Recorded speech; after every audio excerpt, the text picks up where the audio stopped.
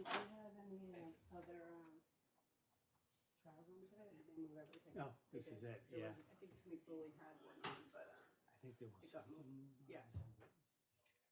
Okay. I said, well, I was there's a group of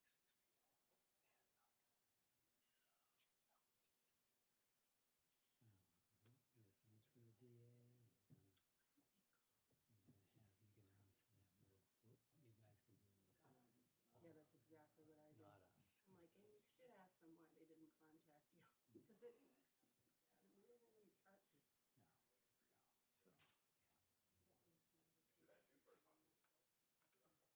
And we didn't have any part. No. So, yeah. To sit in the second. Yeah, I talked with the parties. Okay. And you're working off a witness, an exhibit list? So I do have an exhibit list, and then all of the exhibits are on a flash drive as well. So, Oh, as well.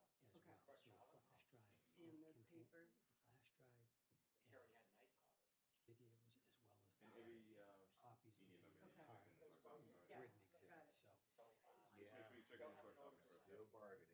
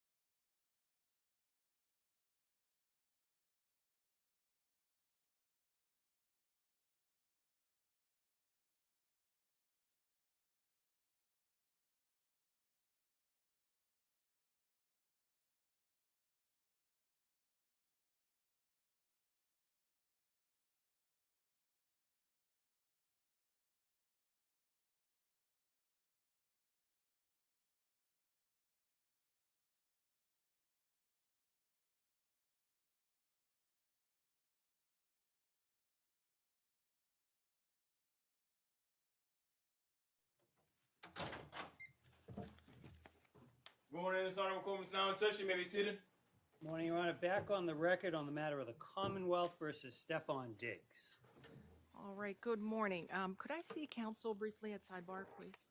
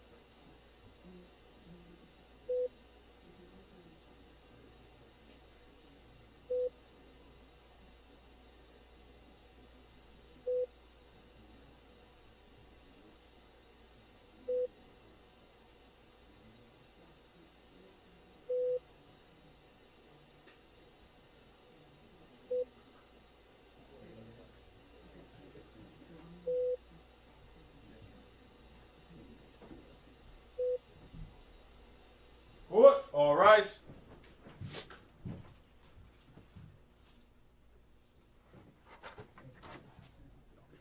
Court stands at brief recess. You may be seated.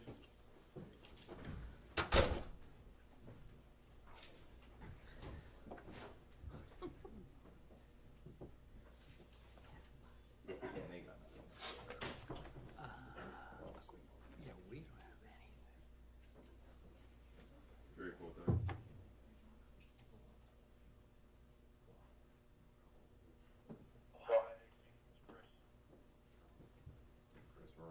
jurors today? District court. Go ahead, AC. It's Chris. Go. Chris, we're all set for jurors today. District court, we don't need minutes.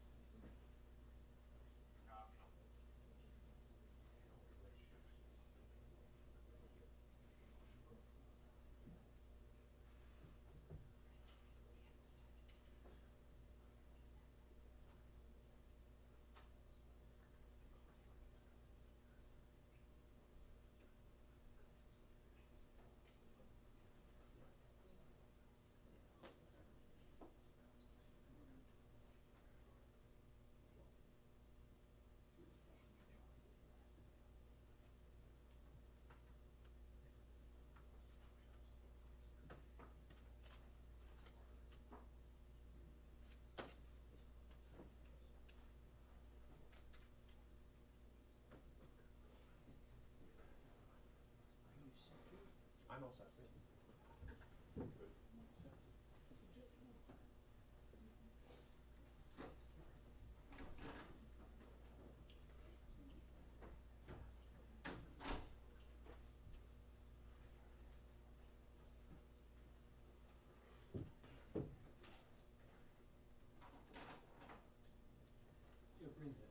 Good. Bring the jurors.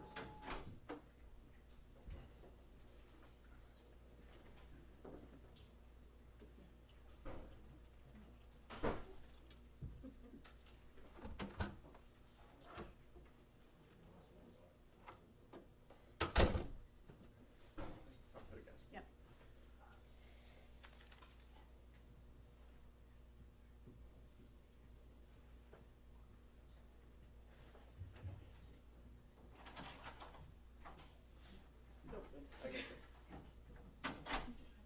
Jurors entering, all rise. That's what you were just talking about.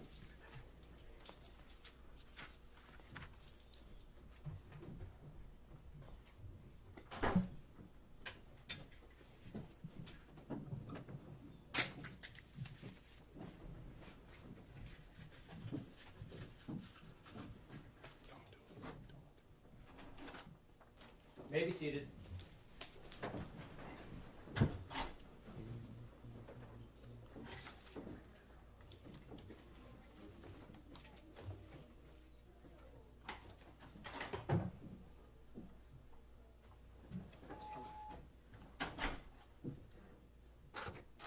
Court, all rise. Hey, hey, hey. All persons having anything to do with the Honorable G. Marion Carroll, First Justice of the District Court, now sitting in addendum, within and for the Commonwealth, draw near, give your attendance, and ye shall be heard. God save the Commonwealth of Massachusetts. This honorable court is now in session. You may be seated. All right, good morning, jurors. I hope you had a good evening, and I just want to inquire and see, has any member of the jury had any difficulty following my instructions not to discuss this case with anyone, not to visit any areas that have been mentioned in connection with this matter since yesterday? I see no hands raised and all heads going in the right direction. Thank you. And how about, has any member of the jury read, seen, heard, or overheard anything from any source about any aspect of this case outside of this courtroom since yesterday that has affected or would affect your ability to consider this case in any way as a fair and impartial juror? No. Thank you all very much. All right, with that, I think we're ready to proceed. Commonwealth, is the witness available? Yes, I believe we're in the cross. We are.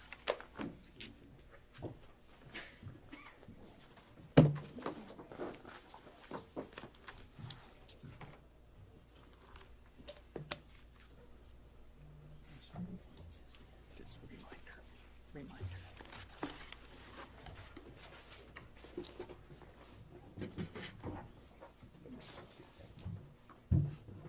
Good morning. Just a reminder that you're still under oath. Okay. And Ms. Adams, again, as of the same as yesterday, if you could do your best to keep your voice up, that is appreciated. Yes. Thank you. May I proceed, Your Honor? Yes, thank you. Thank you. Ms. Adams, on January 1st, 2026, you sent Steph's girlfriend a text message that later appeared on TMZ's website, correct?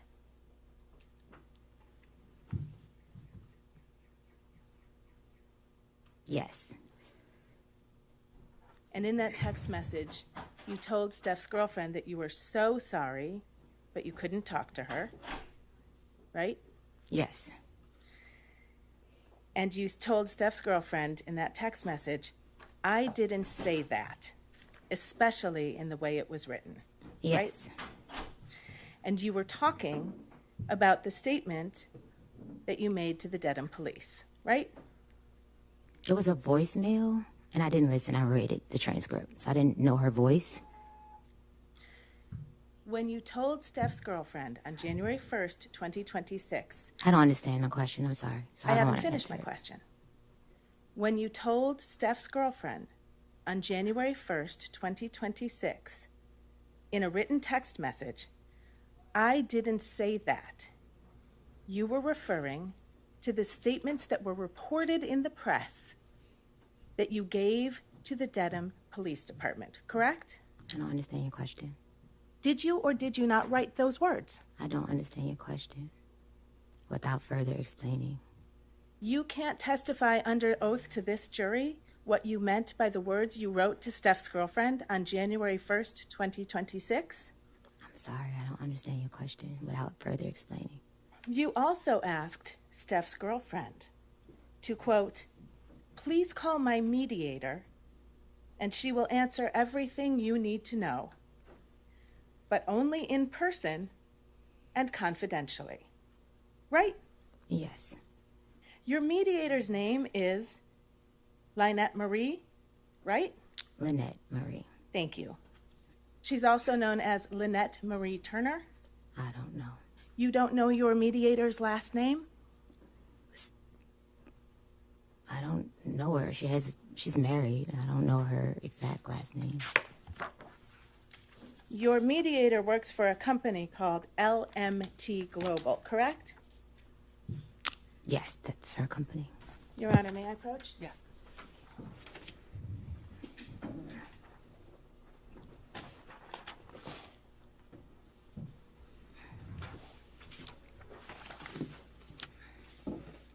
I'm showing you a corporate document from the state of Michigan.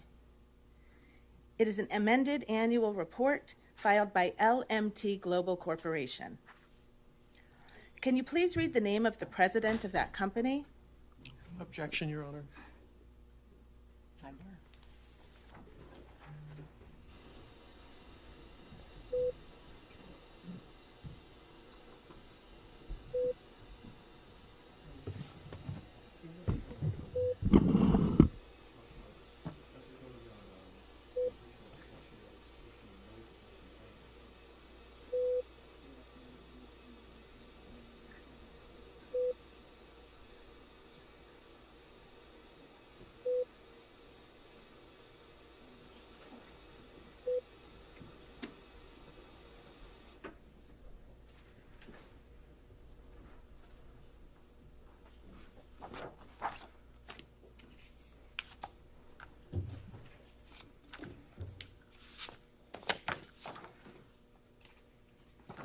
Your mediator, Lynette Marie,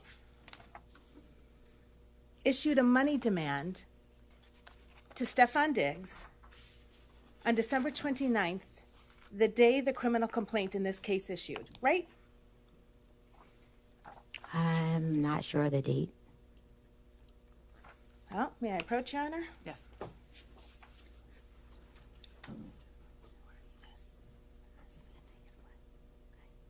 If she recognizes it, yeah. Do you recognize this email from L. Marie on December 29, 2025, to Stefon Diggs and a number of other people?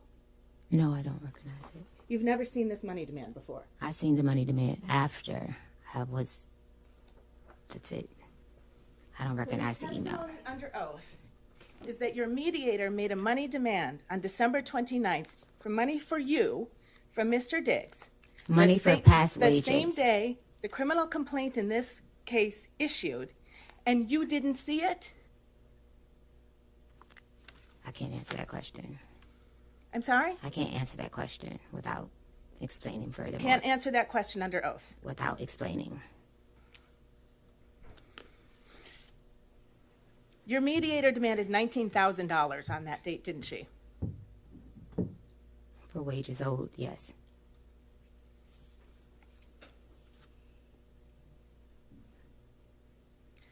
Your Honor, I move to strike that. Overruled. Answer stands. Sorry? Answer stands. Thank you, Your Honor. You've made another money demand in this case, haven't you?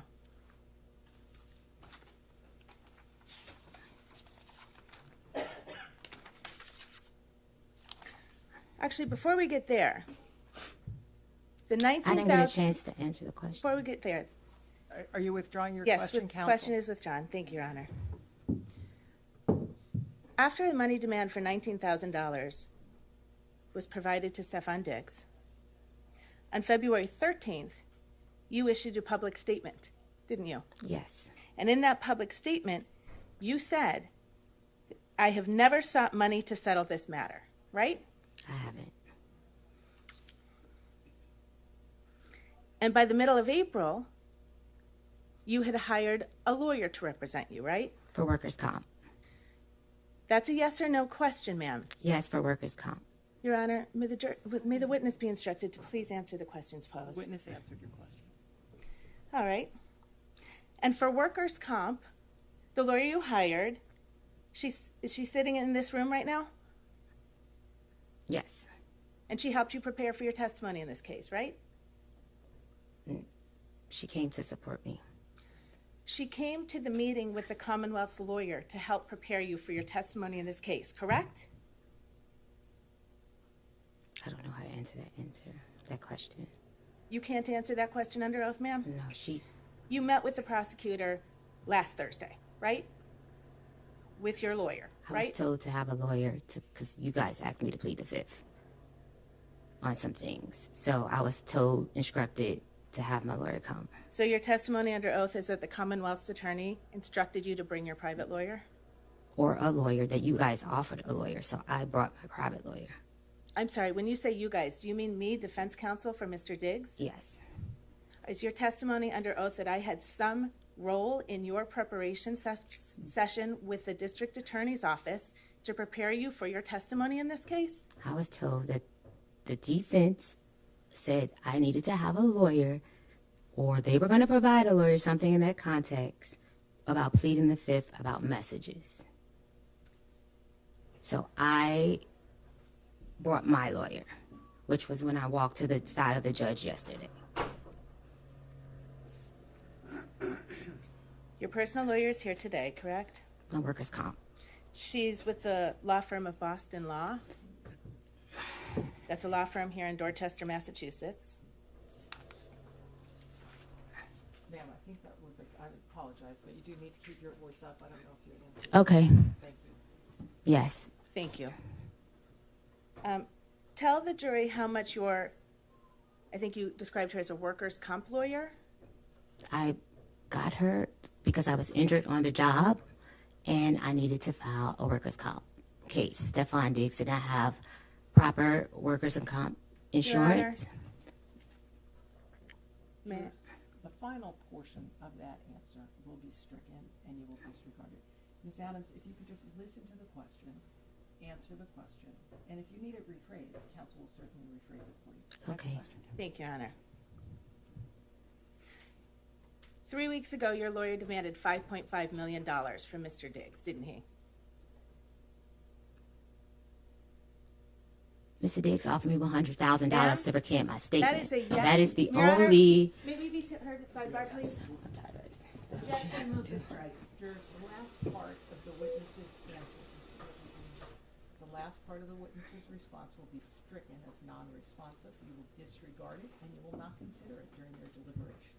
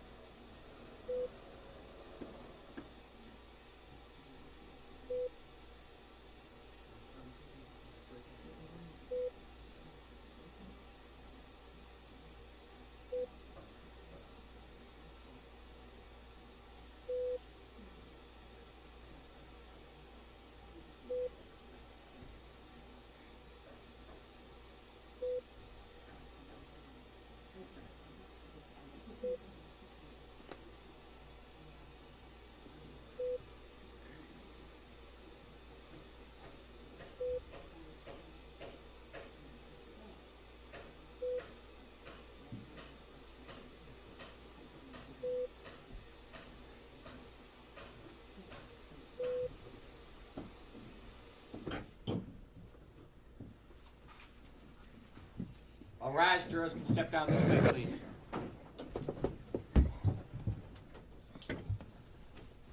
This court stands to the recess. You can step down for now.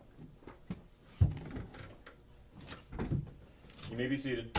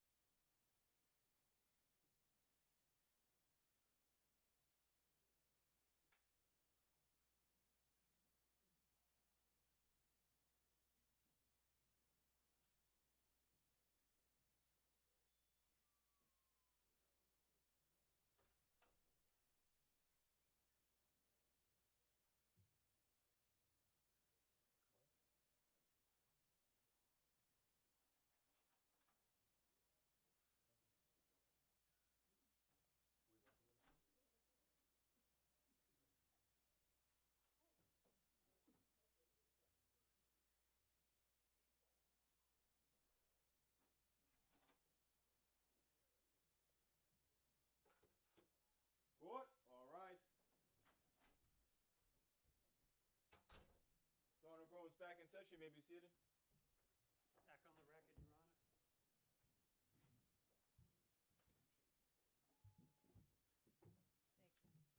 Ms. Silva, I want to reiterate, I think, some messaging that I tried to make clear yesterday. And it's that you're responsible for answering questions that are put to you. If you don't understand a question, you can say that, and I'm sure counsel will rephrase. If you can't hear a question, tell them that as well. But courtrooms function in, and especially trials, unfold in a question and answer format. This is not an opportunity for you to interject your own narrative and evade responding to questions the court deems appropriate. And if you continue to do so, your entire testimony may be stricken. Am I clear? Yes. Of the jurors.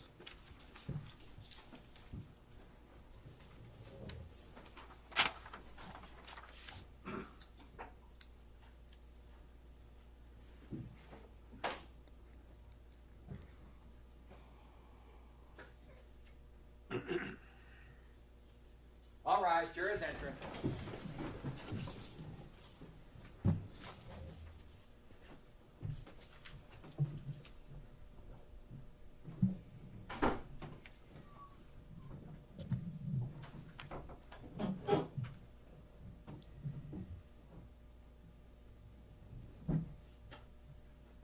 May be seated.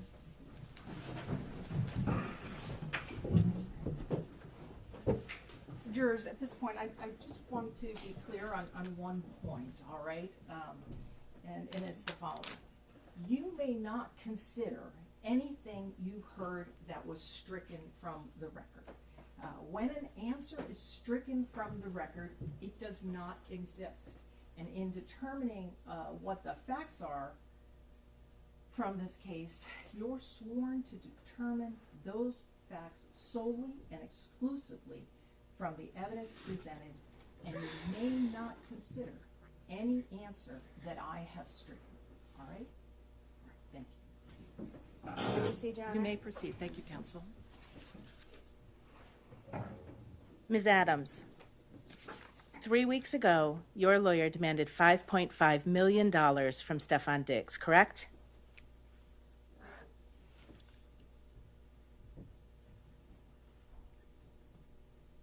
That is client lawyer privilege. I cannot speak on that. You believe that your lawyer's communications to Stefon Diggs are covered by your attorney-client privilege, ma'am? I can't answer that question. I don't know the answer to that question. You know that someone on your behalf has demanded $5.5 million from Stefon Diggs, don't you? I have a workers' comp claim, and Your Honor? I've explored all civil options. Ma'am, I don't understand. are the you question. able I'm to sorry. answer No. that question? No, I'm Counsel, not restate able the to. question, please. You know that someone on your behalf has demanded $5.5 million from Stefon Diggs.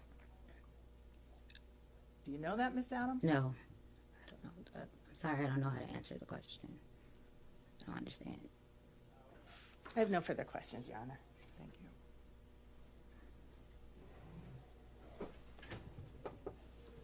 you. May I read it? Your Honor, before we direct, may we be heard at sidebar? Of course. Thank you.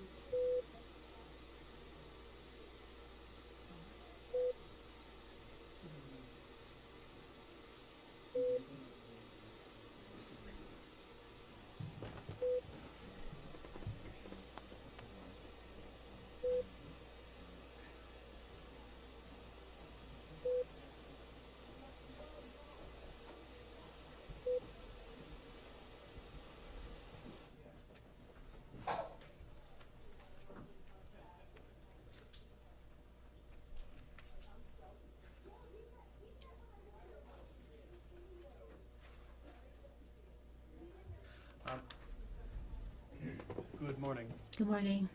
Yesterday, defense counsel showed you a form about that you filled out to the police, Yes.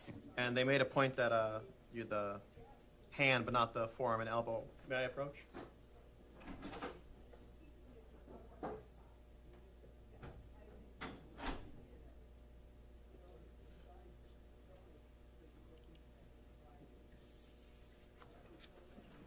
I'm putting a form in front of you. If you could just take a look at that and look up, recognize it. Yes. And I may direct the witness's attention. Could you read right here when it says the expected injury? Or Objection, Your Honor. Sustain. is there anywhere on that form where you do note the forearm and forearm being used to choke you? Objection. Yes. Sidebar.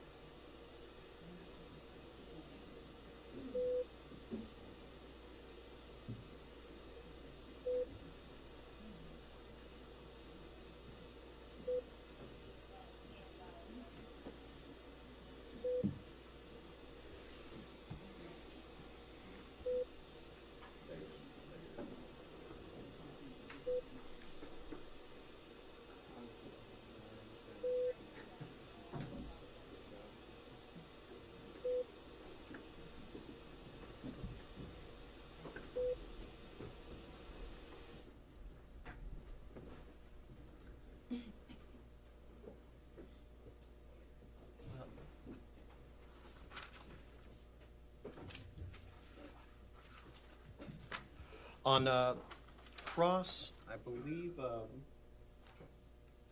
there's some questions about the text messages leading up to the assault. Yes. And,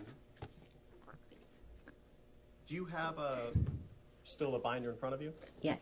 Do you mind opening to section 3 and to the pages ending in 114?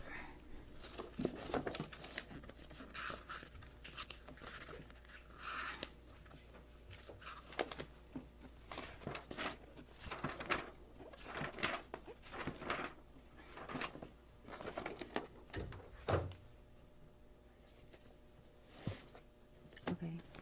Would you mind reading the text messages from page 114 to 117? Okay. And I'm running that bitch life. The next text message doesn't say anything. I won't be paying you shit.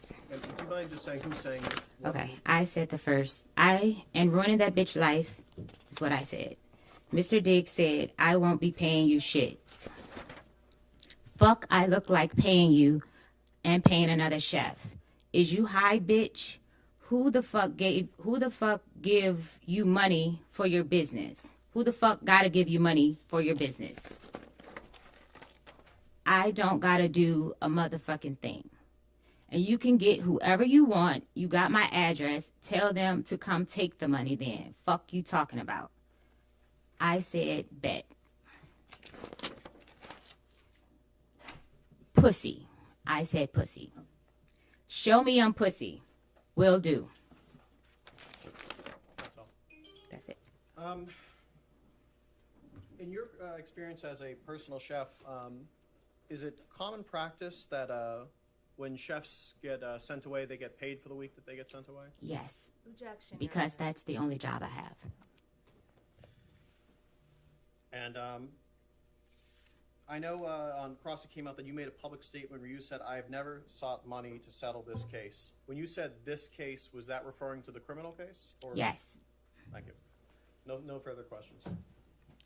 Very briefly, Your Honor, if I may. Go ahead. That series of text messages that you just read, that was in response to you saying after you were fired by Mr. Diggs, you will be paying me out for the season and the money, I'm sorry, and this is on page 113 of Exhibit 3. You will be paying me out for the season and the money you said you would give me for my business.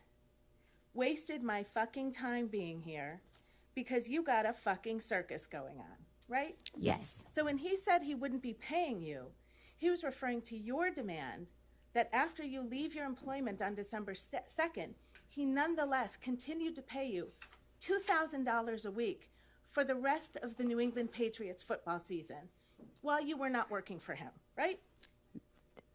That's not how it goes. You will be paying me out for the season, right? I was a contracted employee. It's a yes or no question, ma'am. I don't know how to answer that question. Sorry. And before you said that, if you turn just one page back to page 112, what Mr. Diggs said to you that you were responding to was, I'ma leave you be. Thank you for cooking for me for this season. I appreciate you. Hate it even got to this. That's what you were responding to when you told him he would be paying you out for the season, right? No, it's a full context of those messages. Ma'am, was the message that came from Mr. Diggs that preceded your demand that you be paid out for the season, thank you for cooking for me this season. I appreciate you. I'ma leave you be. Can you say that again? You can look right down there on page 112. I'ma leave you be. What was your question? I'm not finished. Thank you for cooking for me for this season. You can read along and correct me if I get it wrong. I appreciate you. Hate it even got like this. Right? That's what it says, yes. Okay. And you were really hoping that Mr. Diggs would give you some money so you could open your own restaurant, weren't you? Objection. That was our agreement. That was what you wanted him to give you, right? That was an agreement. Ma'am, is this a contract suit? Objection. This is an assault. That objection is sustained. Witness doesn't have to answer. Withdrawn, Your Honor. Thank you. There's no question in front of the witness. You wanted him to pay you to open your own restaurant, right? I want him to pay me past wages. Okay. Just one moment, Your Honor, please.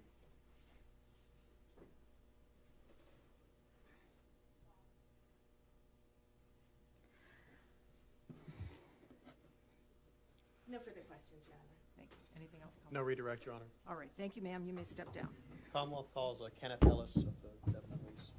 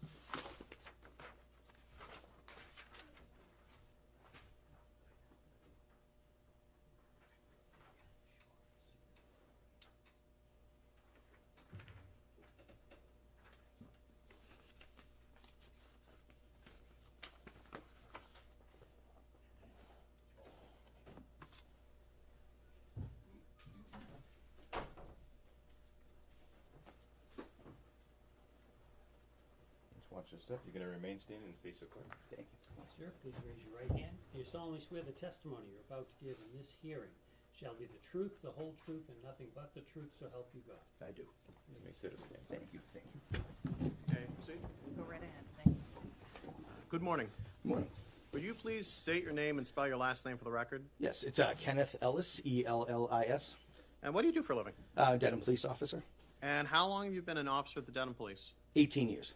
And what's your rank? Patrolman. And prior to being an officer at Dedham, did you go anywhere else? Were you an officer anywhere else? I was not. So prior to being an officer at Dedham Police, did you go through any sort of special training or academy? I did. I went through a police academy in Randolph. And how long was that? What did you do in the police academy? It was about 25 weeks, I believe. Everything from law, different aspects of the law, criminal law, constitutional law, motor vehicle. We had emergency vehicle operation, firearms, report writing, first aid, things like that. Turning your attention now to December 16th, 2025. Do you recall if you were working that day? I was. And do you know what shift? I was working the day shift, 8 to 4. And were you out on duty, patrol? What were you doing? I was assigned to the front desk. Okay. So when an officer is assigned to the front desk, what are their duties? You basically just any walk-ins. Sometimes we have the business phone rings, the non-emergency line. When you say walk-ins, is that just someone literally? Yeah, anyone can walk. It's people, ranging from, oh, may I use the restroom, or I'd like to make a report, anything. Yeah, anytime someone comes in, we greet them. And during that day, did anyone come in? Yes. And do you know who that person would be? We had Mila Adams. And when this person came in, you didn't know who that was at the time, right? No. Okay. And she came in. What, if any, observations did you make of her when she came in? She sat down on the bench and she was crying. All right. And did you approach her, or did you wait for her to approach you? How did that? I actually went. Normally, I speak over the phone. There's a phone to talk to the people in the lobby. Like behind glass? Yes. Okay. Yeah. It's like almost like a smoked glass. But because of her demeanor, I went out to speak to her in person. And did she want to talk to you at first? No, she did not. And why? She asked if there were any female officers working. And what did you say? I actually went back to the shift commander's office and I checked the scheduling sheets, and it appeared that there was not one until 4 p.m. that day. So what did you do? So I went back and I let her know, and I just told her that, she didn't feel comfortable giving me a statement towards anything, then that's okay. And, if she could come back at 4 o'clock. And then I went back to the desk, I believe, for a bit. And then what happened? Then she called me back over and said she would like to give me a statement. And where did you talk? So right after you enter the lobby area, there's double doors, and then to the right of the double doors, there's kind of like an interview room. So we do fingerprints for like civilian things, gun permits, things like that. And what did you talk about? So she just wanted to give me a statement without mentioning anyone involved. So what do you mean she didn't want to mention anyone involved? Well, she said, I would like to tell you something. Sustain. Okay.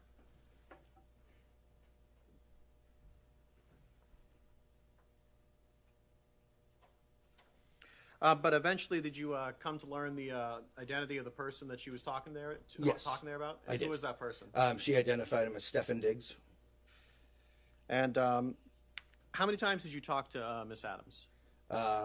Just that time in person, and then I believe there was multiple emails, and then it was probably 2 more times on the phone, maybe 3. I want to draw your attention to the binder in front of you. Sure. Do you mind looking at that first, flip the page to that first one, that first tab? There's something in front of you. This is what was previously marked as Exhibit 1. Do you recognize what this is? Yes, that was. Those were screenshots of text messages that she forwarded me. So those are the messages that she provided you, right? Yes. Yep. That one page, yes. At the conclusion of all your communications with her, what did you do? So that day, you mean, or just at the, I guess, end of? Would you call this an investigation? I don't know enough the police term. Yeah. So like once Incident? I don't know. at the end of it, which was about 10 days or so, maybe 8, 9, 10 days from the time that she originally reported it, I ended up filing a criminal complaint. Against whom? Mr. Diggs. And for what? Was assault and assault and battery, and strangulation or suffocation. Right. No further questions. Good morning. Good morning, sir.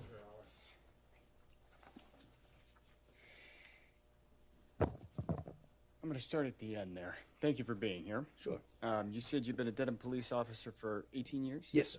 You just told us a little bit about the investigation, I think is what the DA just described it as. Is that correct? Yeah, I mean, essentially. Yeah, and so that involved what you just said. You took a statement from Miss Adams, you exchanged emails, you got a couple phone calls from her, and then you got a voicemail from her asking you to go to court, correct? Yes, correct. Okay. And then that's what you did.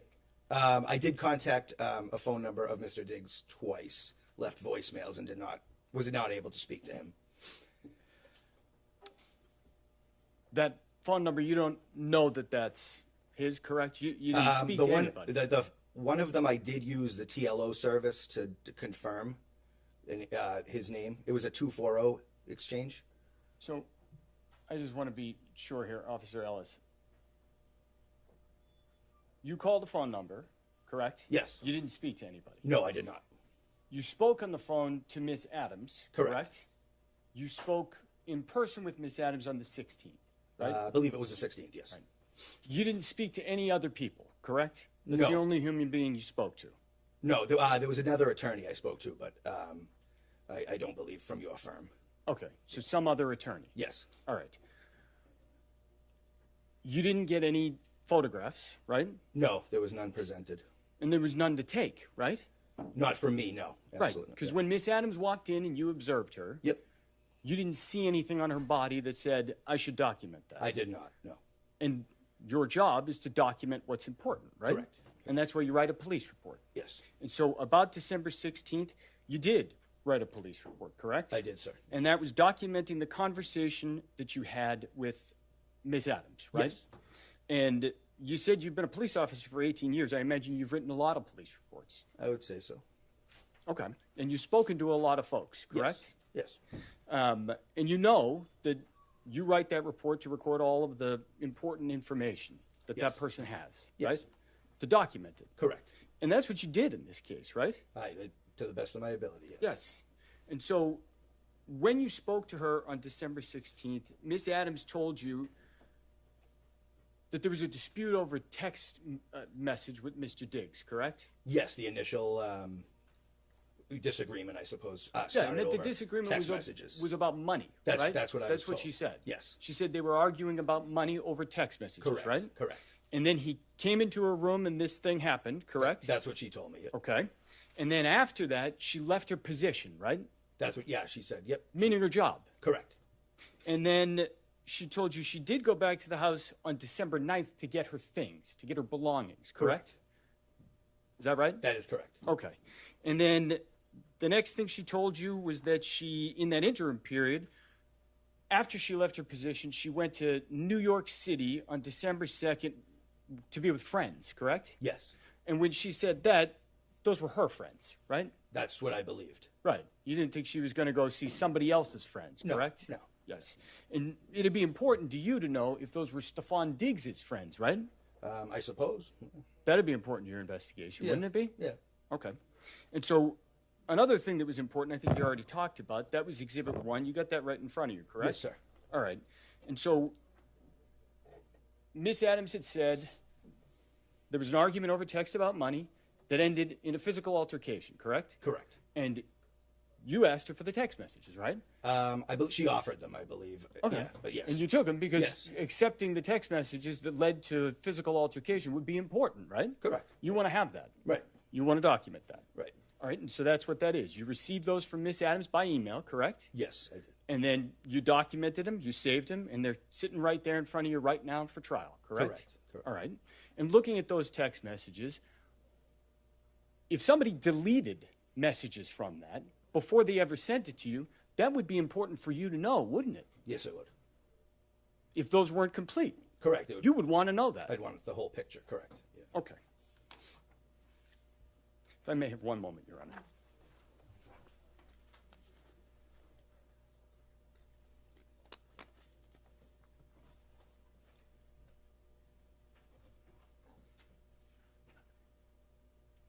I have no further questions. Thank you. No redirect, Commonwealth rests.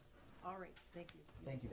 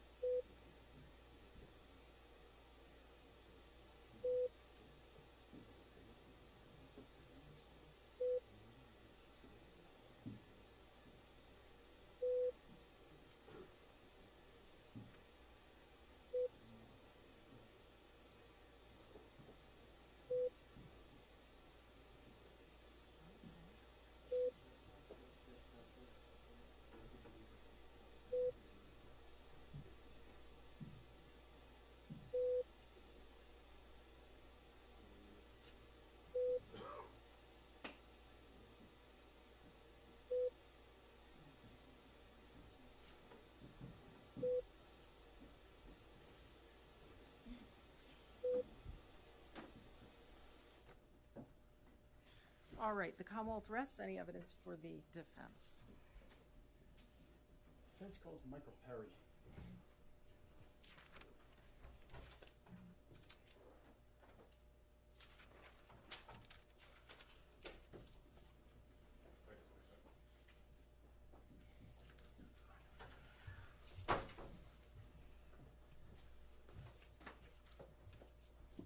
If you could just remain standing, watch your step, and face the court, please. Please raise your right hand. Do you solemnly swear the testimony you're about to give in this hearing shall be the truth, the whole truth, and nothing but the truth, so help you God? I do. You may sit aside.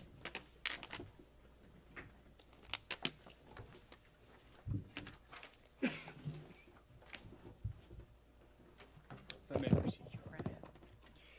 Morning, sir. Good morning. Could you please state your name for the record and spell your last name for the jury? Yes, my name is Michael Perry, last name Perry. What do you do for a living, sir? I do digital forensics for a company called Level Blue. Okay. And how long have you worked for that company in that role? Essentially 15 years through a number of acquisitions. Level Blue recently acquired Strauss Friedberg, who I worked for a number of years. All right. So you've been in your position for a number of years, essentially with the same company. The name has changed at the top of the header. Is that fair to say? That is. All right. Prior to that, what kind of experience did you have? Your Honor, Commonwealth would stipulate that this witness's credentials. All right, thank you. I'll I'm leave it gonna to your discretion. Move along, thank you. So just quickly, prior, what was your experience to working for the company that ended up becoming Level Blue? I worked for Strauss Friedberg. Prior to that, Aon. Then Aon acquired Strauss Friedberg. Strauss Friedberg acquired Elysium Digital. So that was kind of the progression. But I held the same position. Okay. And before that, did you work as an investigator of any kind? I did. I worked for the Plymouth County Sheriff's Department as a digital evidence analyst. How long did you do that? It was about 5 years. Okay. So my math is correct, you've been analyzing digital evidence for about 20 years then? That's right. And you have to undergo certain kinds of specialized training on how to do that? Yes. And I imagine if technology is developing, you have to kind of get retrained on that fairly often. Is that fair to say? That is fair to say. Right. Do you have any experience in dealing with digital data with regard to iPhones? I do. All right. And can you just describe kind of when we're talking about digital data from a phone, what does that mean? What does that look like? Digital data from a phone is, data stored on the phone is extracted out. So I have special tools, forensic tools, that I use to connect to the phone, pull all the data that I can from it, and then I load it into some applications to look at the data and find out what data is stored there. And, I can put together reports of data that might be relevant to a case. Okay. And so when you say data, what does that mean? So for a phone, it would include the things that you would use your phone for. History of phone calls, text messages, pictures that you take with the phone, maybe some internet browsing. Right. So when a user does all those things on a phone, is there kind of information recorded inside the phone tracking the user's movements? It can, yeah. Whatever the user does with the phone typically is stored on the phone. Understood. I'm going to ask you to take a look at the binder in front of you, Mr. Perry. I'm going to ask you to turn to, I believe it's marked C.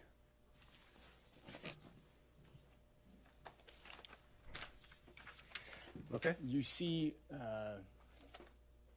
that front page there, it looks like it says Celebrate at the top right corner, is that correct? That's correct. All right.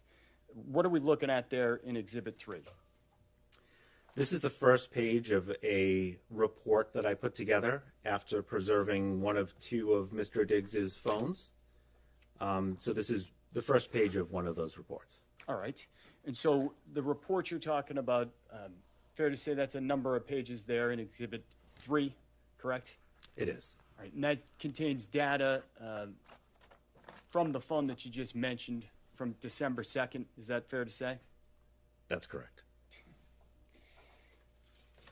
I'm going to ask that you turn the page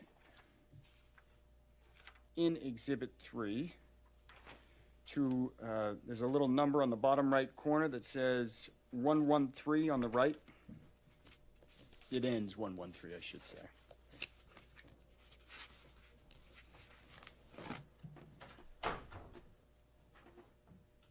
Okay. All right, so I want to kind of direct your attention here to the two messages in the middle of the page. The first begins, you will be paying me out for the season and the money you said you would give me for my business, and continues. Do you see that kind of blue bubble that we're looking at there? I do. All right. What are we seeing on the page here of the report when you see the blue bubble on the left and the green bubble on the right? So this is an exchange of messages from the two parties. And you might think like, oh, I know blue bubbles and green bubbles. That's familiar. Like blue bubble is an Apple iPhone and a green might be an Android. But in this case, it's just to distinguish between the two parties. So the color doesn't really mean much here in that both parties had iPhones. So these are all just iMessages. But the report is in conversation view. So it's meant to look like you're looking at a phone. And so, the owner of the phone, Mr. Diggs, is the messages on the right in green, and on the left, they're messages from Miss Adams and they're in blue. Okay.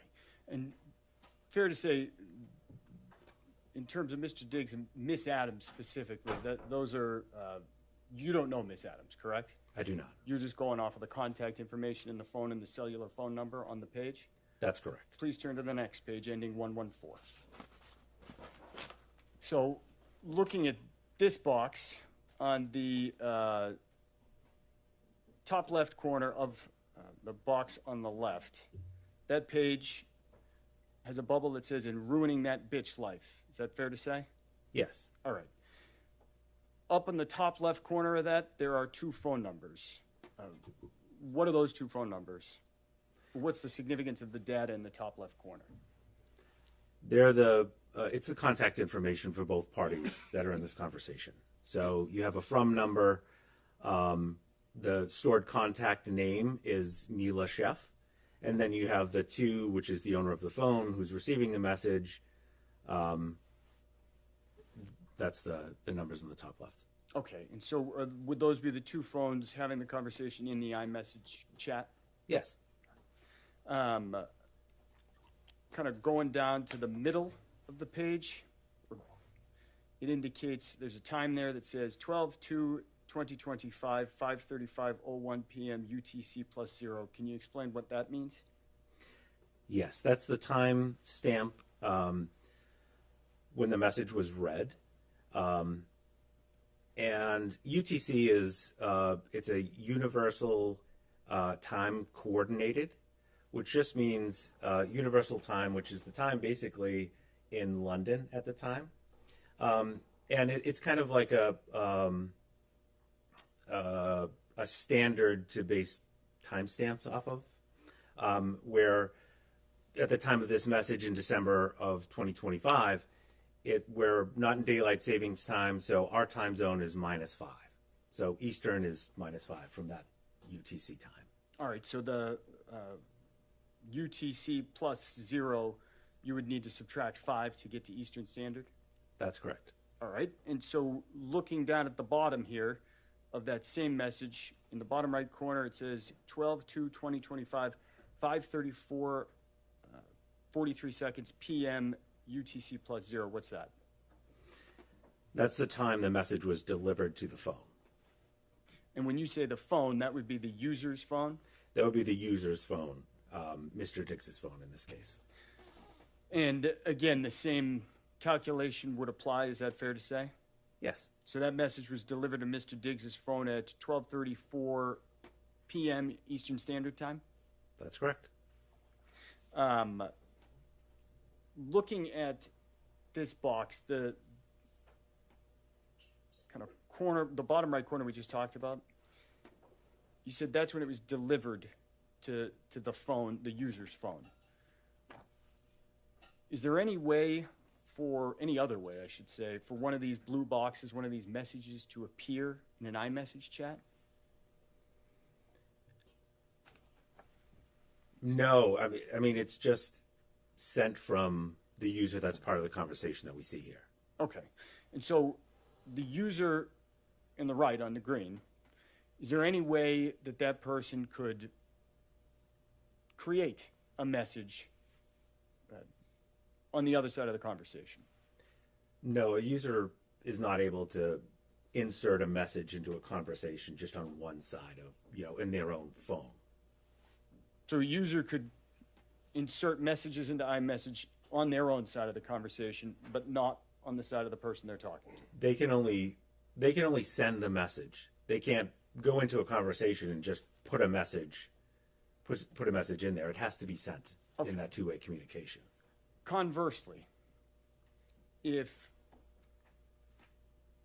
the user of an iPhone wanted to erase messages on their side of the iMessage chat, would that be possible? Yes. If, just directing your attention to the bottom right of page 114, there's a green box on the right. That's a message Mr. Diggs sent. Is that fair to say? Yes. Okay. If that message were deleted, would you be able to tell from the data that was extracted? Possibly. Okay. And the reason why is that on an iPhone, if you delete a message, it actually gets retained for 30 days. So if you have an iPhone, you can go back and recover that message. Maybe if you deleted it by accident or something, you can recover it within 30 days. After 30 days, it's not recoverable. All right. And so you could see the data for 30 days if a user deleted it, if you extracted their phone, correct? Within that 30 days. All right. How about if they deleted it and you just looked at the screen? If they deleted it and you looked at the screen, no, you'd have to go to the menu and look at recently deleted. Understood. If I may have one moment, Your Honor. Yes.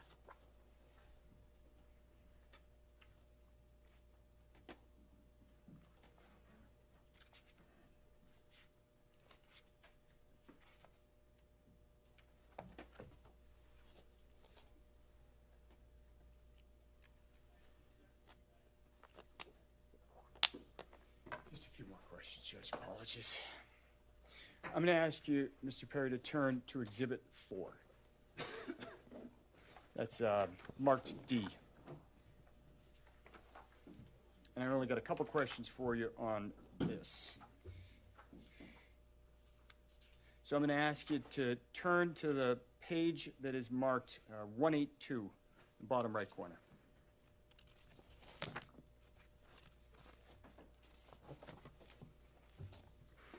Okay. All right. And so, fair to say there's a message there that in the bottom left corner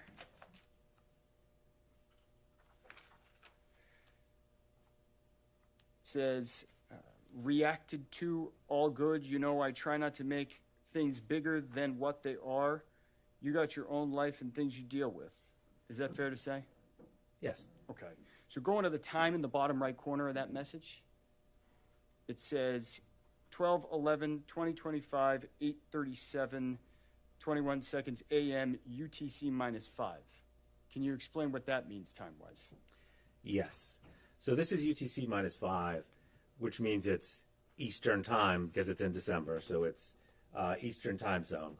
And what that means is, for this report, after I preserved the phone, I loaded it into the application, my forensic application, and it parses the data that I extracted from the phone, and it recognizes that it looks like this phone is in Eastern time zone. Would you like me to translate the timestamps into that?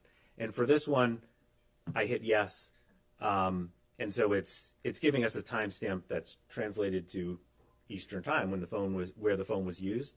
The other report, I must have hit no for that, and it was just UTC. Okay. And so Exhibit 3 there is no conversion in the actual report, and Exhibit 4 there is for the time. Is that correct? That's correct. I don't have any other questions. Thank you, Your Honor. Commonwealth, any questions? Good morning. Good morning. For the Exhibit 3, this extraction, when did you perform this extraction? This extraction was April 13th, I believe it was. And Exhibit 4, when did you perform that extraction? I believe that was the next day. So is that these text messages were sent in December? December 2025. So the extraction report you did in April was beyond the 30 days, right? That's correct. So if someone had deleted messages from this, you wouldn't be able to tell? Not from looking at this phone, no. All right. Nothing further. Anything further? No. Thank you, sir. You may step down. Thank you, Your Honor.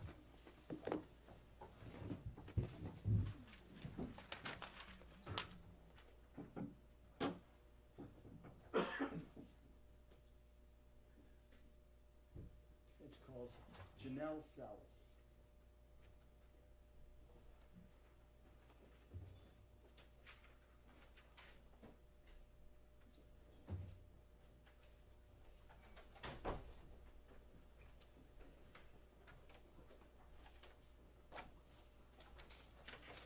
Watch your step. You're going to remain standing face up. Please raise your right hand. Do you solemnly swear the testimony you're about to give in this hearing shall be the truth, the whole truth, and nothing but the truth, so help you God? Yes, I do. You may sit or stand, whatever you feel comfortable.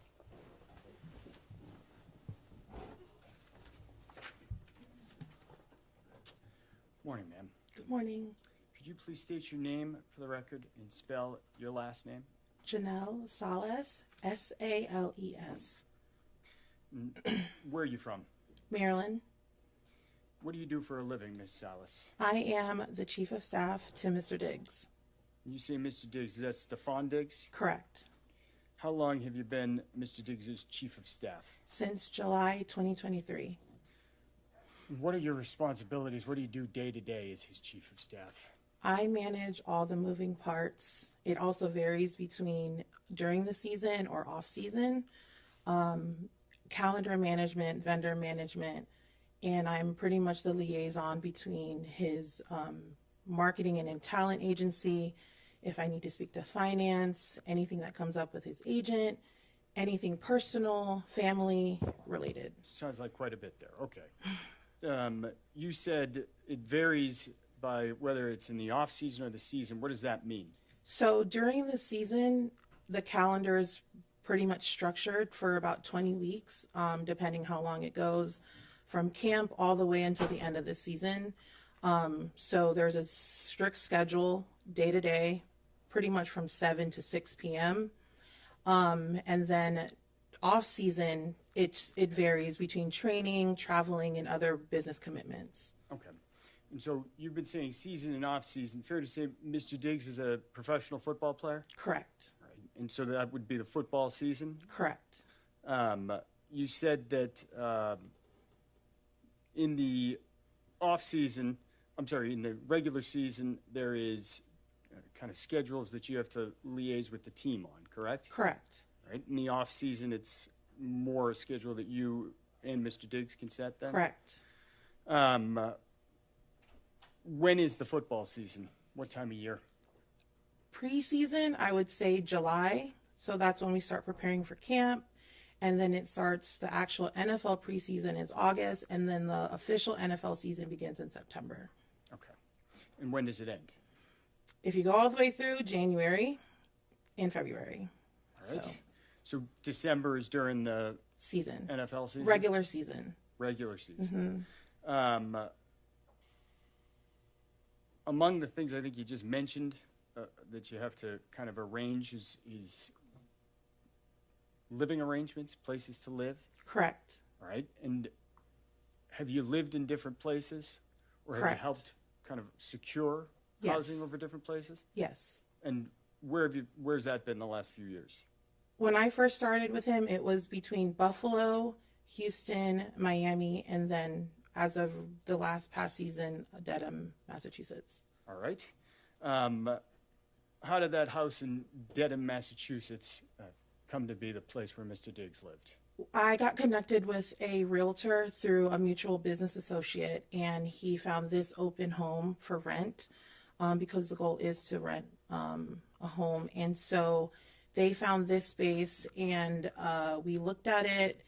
We did the walkthrough, and it was pretty much the only one that was really available in the area because it was super limited, and it fit Let the me needs. just stop you there. I'm sorry. Okay. So, you were involved essentially in setting up that house? Correct. All right. I want to talk to you for a moment as well about other employees, contractors, those types of things. Okay. Are you involved at all in hiring or kind of arranging different services? Yes. Right. And so what would those be, generally speaking? During the season, it would be his wellness and maintenance schedule. So it's massage therapists, nurses for his IV therapy, hair, nails, esthetician, just pretty much did regular maintenance on his body to just keep him going throughout the season. Okay. And in terms of any other employees, have you had to try to, arrange for flights, Yes. drivers? Correct. What about a chef? This past one, we were just familiar. He was friends with her. All right, let me go back before. Have you hired chefs before in the Correct. past? Yes, I have. All right. Yes. In terms of just kind of the process of hiring drivers, chefs, masseuses, anybody else, is there a normal process for engaging someone for their services? We vet them out. I typically have I ask someone that was already a trusted resource, and I vet them out through them. We get paperwork. We come to agreements to terms. Sometimes they have a contract. Sometimes they don't. Sometimes they have an NDA. Sometimes they don't. It really is dependent on the relationship, and also, especially if they're new, they get the full-on package, basically. NDA. All the paperwork you just W-9, described. correct. Okay. So you mentioned you didn't have paperwork for the most recent chef. Is that fair to say? Correct. And what's that person's name? Mila Do you know Mila's last name? Adams. All right. When did Mila Adams start working as the chef? July of 2025.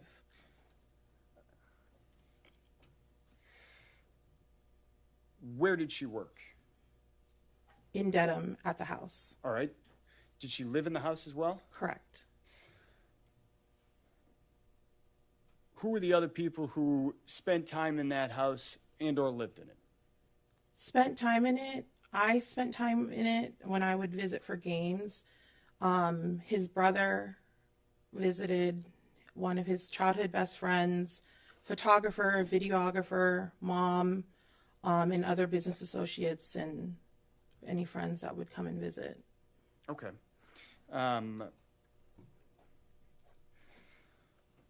Were there kind of permanent or assigned bedrooms in that house?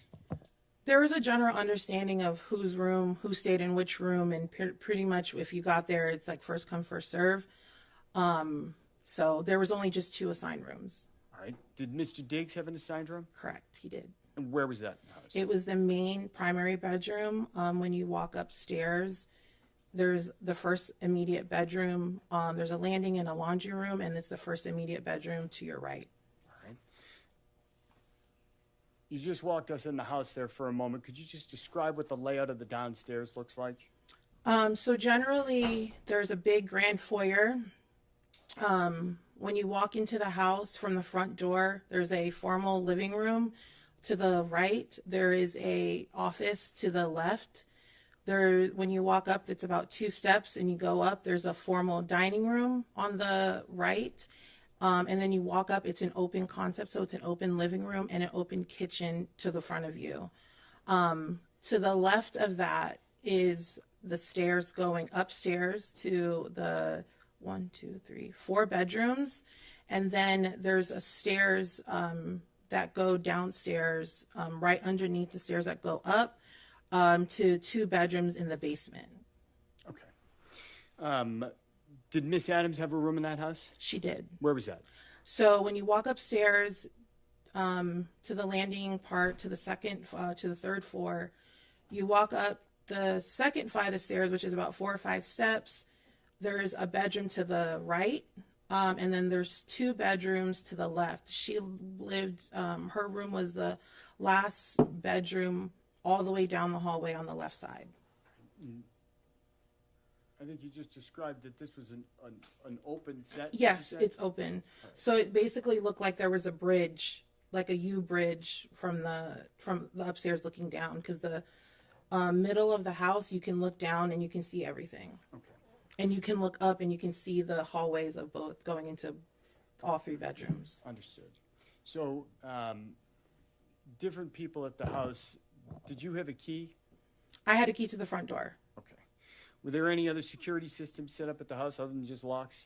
The garage, and then doors for like her bedroom and his bedroom. Okay. And that is that. And his closets. All right. Any other measures on the house? Garage door. I know there was a ring camera system, an alarm system, but other than that, nothing out of the ordinary. Got it. So I want to direct your attention to December 2nd, 2025. Okay. Were you working that day? Yes. Where were you? I was at the house. It was the day after the Monday night football game, and I had a hair appointment because we were getting ready to leave for a trip. Where were you going? Miami, Florida.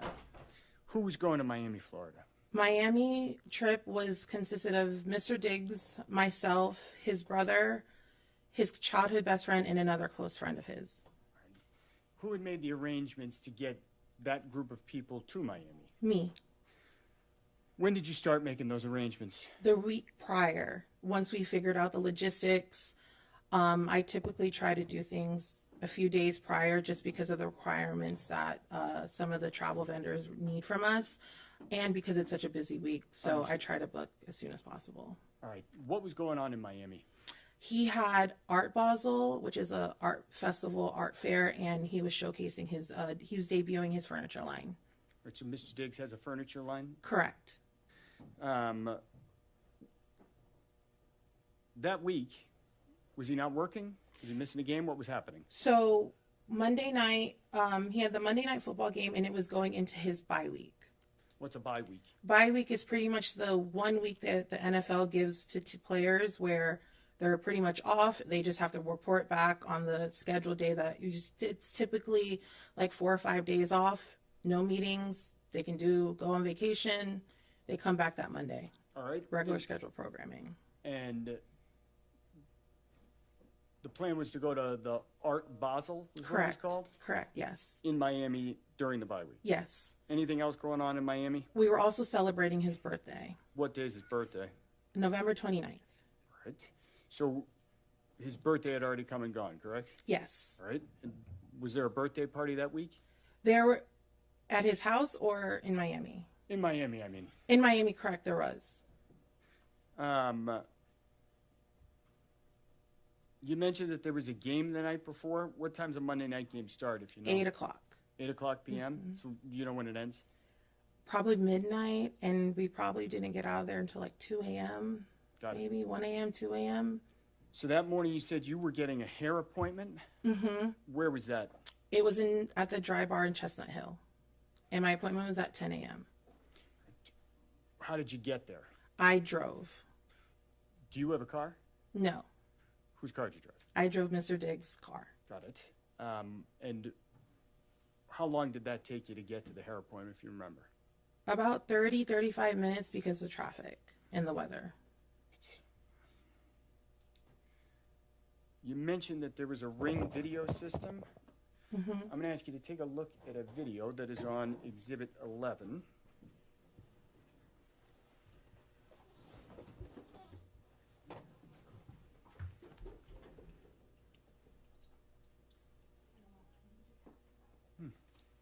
One moment. That's fine.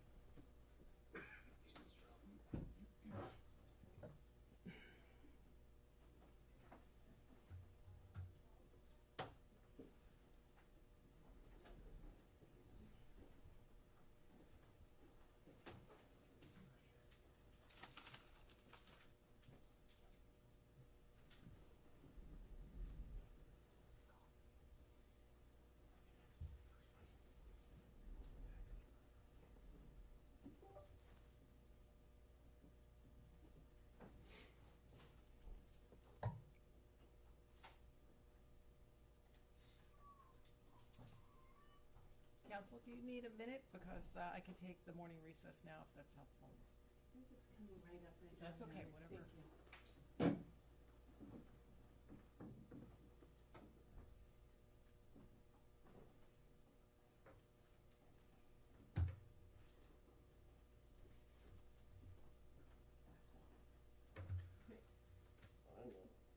All right, let's do this. Let's give you a second and everyone, oh, wait, here we go. Here we go.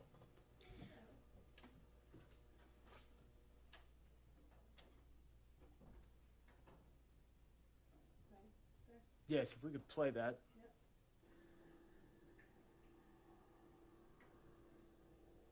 And for the record, that's a video ending in the number 602. Do you recognize what we just saw there? Yes, that's Mr. Diggs' Maybach. Okay. And what's happening that He left for work. Where were you? I was in the car, probably waiting to leave and warming up the car to go. Okay. And you weren't in that car that we just saw drive out. I was in correct? his Porsche. I'm happy to continue, Judge, but we have a while further, so it might make No, sense. that's fine. Why don't we take, jurors, why don't we take the morning recess? I think there should even be some coffee back there for you for a moment, all right? Thank you. All right. All rise. Jurors can step down this way, please.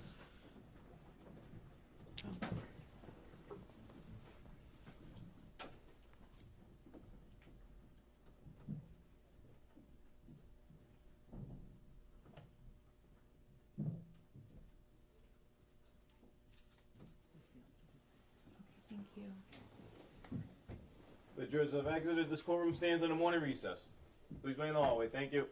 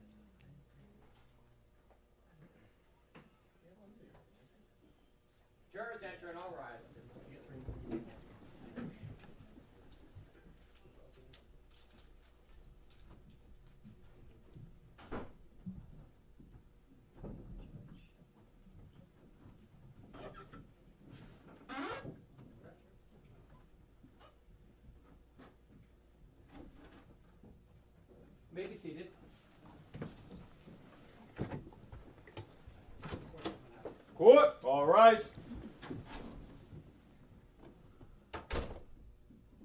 This honorable court is back in session. You may be seated. I may resume, Your Honor? Yes. Thank you. Ms. Salas, we just watched a video off of Exhibit 11, and I think you said that was Mr. Diggs going to work? Correct. What kind of car was that? A Maybach.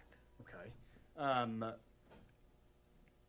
You said you were in a Porsche warming the car up? Correct.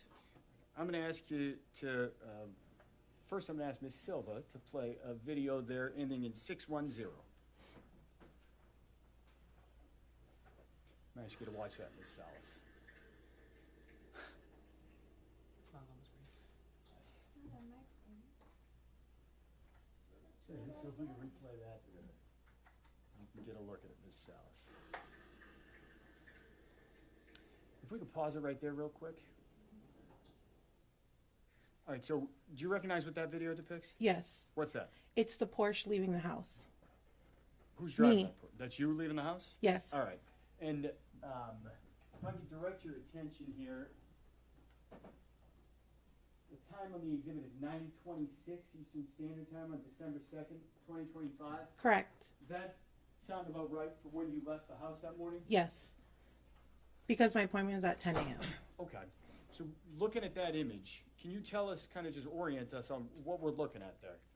The car, so that's the front of the house, and there's a long driveway that goes towards the back of the house to a 3-car garage and a driveway where you can probably fit maybe 2 or 3 more cars in the actual plot in front of the garage. All right. Is there a way to enter the house through the garage? Yes, there's an entry door going straight into the grand foyer of the house. There's the basement entry, stairwell, a powder room on the right, the entry stairwell to the basement to the left, and when you walk straight, there's the grand foyer. In front of you is the dining room, and then the formal living room, and then to the left is the living room and the kitchen. Okay. And the stairwell going up to the 3rd floor. Going upstairs. Yes. All right. And so did you go through the garage to drive that Porsche out that morning? Yes. Do you remember getting back to the house? Yes. Do you remember what time that was? It was in the afternoon after I had ran my errands from my hair appointment. Okay. What I would ask is if Miss Silva could play a video with the last 3 numbers, 637, off of that same exhibit, Exhibit 11.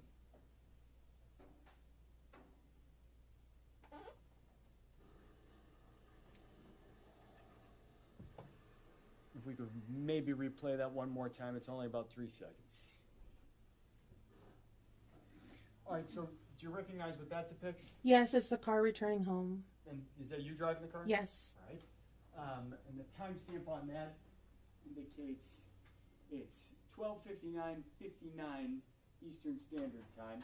So it's just about 1 p.m. Is that consistent with your recollection of when you got Yes. home? Yes. What were you doing that day after you got your hair done? I was coordinating our travels because I was getting updates from the airport regarding the change of airports, change of planes, and trying to just get everybody together to be ready to leave by the end of the night. So you were working? Correct. And was there an area where you worked in the house? In the kitchen, in the small little dining table, like in between the kitchen and the living room. Okay. I'm going to ask Ms. Silva to play one more video for us. That's going to be 183725 on Exhibit 11.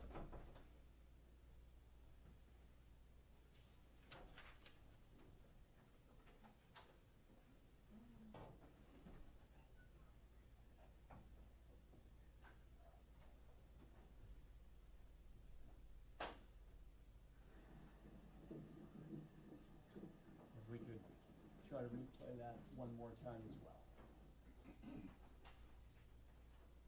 All right, so it looks like she's paused it here, a second into the frame. Do you recognize what's depicted in this video? It's the Maybach coming home. All right, is that Mr. Diggs? Yes.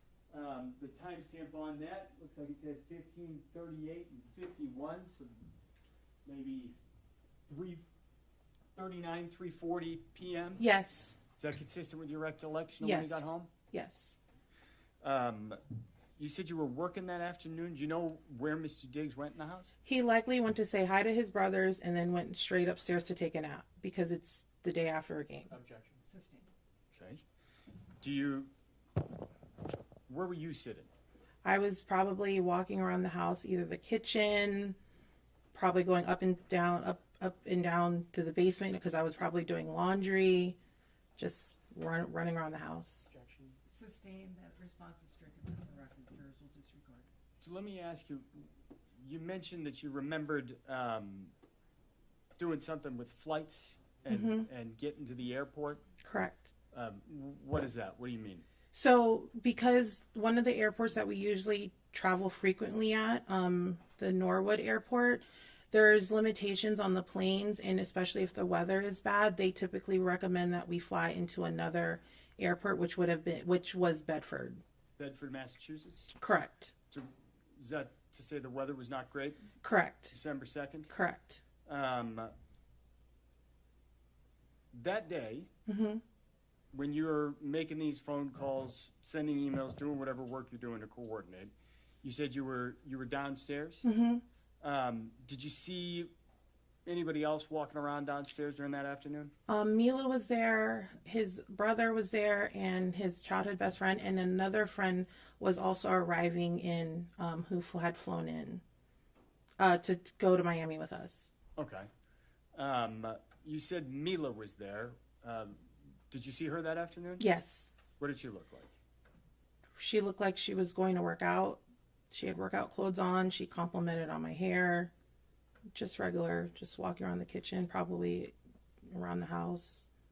Nothing out of the usual. Okay. That afternoon, did you, is that the only time you saw Miss Adams? You see her again as the Towards day went on? in the evening. Closer to the evening. So after dark? Yes, it was because it was getting dark at like 3 o'clock at that time. So by like 3:30, 4 o'clock, maybe closer to 4:30, it was like dark. Okay.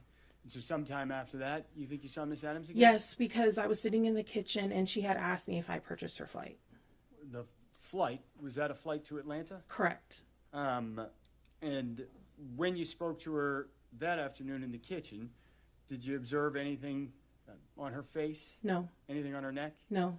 Did you see any redness or swelling? No. Was she crying at all? No. What was she doing? She was walking around looking for a piece of a paper and a pen to write a card, I guess write a note to him for his birthday gift. When you say to him, is that to Mr. Diggs? Correct. And that's that November 29th birthday you just referenced? Yes. That afternoon, was there anything on Mr. Diggs' schedule? He had ozone therapy and massage.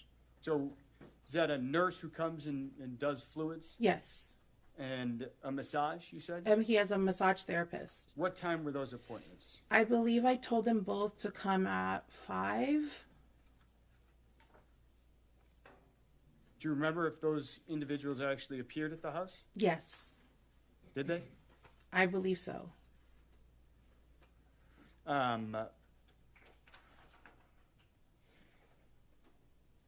That afternoon, you said you purchased a flight for Mila Adams to Atlanta? Yes.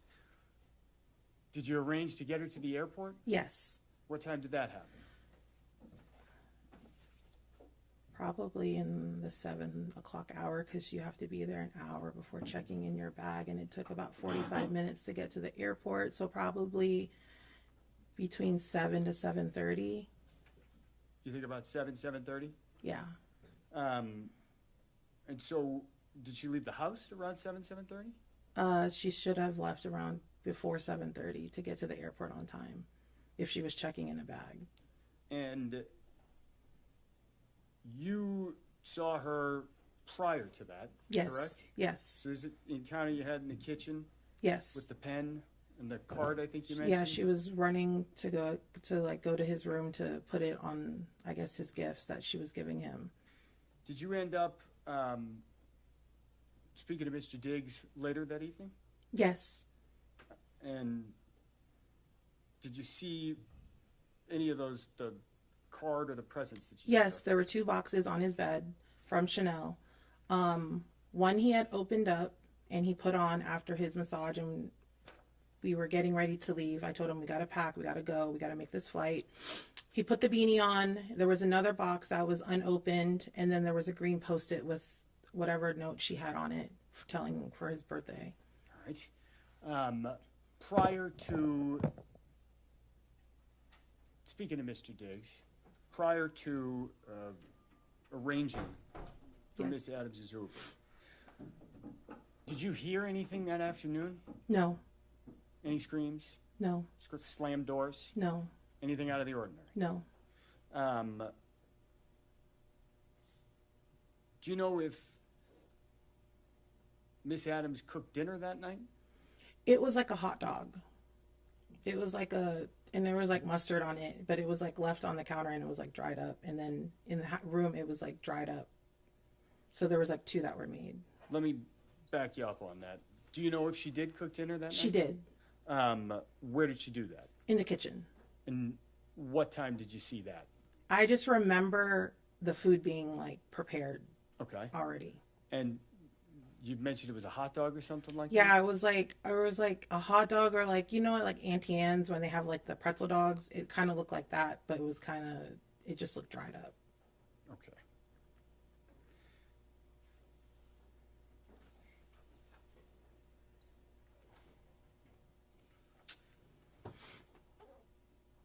That night, did you all leave for Miami? Yes. If I may have one moment.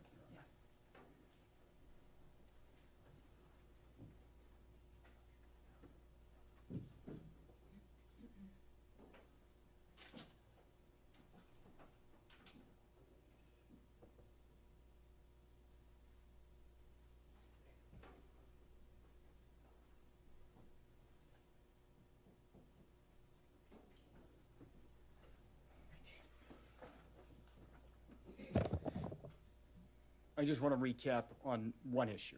Okay. I think you said Miss Adams complimented your hair. Did she tell you anything else? No. She was like, "Oh, your hair's getting long and it looks good." I was like, "Thank you." Okay. Did she tell you she was assaulted? No. Strangled? No. You're the chief of staff? Correct.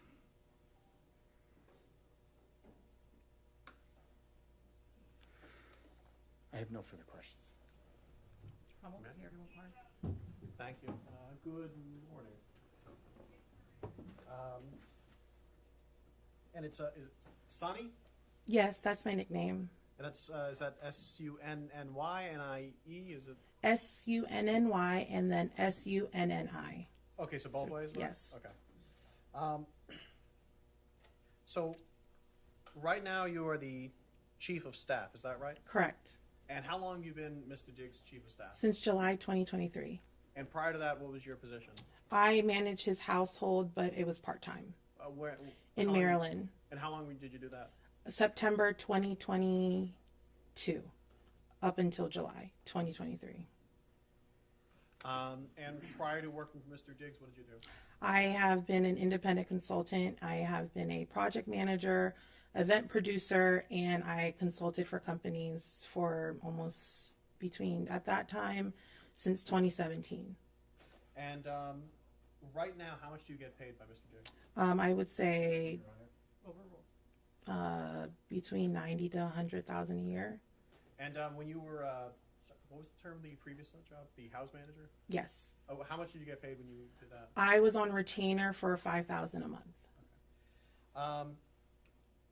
And you mentioned you went to Art Basel? Correct. And how long was that? That was we got there Tuesday evening up until the events were all the way through the weekend that Sunday. And what kind of events were there? There was a showcase of his furniture line, his birthday party, just, showcasing his new furniture line. But, and you went to these events? Yes. Did you have to pay for any of these events? No. Like physically? Like my own money? Yeah. No. And did you have food there? Yes. Did you have to pay for your food? Not with my own money. So. With my company card. Okay. So, yes. Thank you. You mentioned driving one of his cars. What car was that? It was his Porsche. Is it a nice car? Yes. How often do you drive that one? If I need to go run errands, if I need to do something, I will use the car as an insured driver. And when you say run errands, is that personal errands or errands for Mr. Diggs? Both. Okay. How often do you go on trips with the staff? As needed, specifically for business trips, more so. Okay. On December 2nd, you were at least at some point in the house, right? Correct. And you saw Ms. Adams? Yes. So she was there in the house? Yes. And you saw Mr. Diggs? Yes. So he was there in the house? Yes. Did you? Was there any time that day where were you following Mr. Diggs the whole time? No. Were you following Ms. Adams the whole time? No. So there a time when both of them were outside of your range of being able to see? Yes. Had you been to Ms. Adams' room before? Not all the way inside, but I knew which room she was in. So you had not been inside that room before? Not when she occupied it, but when we did the walkthrough, I was. Okay, so when you were first looking at the house? Yes. But that day you were not in that room? No. Okay, so whatever could have happened in that room, you were unaware of anything that could have happened in that room? Correct. Your Honor. Sustained in that form.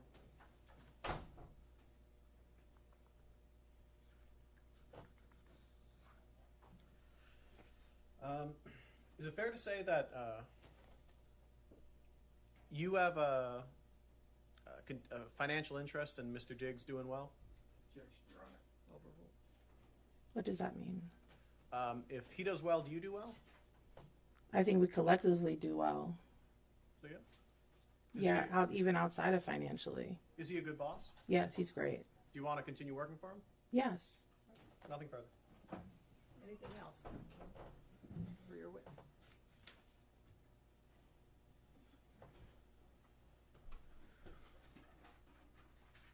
I just have one question for you. Yes.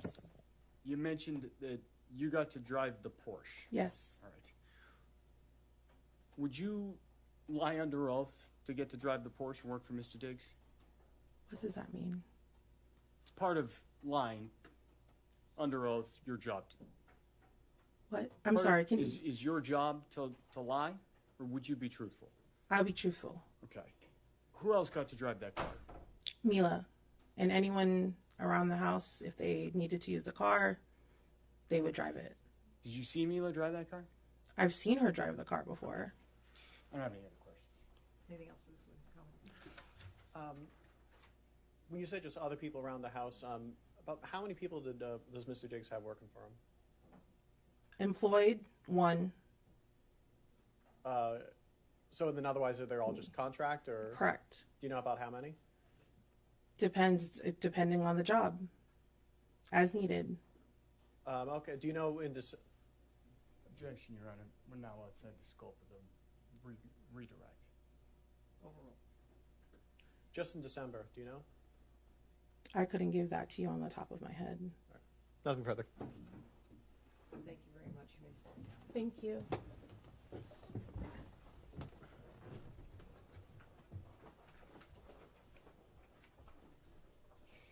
Defense calls Juliana Stratati.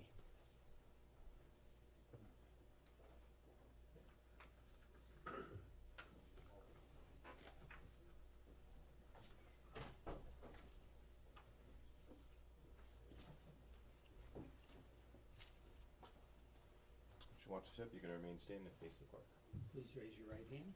You solemnly swear the testimony you're about to give in this hearing shall be the truth, the whole truth, and nothing but the truth, so help you God.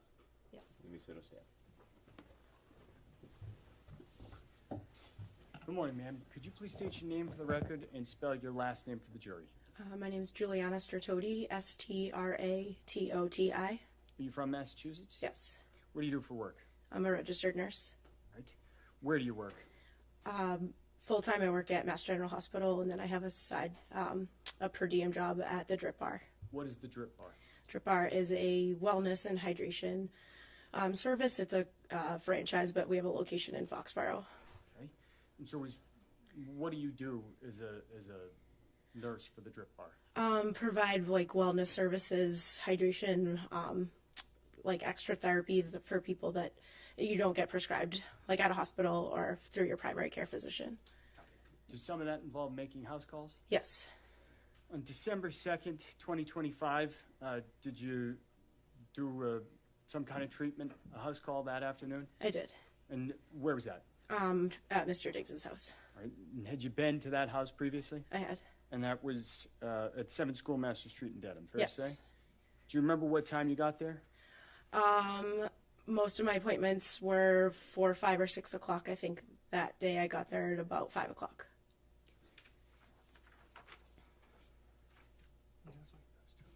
I may approach, Your Honor. Yes, right in. I'm going to put the image in front of you. I'm going to ask you to take a look at that and tell me if you recognize what that is. That's me ringing at the front door on the Ring camera. All right. And is that a fair and accurate depiction of you arriving at the house on December 2nd, 2025? Yes. I would move to admit as Exhibit 12. No objection, Your Honor. Thank you. Be so marked. And I'm going to show you another photograph and ask you to take a look at that. That's me leaving the house on the Ring camera footage. All right. Is that a fair and accurate depiction of you walking out of that house in the afternoon of December 2nd, 2025? Yes. I would move to admit as Exhibit 13. No objection, Your Honor. Thank you. Be so marked. 13.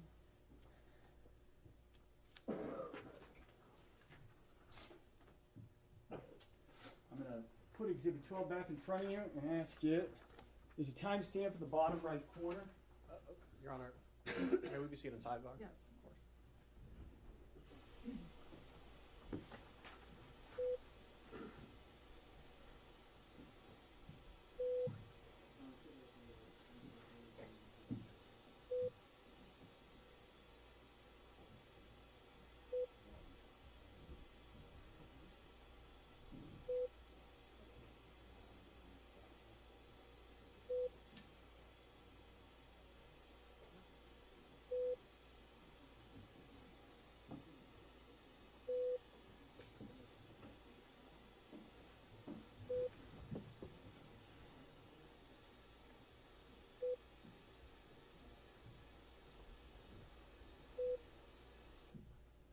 Powell's objection is sustained.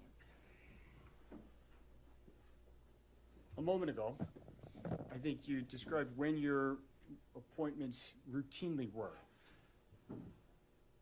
Do you recall what time you got to the house in Dedham that afternoon on December 2nd? That day I got there at 4:50 Okay. PM? p.m. And do you remember when you left the house?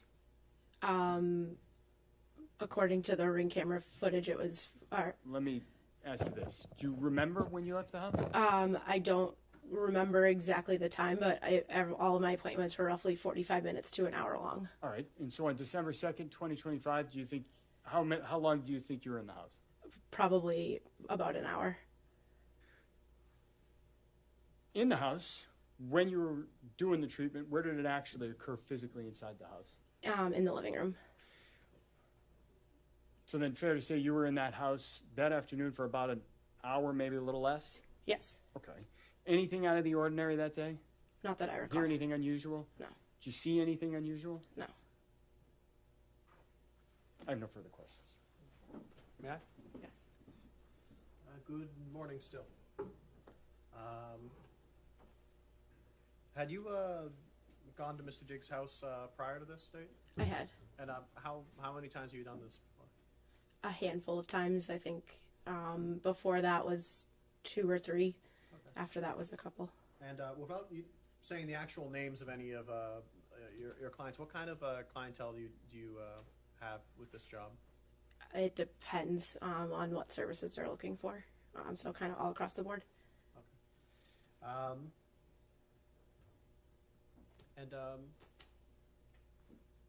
Your Honor, I have no further questions. Thank you, ma'am. You may step down. Thank you. County Defense calls Stephanie Anastasi.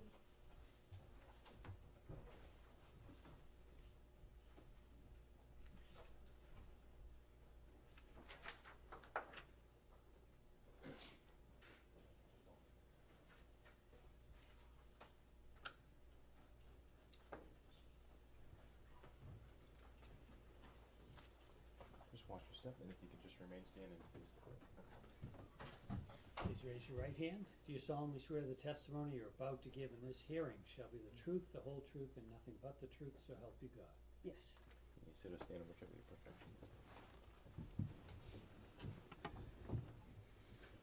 Good morning. Good morning. Can you state your name and spell your last name for the record, please? My first name is Stephanie. My last name is Anastasi, Anastassi. And do you live in Massachusetts, Ms. Anastasi? I currently live in Rhode Island. Where do you work? I work in Massachusetts. And what do you do for a living? I'm a massage therapist. Are you employed in that work? Yes. Who do you work for? The Right Touch Day Spa in Attleboro, Mass. And you provide massage therapy treatment to clients? Is that Yes. right? And as part of your work, do you need to visit clients in their home? I do that separately on my own, on the side. It doesn't have anything to do with where I work currently. Okay, all right. And as part of your work treating clients, are some of your clients professional athletes? Yes, sometimes. All right. And was one of your clients in December of 2025, Mr. Diggs? Yes. All right. And how did it come about that you were providing treatment for Mr. Diggs? I used to work for the Celtics back in 2019, and whoever I used to work for, he's a physical therapist. He connected me with Mr. Diggs. Okay, thank you. And you would provide massage therapy for Mr. Diggs at his home? Correct. About how often per week would you do that? Twice a week. All right. And where in the home would you provide that treatment? Sometimes it was in the living room area, and sometimes it was in his bedroom. Did you need any special equipment to provide your treatment? He provided that. I do need some special equipment, yes. I see. So there was the equipment in the house? Yes. I take it you used a table? Yes. Any other equipment? No, just a massage table, and I would use my cups, which is for cupping. I see. Okay. Thank you. How long did a typical treatment take? Between a 90-minute to 2 hours. And did you give Mr. Diggs a treatment on December 2nd, 2025? Yes, I did. Do you remember approximately when you arrived at his home for that treatment? It was between 5:45 and 6 o'clock in the evening. Okay. And how did you get into the house? I rang the doorbell, and Sonny opened the door for me. Okay, thank you. And what happened next? Then I asked Sonny where he was or where he would like his massage at. She told me he was in his room, and that's where he would like his massage. So I went and grabbed the massage table. It was in like a computer room, and I brought it upstairs, and he was laying in his bed, and I started setting up the table. All right. And was Mr. Diggs, do you remember what he was doing when you walked in, other than laying in his bed? I think he was falling asleep a little bit, but I wasn't sure. It was just laying down. Okay.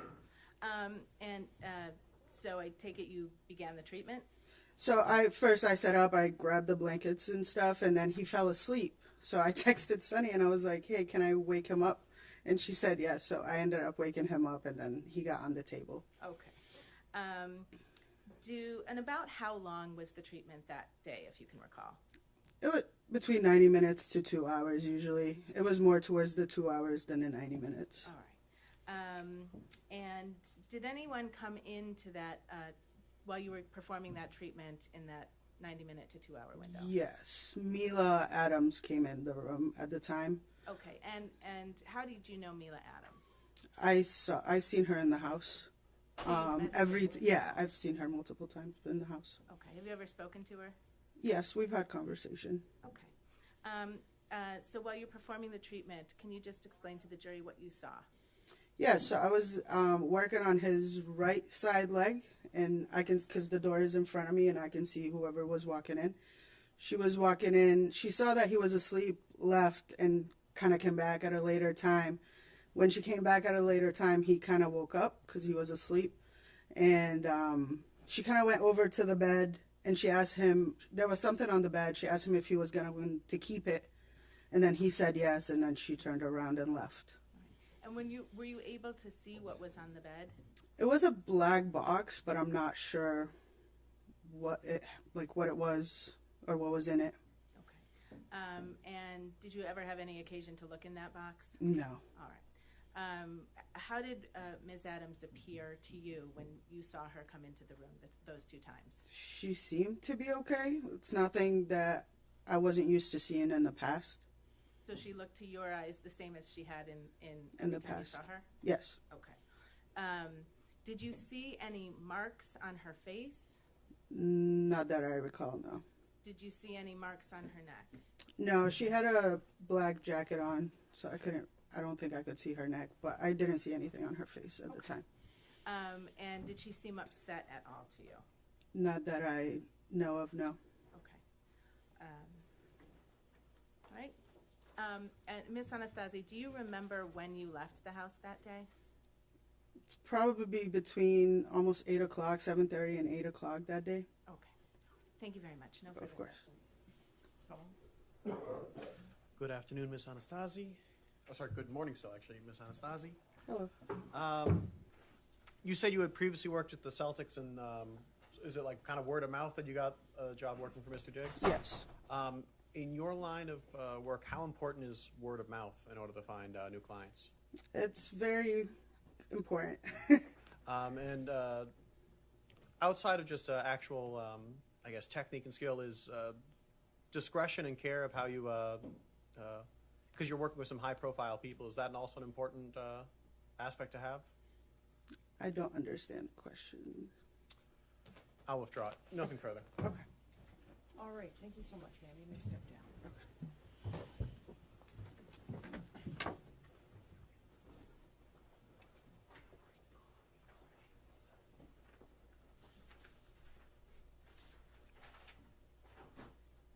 And Your Honor, the defense calls Melissa Goddard.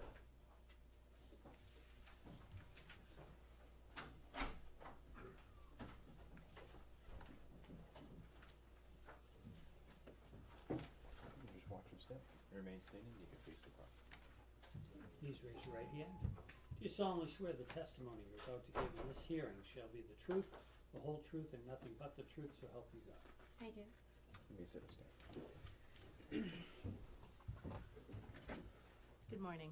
Good morning. Can you state your name and spell your last name for the record, please? Sure. Melissa Goddard, Goddard.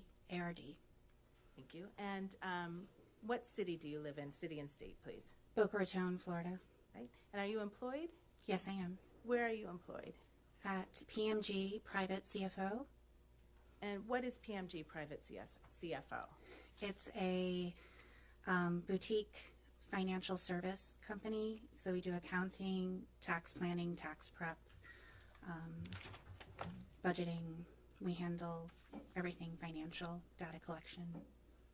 And is one of your company's clients Stefon Diggs? Yes, it is. Right. And do you work on Mr. Diggs' account? Yes, I'm his client manager. All right. And how long have you been the client manager for Mr. Diggs' account? Since November 13th, 2023. Okay. And can you just briefly describe how Mr. Diggs' account is structured? Sure. He has the personal side, which we call concierge, and the business side. So the personal side is his life personally, but because his person is a business, it transfers also over into businesses. And then he has several businesses that we operate. Can you just very briefly identify the different businesses that Sure. Diggs Deep LLC, which is for his name, image, and likeness. Liam Brands International, which is a clothing brand. CV Passem, which is a furniture brand. And Diggs Deep Foundation, which is his charity organization. All right. And so those businesses that you just described, are those handled on the business side of his account? Correct. All right. And then there's a personal side or a concierge side to handle his business. To handle his personal expenses. Correct. Okay. And up until, starting before October 2025, so from 2023 to 2025 October, which side of his account did you handle? I handled daily business transactions for the most part. Okay. And did you have a different colleague to handle the personal kind of concierge side? Yes, the practical everyday concierge side we did. And would expenses for private staff be handled on the business side or the concierge side? The concierge side. Okay. And did something happen in the fall of 2025 that caused you to take over responsibility for the concierge side? Yes, we had an associate leave. Okay. So the associate left, and then were you responsible in the fall of 2025 for both the business and the concierge side? Yes. Okay. And did you have responsibility at that time for payments to Mr. Diggs's private chef? Beginning of November, yes. Okay. Beginning of November 2025? Correct. And do you recall, well, what did you do when you took over responsibility for those payments? I was notified at the beginning of November that the data collection program that we used was updated so that personal payments needed to be made. And one of them was for the chef, and I asked, catch me up. Does she have a contract? How do we pay her? Does she have a W-9? Does she have an NDA? Just general information, like, what do I do? And who are you talking to when you were getting this information? Sunny. And who is Sunny? Stefon's personal assistant. Okay. All right. Do you recall receiving an invoice from Ms. Adams on December 1st of 2025? Yes. And do you recall what that invoice was for? It was for 3 weeks of services in November and reimbursable expenses. Okay. What did you do with that invoice when you received it? I checked, immediately I knew that it was incorrect because I had paid her weekly for 2 of those weeks. So it raised a flag. I needed to figure out, had I made a mistake or had she made a mistake? And that caused me to look a little bit further into the reimbursable expenses. We're much more structured on the business side, so I usually audit those before paying them. Okay. So when the flag was raised and it caused you to look a little bit deeper, what did you do to look a little bit deeper? I pulled up every payment that we made to her for the last 18 months, as far back as I could go. And then I went through every receipt and reimbursable that we paid her for the last 6 months at that time. Sorry. And at the conclusion, so would you describe that as a kind of an audit? Yeah. Okay. If you receive an invoice and it's incorrect, I want to know, is it our mistake or was it her mistake? So I wanted to make sure that we had paid her correctly. All right. And what did you learn from conducting your audit?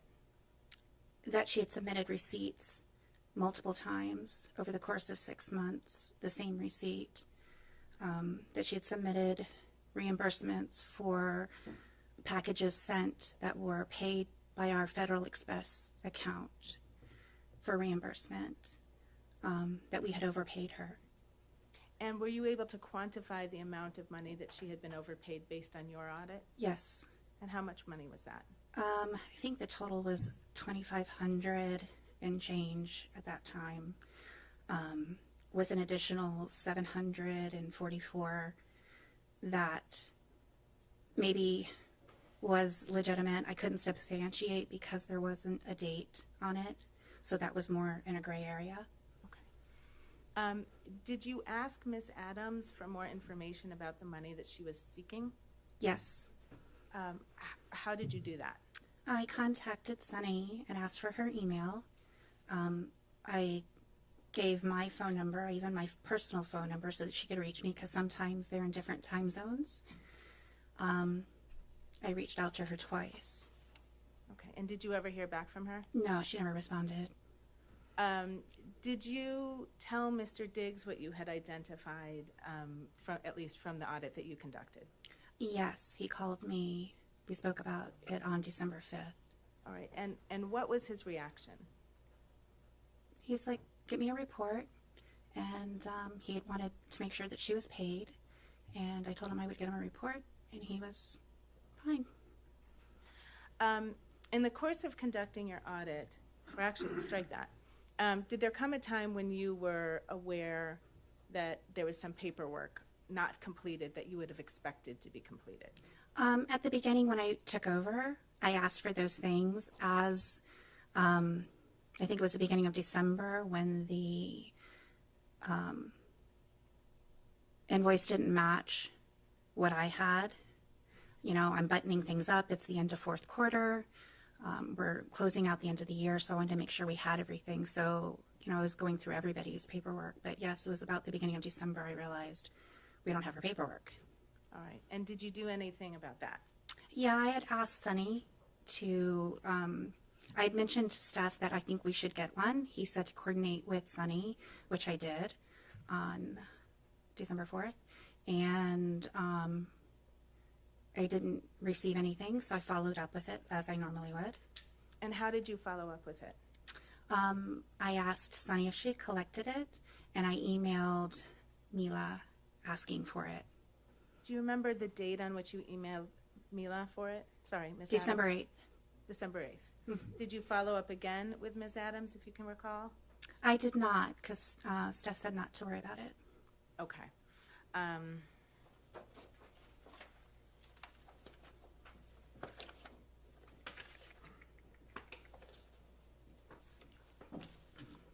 Just one moment, I'm sorry, Heather.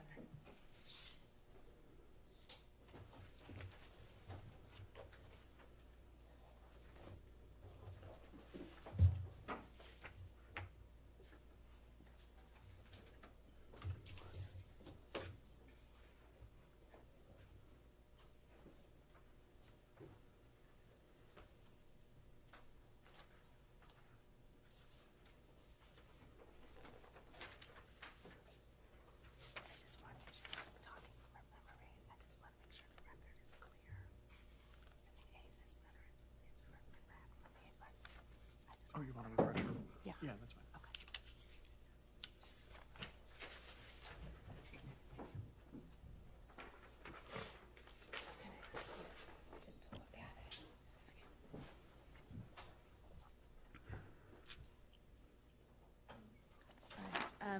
Ms. Goddard, you just testified that you followed up with Ms. Adams asking for the NDA on December 8th? Oh, I'm sorry, I was incorrect. It was December 13th. Okay, thank you. All right, no further questions, Your Honor. Counsel, care to report? Just briefly, good afternoon now. Miss Goddard, have you ever been to Mr. Diggs' house in Dedham? No. Right, no further questions. Thank you, ma'am. You may step down. Thank you.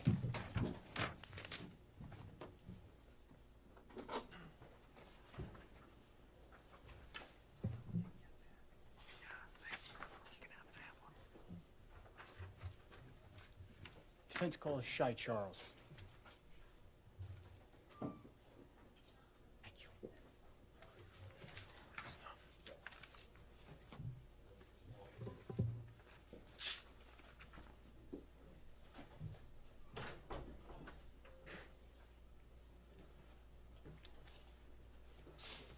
Just watch your step and remain standing and face the clock. Okay, thank you.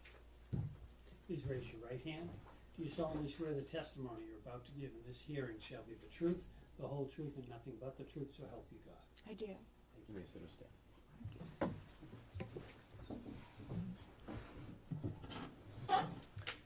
Good afternoon, ma'am.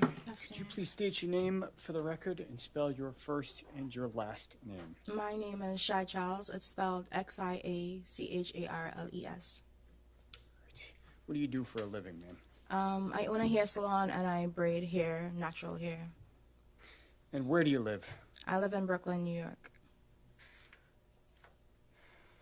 You said you own a salon. Do you have an actual physical location? Yeah, I And do. is that down in the New York City area as well? Yes, it's in Crown Heights. How many clients do you have roughly? Too many to count. I have lots of clients. Okay. Is one of them Stefon Diggs? Yes, it is. How do you know Mr. Diggs? I started doing his hair when he played for the Buffalo Bills. Do you know how many years ago that was? I'm not good with dates, but whenever he last played for the Buffalo Bills. Okay. Yeah. When you actually do Mr. Diggs's hair, how long does that process actually take? I'd estimate probably about 3 to 5 hours, anywhere between that. Yeah. And where have you done Mr. Diggs' hair? At his house. He travels a lot for work, so wherever he needs me to do his hair, I go. Is that true of other clients you have as well? Yeah.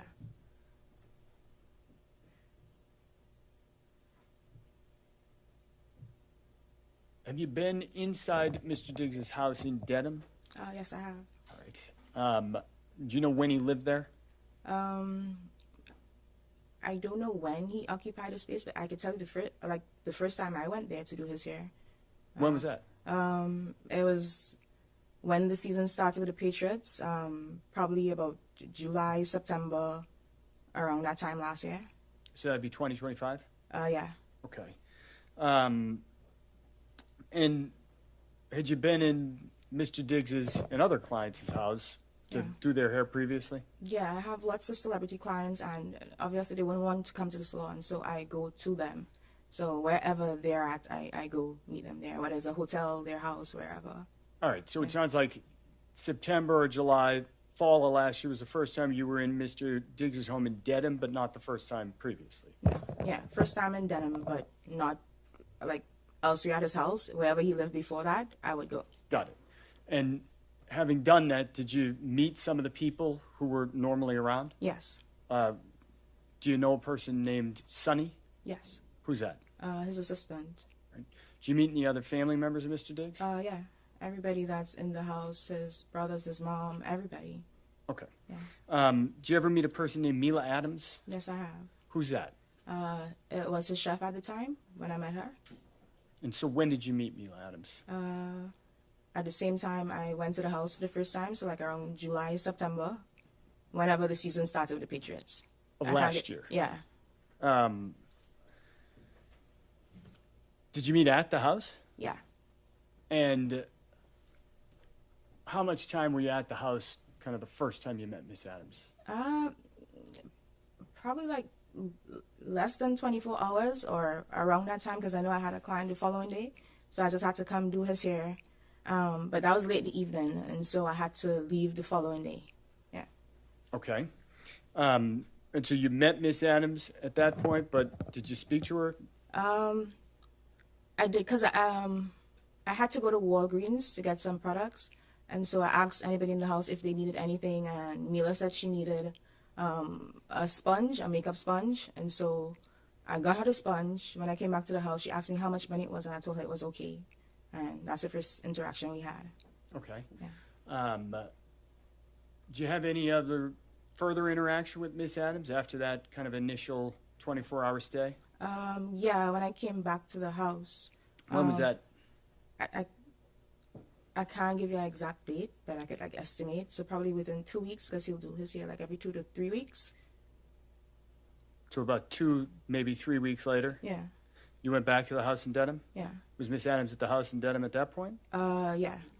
And so did you speak more to her when you went back the second time? Yeah.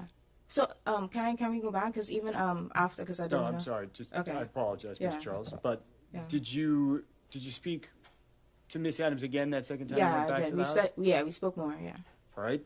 How much time did you spend with her that second time? More time, like a longer time, because we were talking about food, and she wanted to come to New York to start her restaurant, and I'm a business owner, and we connected on the fact that she was a business owner, and I have like a big social media following, and I told her that she needed to do content, and I wanted to help her with her content so she could start her business. So we connected on that.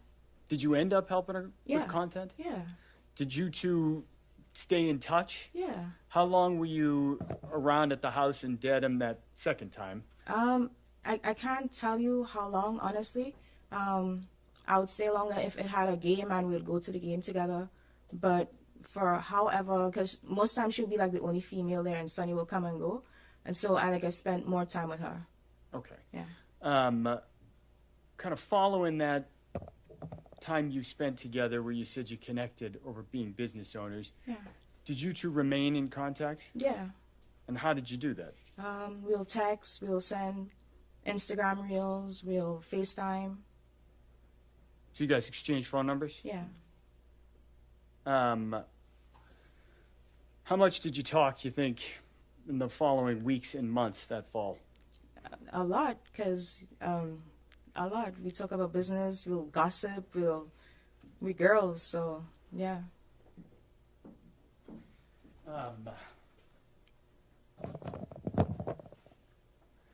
Did you ever spend more time together in person with Miss Adams? Yeah, I took her back to my country. I'm from Trinidad and Tobago, so I took her to Tobago. She spent time with my family, with my grandmother. Yeah, I actually bought her ticket to go to Tobago, so yeah. When was that? This was probably around Thanksgiving time. End of November then? Yeah, whenever Thanksgiving was. Okay. Yeah. Following that trip, do you remember where you went after that? I came back to New York. We came back on the same flight. I came back to New York, and she went to Boston. Okay. Do you remember where you were on December 2nd? Yeah, actually, I was in Target, like late evening. What were you doing in Target? I was shopping for ingredients because I was spending too much money on Ubers, so I was buying ingredients to cook, like groceries. You're buying groceries at Target? Yeah. What were you cooking? So I wanted to make this like Cajun pasta with shrimp and like sausage. Mila had made it at the house, and it was healthy.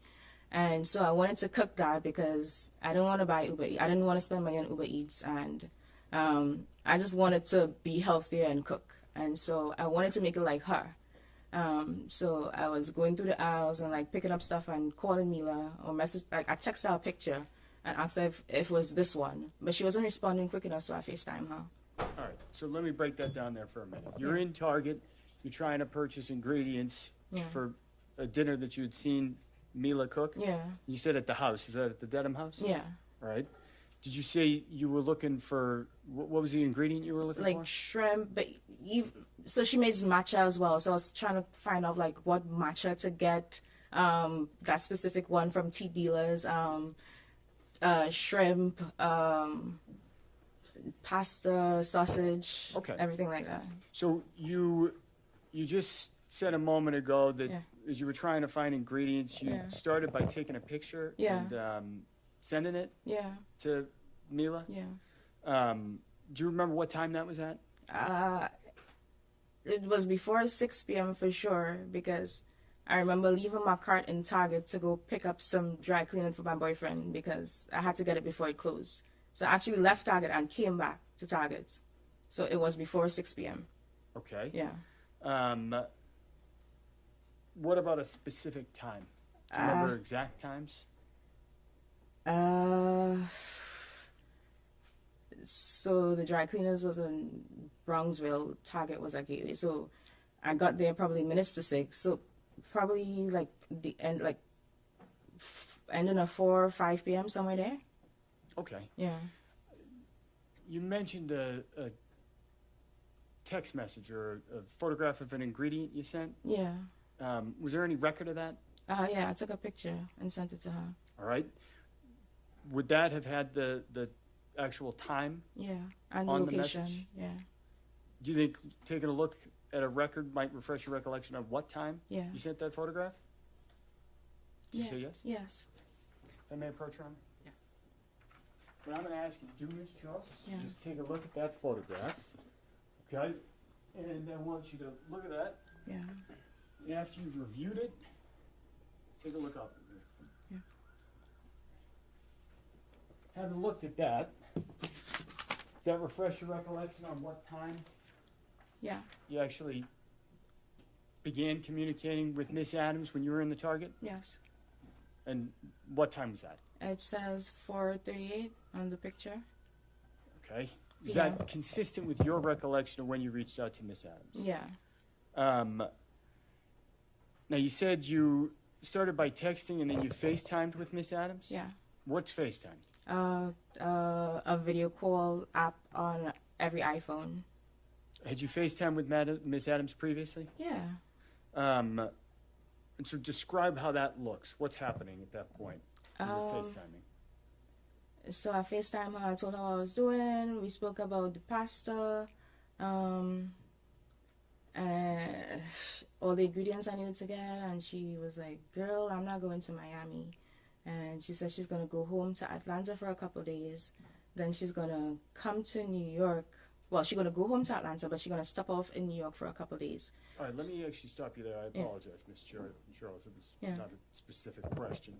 So you said you're in Target while this conversation is happening? Yeah. Okay. Could you see where Miss Adams was? Yeah. Where was she? She was in the kitchen. Kitchen of what? Of the denim house. And how do you know that? Because I've been there before, so I know the layout of the house. And the faucet was running, and I could see the island in the background. Okay. You just said she mentioned Miami. Did you notice anything about her face, her physical appearance when you had this FaceTime call? No. I'm sorry? No. Did you see any redness, swelling? No. Was she flush? No. Was she teary-eyed? No. Were there any bruises on her? No. You started to talk a little bit about seeing Miss Adams that day, Yeah, because following that conversation? yeah, 'cause All right. she said Where was that? in New York, because she said she was stopping off in New York for a couple of days. I asked her where she was gonna stay. She said a hotel. I'm like, girl, we friends. You don't have to stay at a hotel. You could stay at my place. All right. Did you actually see her that night? Did she stay at your place? Yeah, So where'd you first see her? at the airport. What airport? LaGuardia. And what were you doing out there? I went to pick her up. What time did you pick her up from LaGuardia Airport? She told me she was on at 11, so I got there like minutes to 11. I had to wait because I think her flight was delayed. Yeah, her flight was delayed. So I waited there for like 45 minutes. And so, did you end up seeing Miss Adams? Did she actually get in your car? Yeah. You picked her up from LaGuardia Airport? When she got in your car, did you notice anything out of the ordinary? Mm-mm. Did you notice anything about her appearance? No. Was there any bruising on her at that point? No. What were you doing once you picked Miss Adams up? We went to go pick up my friend Tally in Queens, and we were just chilling in the car. We were just like singing and just talking.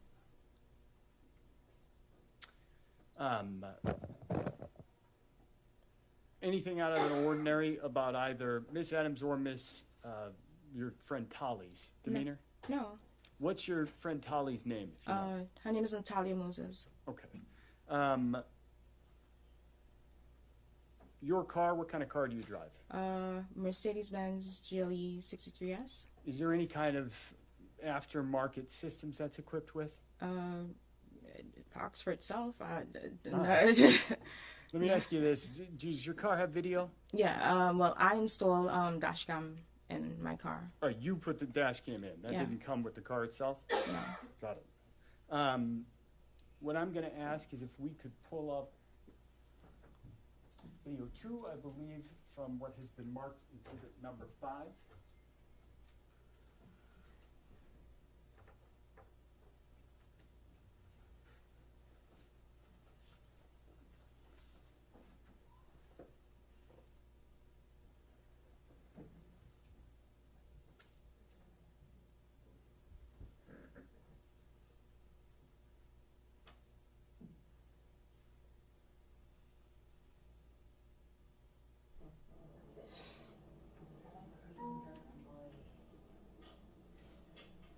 Clean more so because they get an honest check. Broken bullets more like one of the things. If we could pause it right there. All right. So this is actually, for the record, the first video in exhibit number 5, Mr. Charles. Looking at this, we've played 14 seconds. Do you recognize what we're looking at? Yes. What is that? That's me in my car. Dash cam video. All right. And that video, does that fairly and accurately represent kind of the drive you guys had? Yeah. All right. There's a timestamp down here at the bottom. It says 11:48 and 18 seconds p.m. Yeah. Is that consistent with your recollection of Yeah. kind of after you had picked Neil up Yeah. from the airport? Yeah. What I'm going to ask Ms. Silva to do is go to the next video down on that list.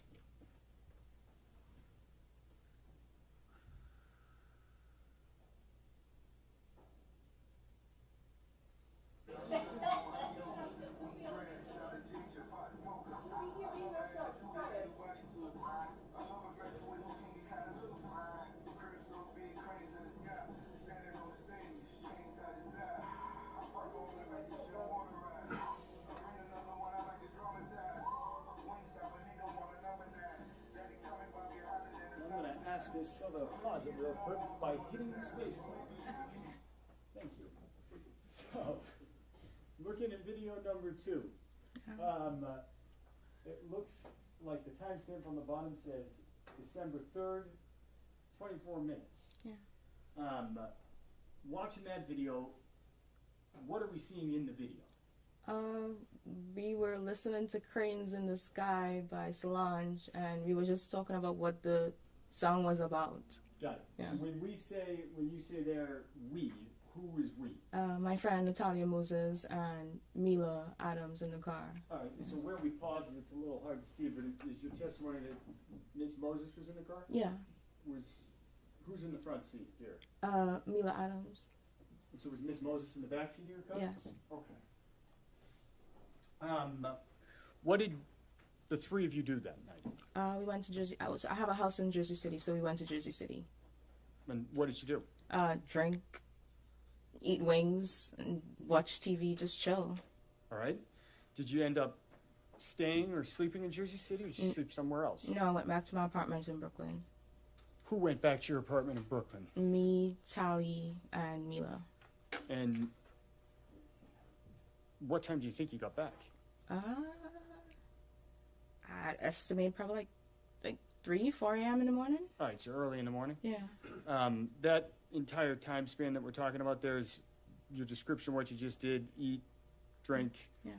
have some wings and hang out. Is that a fair description of what you did that night? Yeah. All right. Where'd you sleep that night? I slept on the couch downstairs, and Mila and Tally slept upstairs in my bedroom. Okay. Do you remember how long Miss Adams ended up staying at your house? Probably like a week, a little over a week. All right. That night in Jersey City and back at your apartment Yeah. in Brooklyn, Yeah. do you have the opportunity to observe Miss Adams? Probably the morning we got up. Yeah, because we girls, so we get dressed in front of each other. So, yeah, the day of. Okay. Yeah. So when you say you get dressed in front of each other, Yeah. did you actually see Miss Adams without clothes on as you were getting dressed? With a towel on. Okay. Yeah. Did you observe any bruising, redness on No. her neck or chest? No. Did you observe anything on her face? No. I'm going to ask Ms. Silva if we can actually play the third video.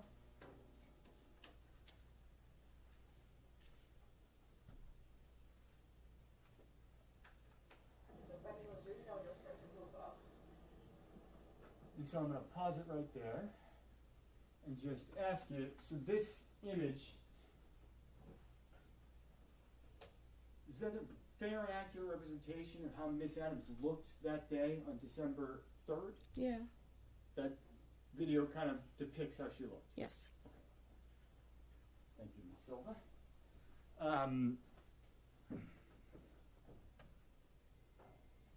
Anytime the day of December 3rd, did you notice bruising developing, redness, any kind of physical marks on Miss Adams? No. On December 4th, 5th, 6th, did you notice any of that? No. Did Miss Adams ever tell you that she had been assaulted or strangled? No. Did she ever mention any kind of an attack? No.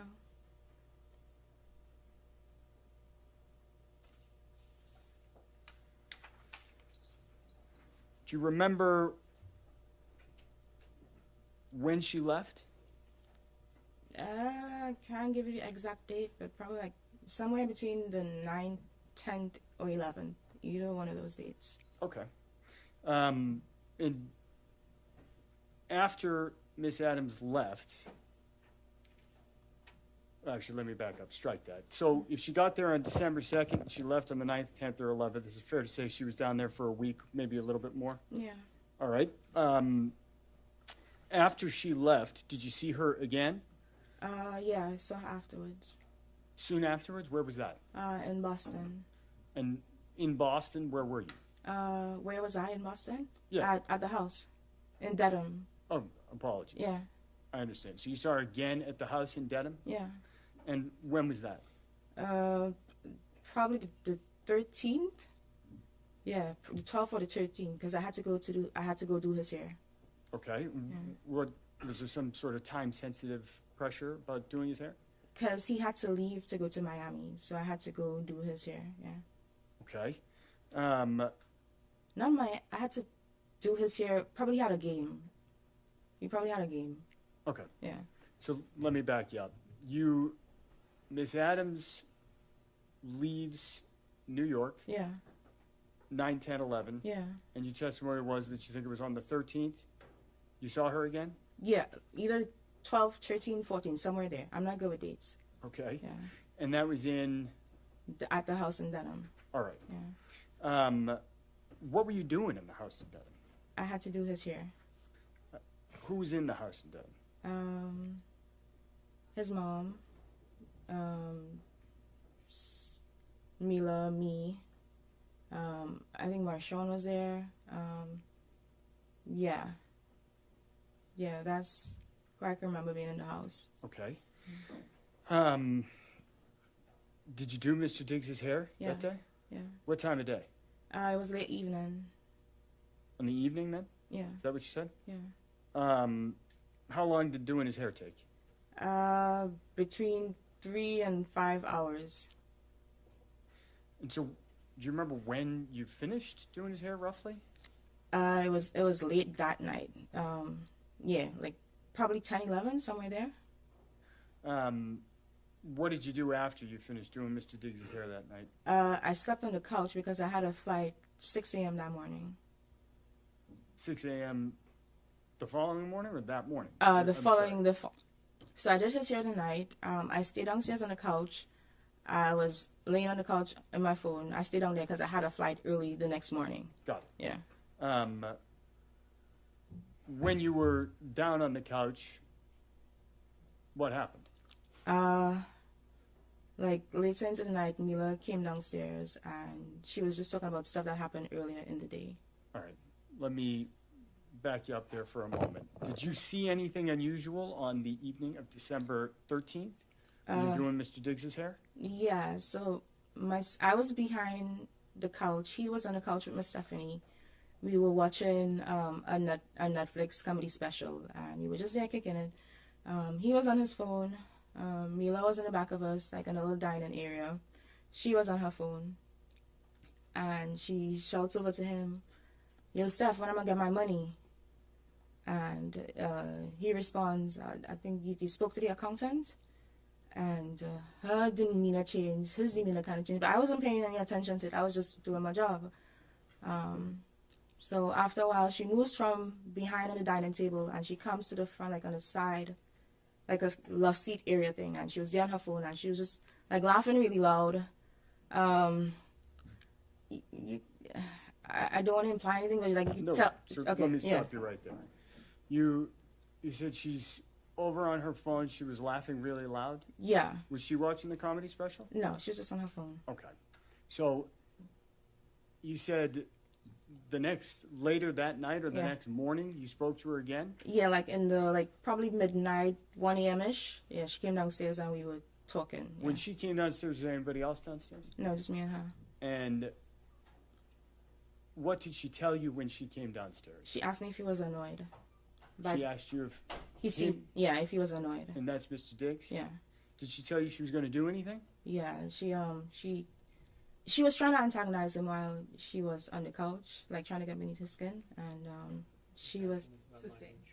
Okay. So let me ask you this way. Did she indicate when she came downstairs that she was going to do anything? Did she tell you she was going to take any action? Yeah, she said she was going to sue him. For what? For the money that he owes her. And, like, she going to take it to the blog. She going to Take it to the block? Blogs. Got it. Yeah. It was like an hour-long conversation, so it was a lot. So. Let me stop you there. Oh, sorry. So, do you remember her saying that she was going to make him pay? Yeah. Do you remember her saying anything about a hostile work environment? Yeah. Let me have one moment, Your Honor. Yeah.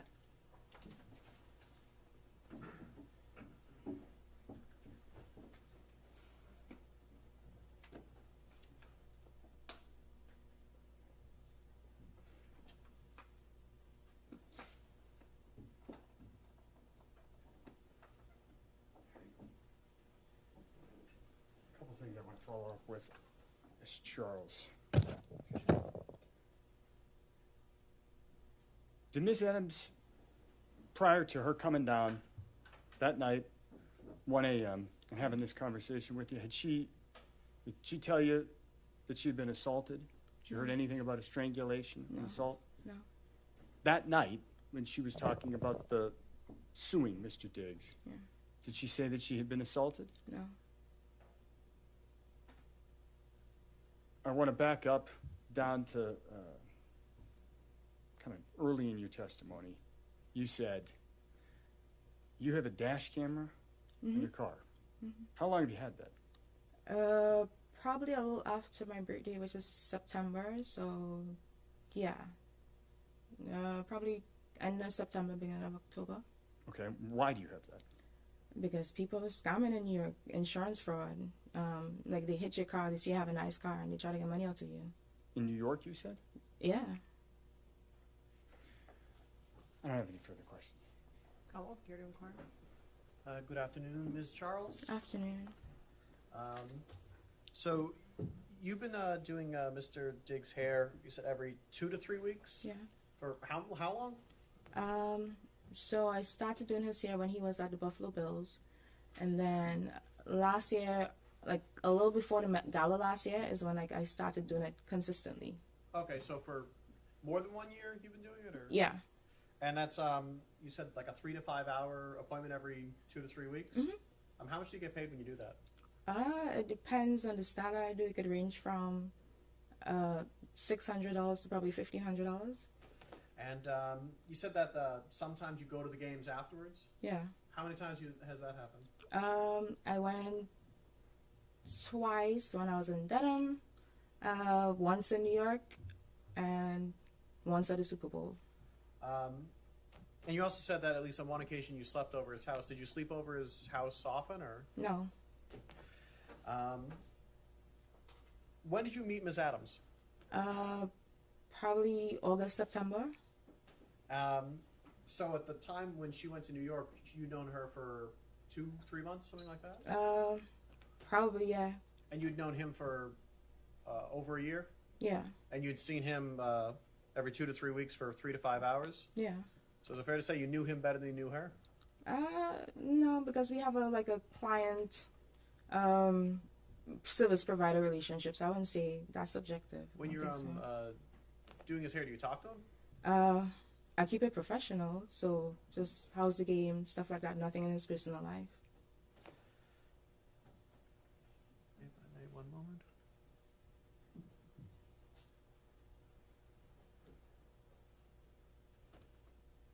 Nothing further. All right, thank you so much, Ms. Charles. Thank you.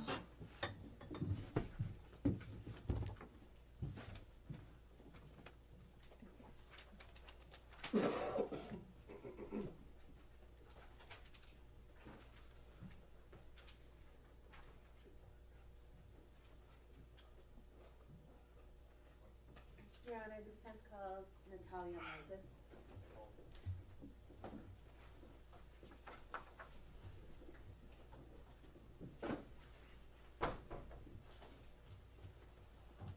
Just watch your step, and then you can remain standing facing forward. Please raise your right hand. Do you solemnly swear the testimony you're about to give in this hearing shall be the truth, the whole truth, and nothing but the truth, so help you God? I do.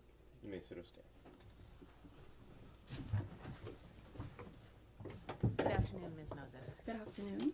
Can you state your name and spell your last name for the record, please? Sure, my name is Natalia Moses, Moses. All right, and I'll just ask you to keep your voice up a little bit so that everyone in the court can hear. Sure. Do you also go by a nickname? Yes, Tali. Tali is your nickname? Yes. All right. Where do you live? I live in Brooklyn, New York, and I've just moved. I live in Florida. I go between Brooklyn and Florida as I have a business in Florida as well. Okay. And what do you do for a living? I'm a hairstylist. Do you work for any particular salon or on your own? No, I have my own business. Okay. Do you know Shy Charles? I do. How do you know Shy? Shy and I met in 2018. I started off being her assistant, her braiding assistant. Okay. Do you still work with Shy? No. All right. What about Stefon Diggs? Do you know Stefon Diggs? No, not personally. Have you ever met Stefon Diggs? No. Is Stefon Diggs a client of yours? No. Do you know Mila Adams? I do. How do you know Mila? I know Mila through Shy. Okay. When is the first? Have you ever met Ms. Adams? I have. And when is the first time you met her? I want to say December 2nd into December 3rd. Around that time, that was the first time I met her in person, but I would have spoken to her on the phone on multiple occasions before. Okay. And did you talk to her, just the two of you, before December 2nd? No, not just the two of us. We would always speak on with Shy in the middle, so it would always be on Shy's phone. So I never spoke to her one-on-one prior to December 2nd. I see. Okay. So Shy and Ms. Adams had a relationship. That's correct. And then and you and Shy have a relationship. That's correct. And sometimes the three of you would talk. That's correct. Understood. And were these calls professional calls, business calls, personal calls? Personal calls. Okay. All right. So what were the circumstances under which you met Ms. Adams on December 2nd? So she said she was passing through to New York, and Shy told her, well, she could stay at her house. I just came from Atlanta because I had a job in Atlanta, and Shy told me that she would pick me up as we were coming in from the same airport. I, however, came in before Miss Adams, so I went to my family's house, and Shy picked me up from there with Miss Adams in the car. Okay. And where was your family's house? In Queens. All right. And that was the first time you met Ms. Adams? In person, yes. In person. Mm-hmm. Okay. Now, I take it you had been in Shy's car before? That's correct. All right. And can you describe her car, the outside of it? It's a white AMG. Okay. And can you just describe the inside of her car? She has a red interior. All right. Does she have any recording devices in her car? Yes, she has a dash cam in her car. All right. And can you describe what that dash cam looks like? It's a rectangular shape. She has it on the top of the windshield. Okay. So you can see it when you're sitting in her car? That's correct. All right. And did you know that dash cam was in there? I did. All right. Did you know that on December 2nd? Yes, I did. And you could see it when you were sitting in the car on December 2nd? Yes, I did. All right. After Shy and Ms. Adams picked you up in, I think you said Queens? Yes. What did you do after that? We went to New Jersey. And what did you do in New Jersey? We was just chilling at the house. We bought food, and, girl time. We was just hanging around, watching music videos and stuff like that. Okay. And during that time, it's a strange question, were the lights on? It was. Okay. When you were with Shy and Miss Adams at the house in New Jersey, did you notice any marks or bruises or redness on Ms. Adams' face? I did not.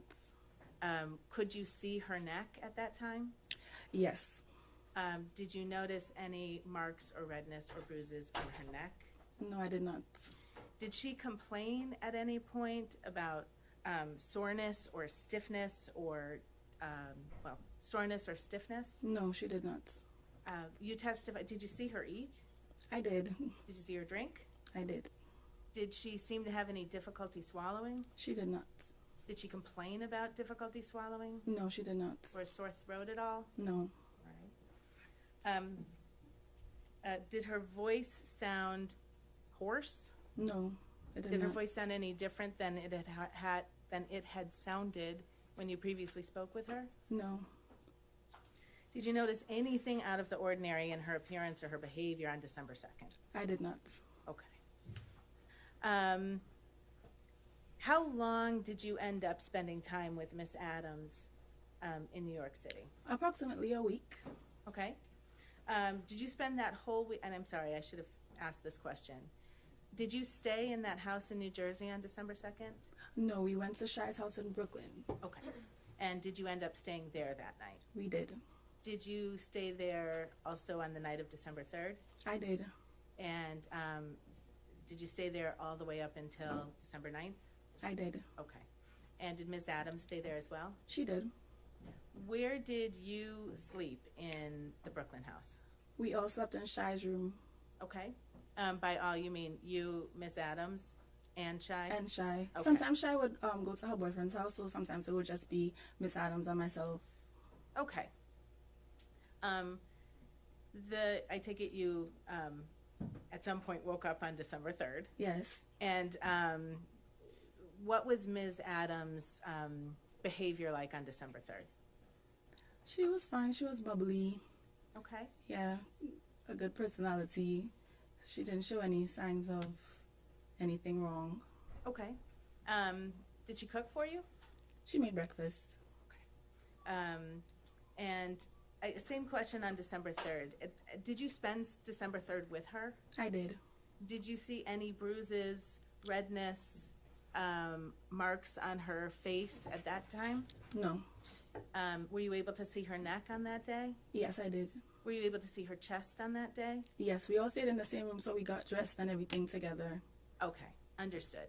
And did you see any marks or bruising or redness? No. On any of those areas? Okay. Did you see any such marks or bruises or redness, anything like that, the entire week you spent together? No. Okay. Did there come a time where Ms. Adams asked you to take a look at her hair? Yes. Can you? What was that? How did that come about? So I was supposed to do her hair. So a stylist, I would analyze her hair. I would lift it up just to see if, the style that we was going to do. I was trying to decide on the style that we was going to do. So I did have close-up view to her neck and her hair. Okay. And in the course of lifting her hair and looking at her neck, did you see anything? No. Okay.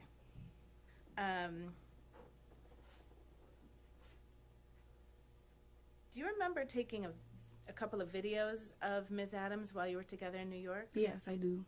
Do you remember approximately when that was? Possibly December 7th or 8th, around that time. Okay. And I will ask Mr. Kettlewell to very smoothly play Exhibit 8, please.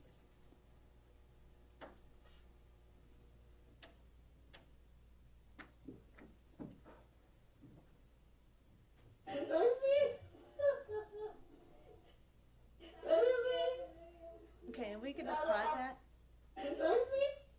Sorry. Ms. Moses, is this one of the videos that you took of Ms. Adams? Yes, it is. All right, and can you just describe where you are? We were in Shire's room there, and we were just goofing around, listening to music and dancing and stuff. Okay. And then if you could just complete that video, please.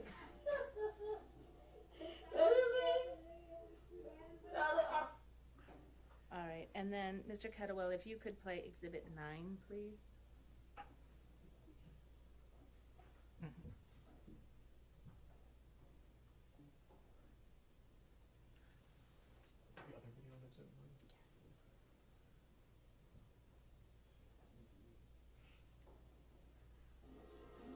And can you just hit pause for a second? Thank you.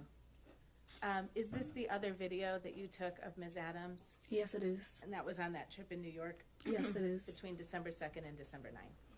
Yes. Okay. And was this close in time to the first video? Yes. Okay. All right. Mr. Kettlewell, if you could keep playing.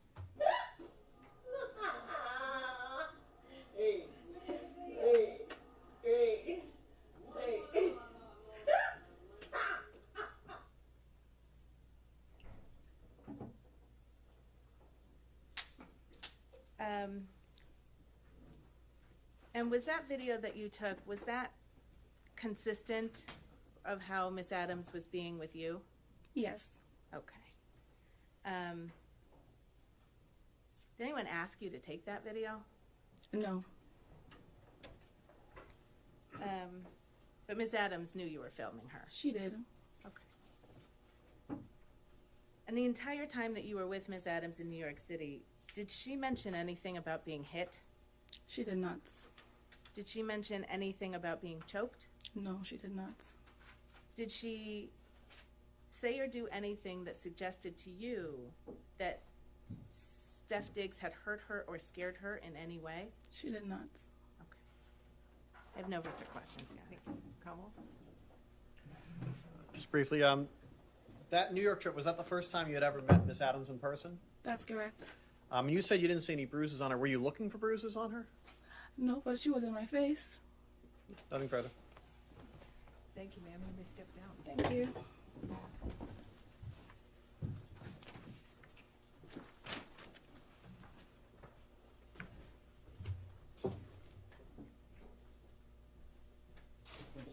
Defense rest.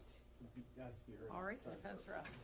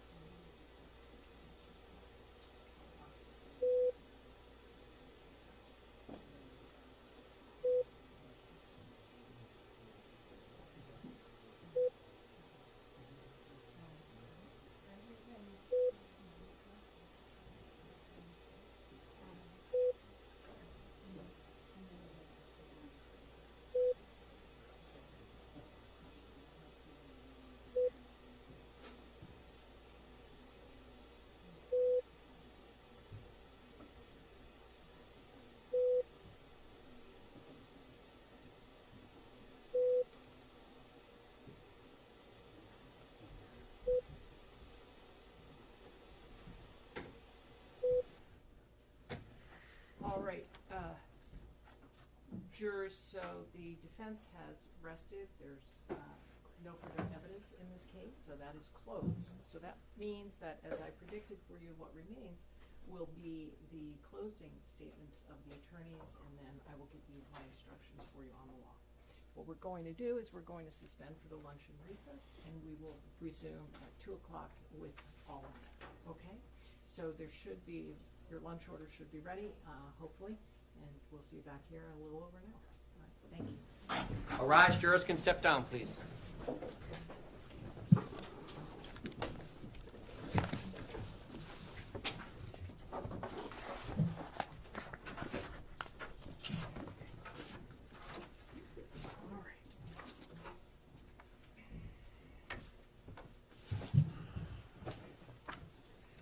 The squad stands in a luncheon recess.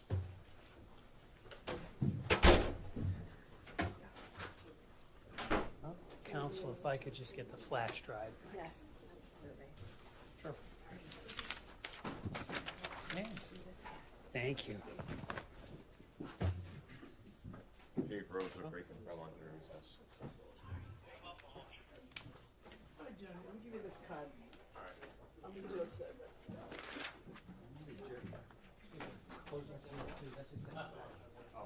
Does this have what they need? I think that's yours.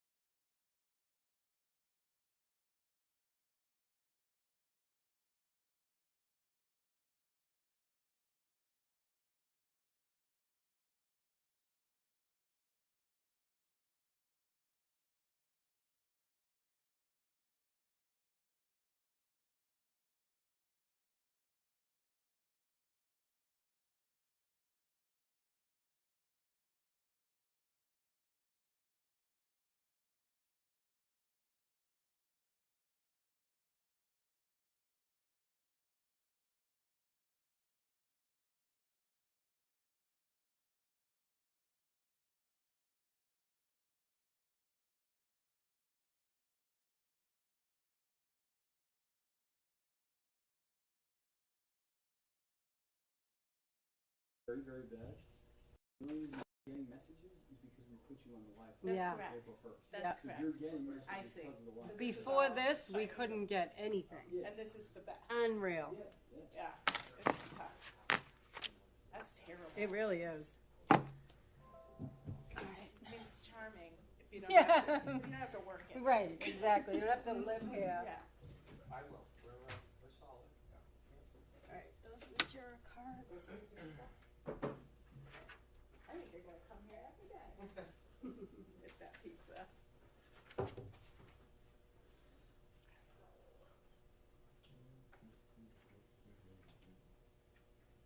Any update from Wellesley on the Vermont situation?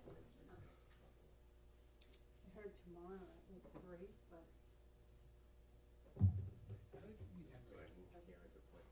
Through NAFTA? Because National Association of Criminal Defense Lawyers? Did I actually don't remember if I actually met him. There's a woman that lives in New York. What time? Is it just a yearly? Yeah. I think Henry Yeah. was looking around, like, the people. I think it's, because it's either tomorrow or I think they, yeah, you know what I mean? She's a fugitive from justice, so it's a difficult situation, so I don't think they had to bring her to South Bay before they brought her here. And then he made I know, it is a mess, especially with this going. If they get it, yeah. Be good. I think that the jury will be quick.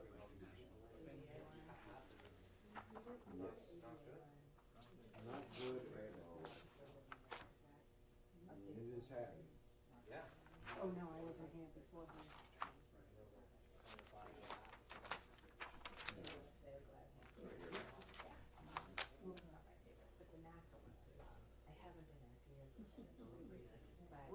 I love that. How could you do that?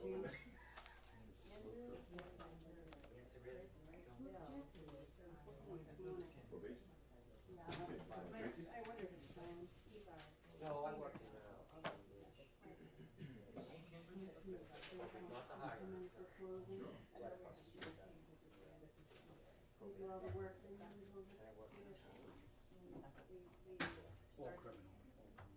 No, we do civil. We do civil, but and criminal. I mean, civil. Are you good? Am I giving that slip now? But I don't have to. Yeah, Am I giving it to please, I Okay. mean, yeah. Because she veered from the pizza. Stay above. Exactly. Oh, you're the one that wanted the pizza. But it's all trial work. It's no. So then I have to. Nothing comes of that. Oh, wow. Right. Yeah, that was her idea. I still don't know that's true. You want to open it, you can't. You gotta ask people not to manual you. Yeah. Yes, yes, we're gonna do, I'll let some of this stuff go do that. All of a sudden it occurred to me this morning. I don't think we need to. And then I went in and I said, I know, you wanna do 15 minutes of, I know, and you do all the work. I know nothing. In the beginning of that's all the copies that everyone wants, national. You mean the closing I argument? didn't either, but I'm so glad I did. You know what made me think of it? I saw like one of the, you know, clerical No, people yeah, that you're did right. it, and I thought, I think it'll be. but as soon as I said it, and I often downstairs too. I think I saw Charles. Yeah. I'm gonna tell you, I agree with you. I'll stay in there. Need anything else, boss? Yeah, that was. Oh, exactly. It's very light. I know. Take offense to this. I forgot. Also trying to avoid But I was glad I remembered Yeah, some of the because witnesses, Kelly was in, some of the Kelly was witnesses, in. yeah. Pointing out the Grab it. closing arguments. I know Brianna wanted to. Alien was not a- I'll have her come for the Oh. charge. I know, I'm just. You want to do the stipulation to it? No. She didn't, she said no when you asked her. That's, You want to ride on that? I just want, Right. I want to.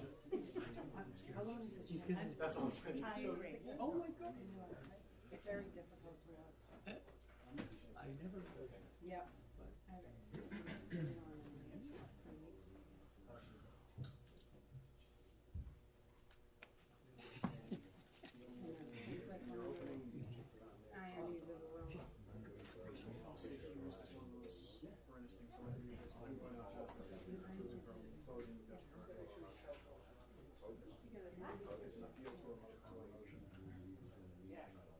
Oh, yeah.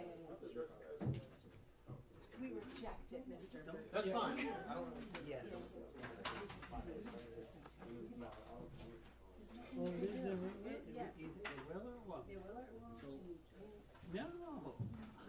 So you haven't picked an alternate yet? For these, by the way, I'll be asked to be heard at sidebar rather than saying like that.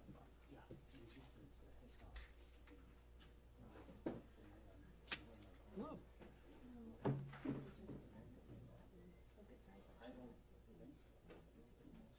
yes. I just wanted to.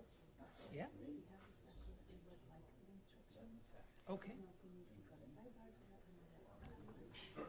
It's not anything you put into writing. So it'll be oral. Okay. My guess is she'll come out and we'll address it before the jurors come. So. Yeah. And I had given the verdict, a draft verdict slip. Okay. Very simple. All right. Dynamite. Verdict slip through. Did you see it? No, but I can't imagine it's too. Yeah. I'm sure it's gonna be the most beautiful one I've ever seen. It's pretty complicated. It's pretty good, I gotta say. Perfect. No I'm off as typos no or objection. anything. Oh,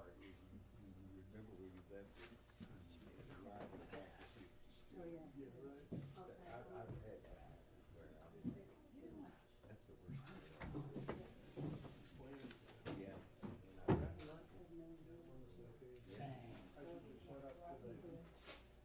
Cross that path. Yeah, look.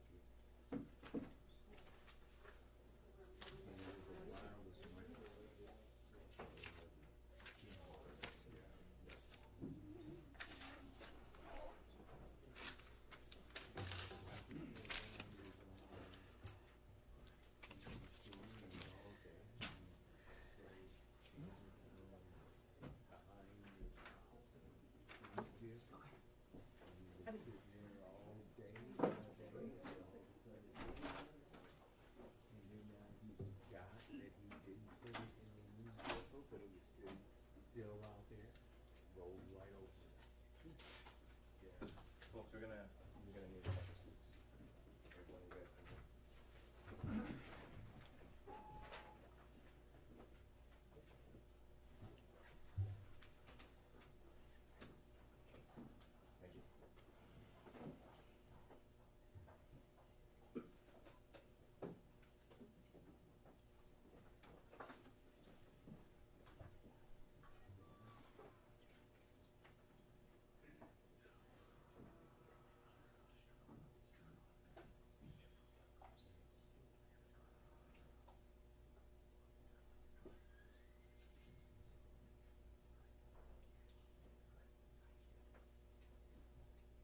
Thank you. Guys can squeeze in.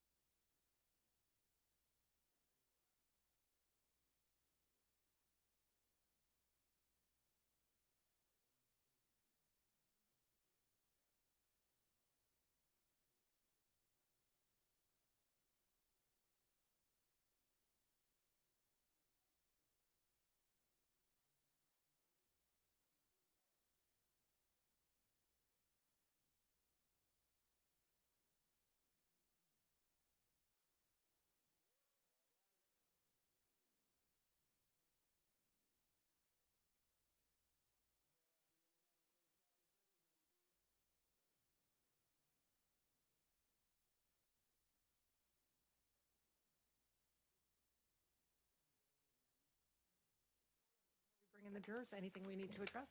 Maybe we can see it sidebar. Yes, of course.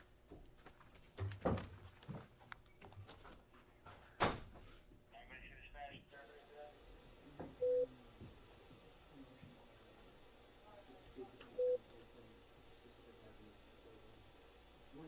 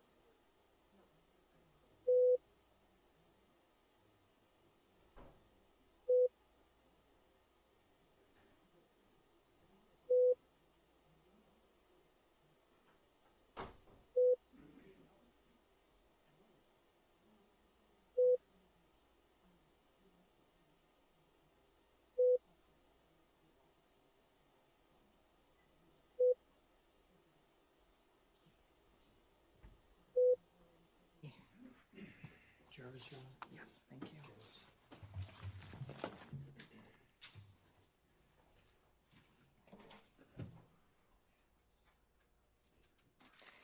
It's on the desk.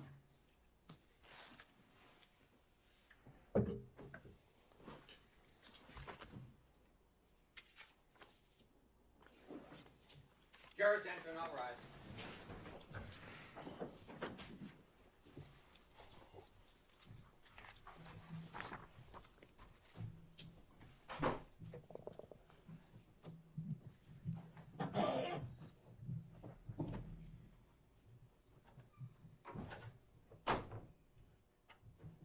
May be seated.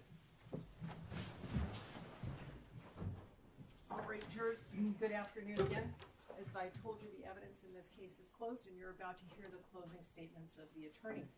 And what I want to say to you about that is that this is an important part of the trial because it is the final opportunity given to the lawyers to address you. It's an opportunity for the attorneys to summarize the evidence, to call your attention to certain parts of the evidence that they regard as important, and based on the evidence, to try to persuade you to reach a certain result. However, what you are about to hear is not evidence. Lawyers are not witnesses. All the evidence in this case has been presented through the testimony of the witnesses and the exhibits, which you will have an opportunity to examine and consider during your deliberations. Our rules are designed to ensure that the parties receive a fair trial, and they therefore prohibit the attorneys from making certain types of arguments in an effort to persuade you to reach a certain result or to favor or disfavor either side. For example, the attorneys are not permitted to refer to facts that are not in evidence in this case. If based on your memory and understanding of the evidence, a lawyer does this, you should disregard that comment.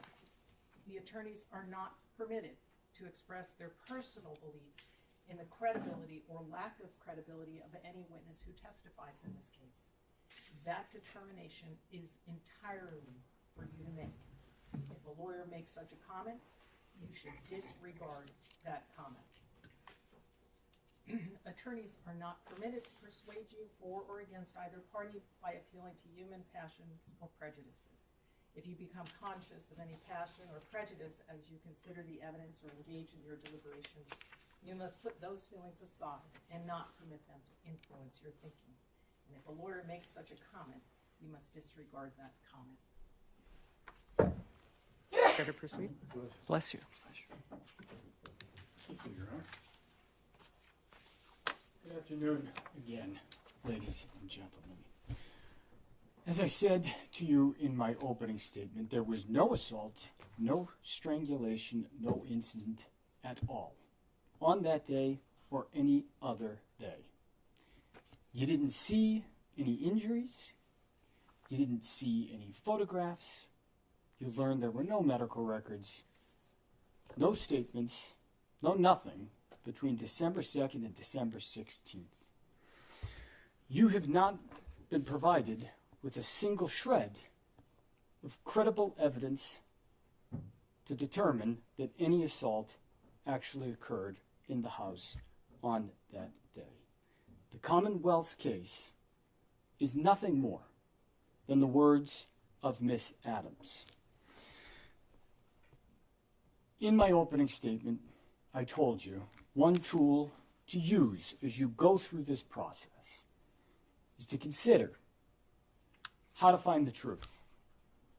That the simplest answer that accounts for all the facts, that answer is the truth. And so what I want to do is take you through some of the undisputed facts in this case.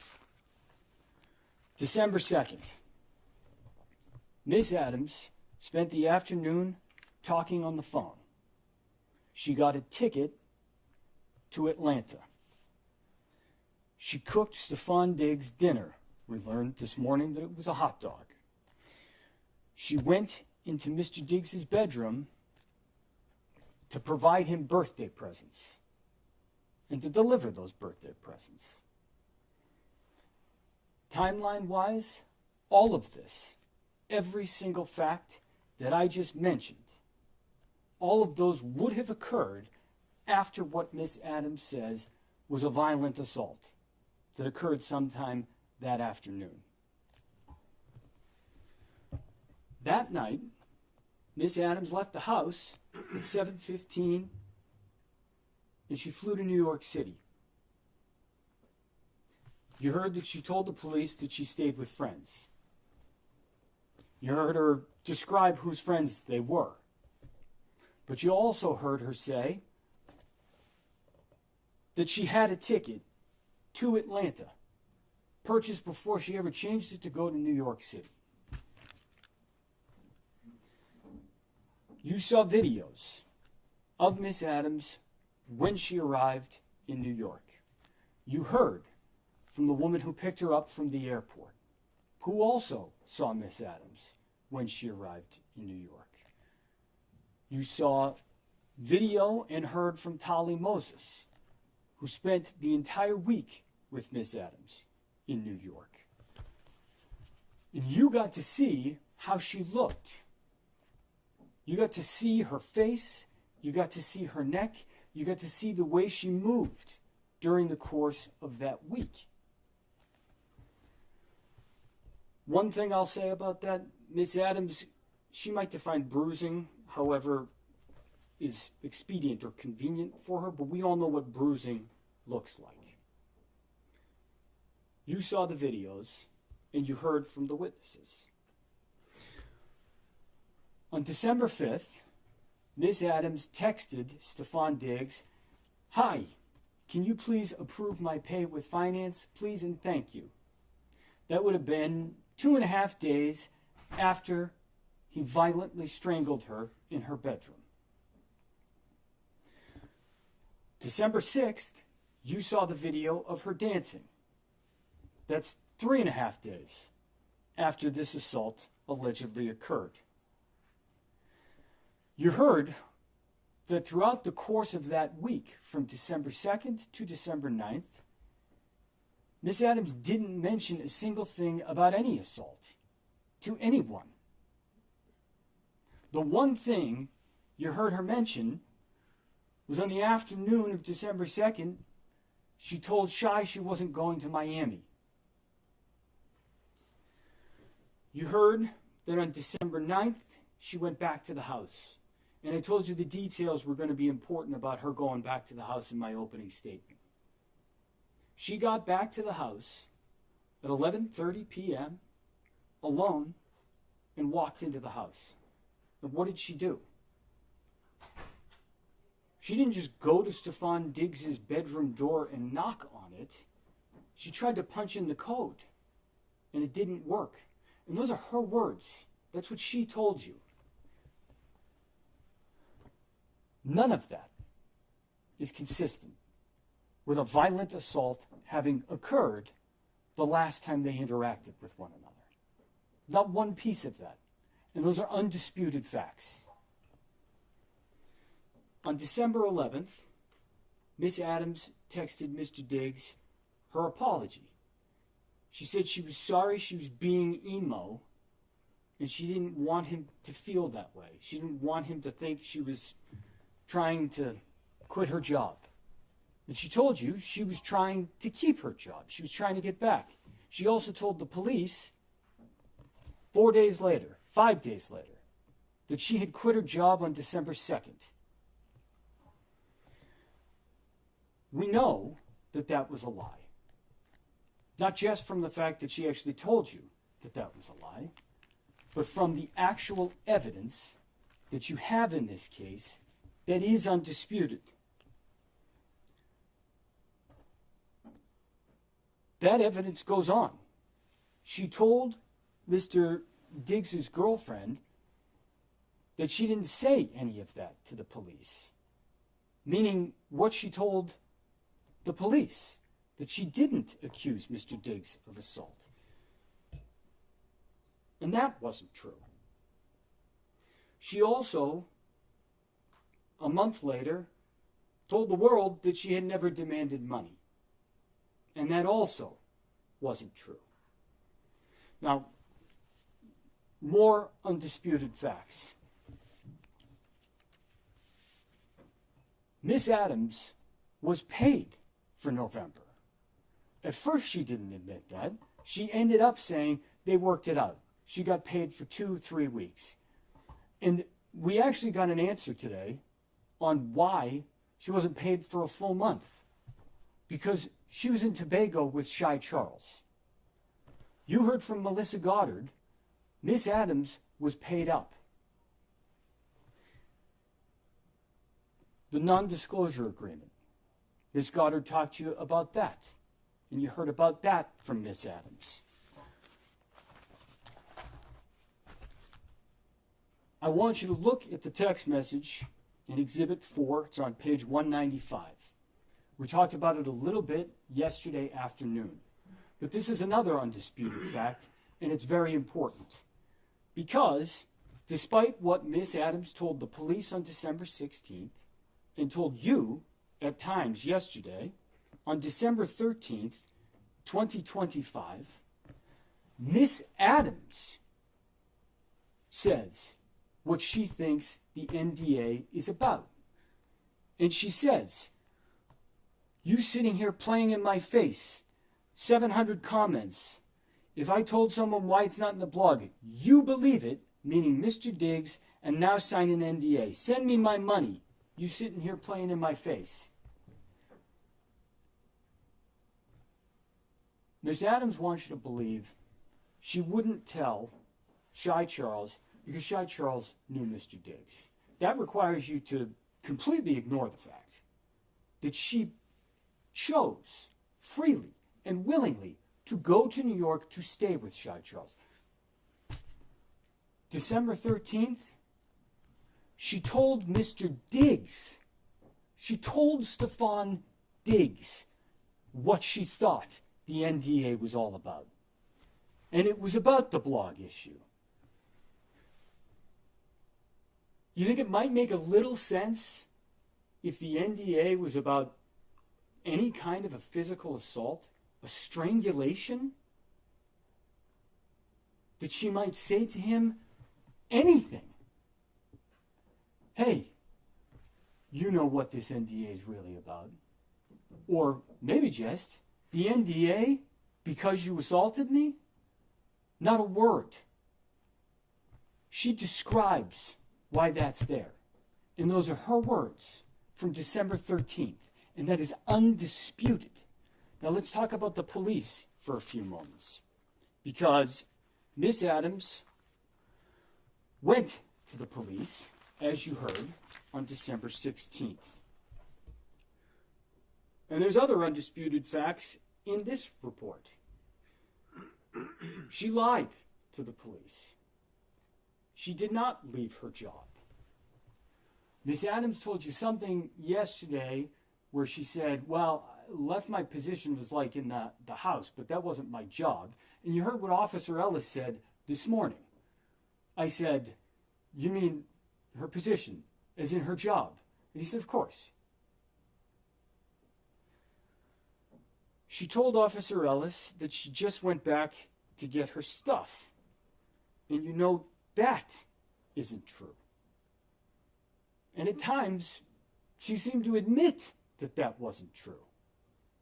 And you know from her own words at the time to both Mr. Diggs and to Sonny that that wasn't true. The text message that you've heard about the deletion. There's two things that I want you to pay close attention to and that I want to talk to you about in both Exhibit 1 and Exhibit 2.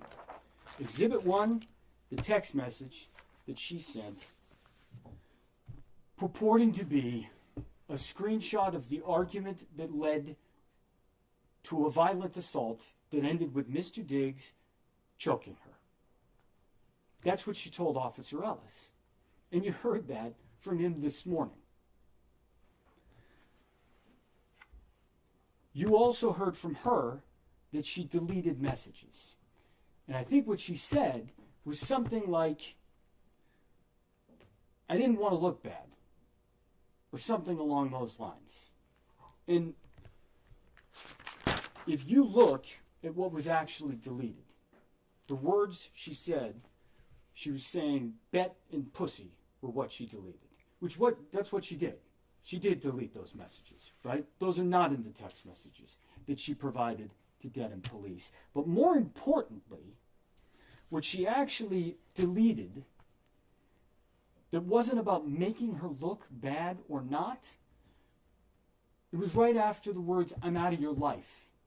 And it said, "and ruining that bitch life." And then you can actually go to Exhibit 2 and look, there's a fairy emoji she sent. And why that's important is because, as you heard from Officer Ellis this morning, it'd be important to know if somebody deleted messages. It'd be important to see the full picture. And that message right there, and ruining that bitch life, apologies for the language, with the fairy emoji, you think that might have prompted the question, hey, who's that bitch? She answered the question for you yesterday. It was Lindsay. The argument wasn't about money. You have it in evidence. And Miss Adams later admitted that. These lies to the police, the fact that they're undisputed, why? Look at all of those facts. They're undisputed in the record. They are all there. If you remove from those facts one thing, that an assault occurred, they all make sense. If you plug in that she was assaulted that afternoon before all of this happened, before everything I just read to you, none of it makes sense. Why would a person who was just strangled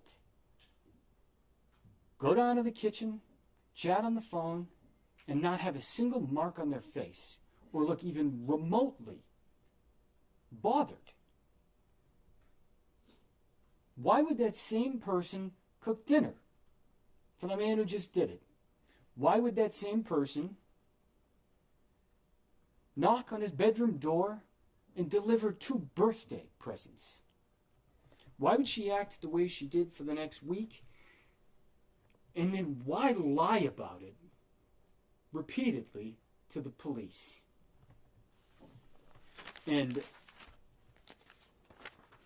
what ended up happening next, just chronologically, gives away the game on that. Because what you heard is that only a couple weeks later, her mediator made a demand for money. And if you plug that fact in, now it all makes perfect sense. We have provided evidence to you. We have presented evidence. We have called witnesses. As I said, we were doing so in order to give you the fullest picture of December 2nd and of what happened or did not happen. And think about that for one moment. How do you prove a negative? It's basically impossible, right? Pick a day, 2 months ago, account for every action that you did on that day. Every moment of your day. Great, now prove it. Can't be done. And this trap, the framers of our system, they were aware of it. And that's why it works the way that it does. The burden is on the Commonwealth to prove their case. And their case, as you have seen, is the internally inconsistent testimony of one witness. And that is their entire case. And that is not enough to meet their burden. The burden that you are going to hear is reasonable doubt. And the judge is going to tell you that that's to a moral certainty. How much would you bet on the words of Jamila Adams? Did you bet your own life? Someone else's? You have all of the tools in what I just laid out for you to make a credibility assessment. But it is not only that. Because the other thing the judge is going to tell you is you can actually take into account the way the witness answered questions, behaved, their demeanor, how they looked. Did they sound consistent? Did the things they say actually at least stay true internally in their own story? And one example I'll give you on that is this morning, when Ms. Adams was asked about another monetary demand. She didn't answer the question. She couldn't. She wouldn't. She gave you multiple excuses. She tried to say attorney-client privilege, and when there was no response to that, she said, I can't answer that correctly.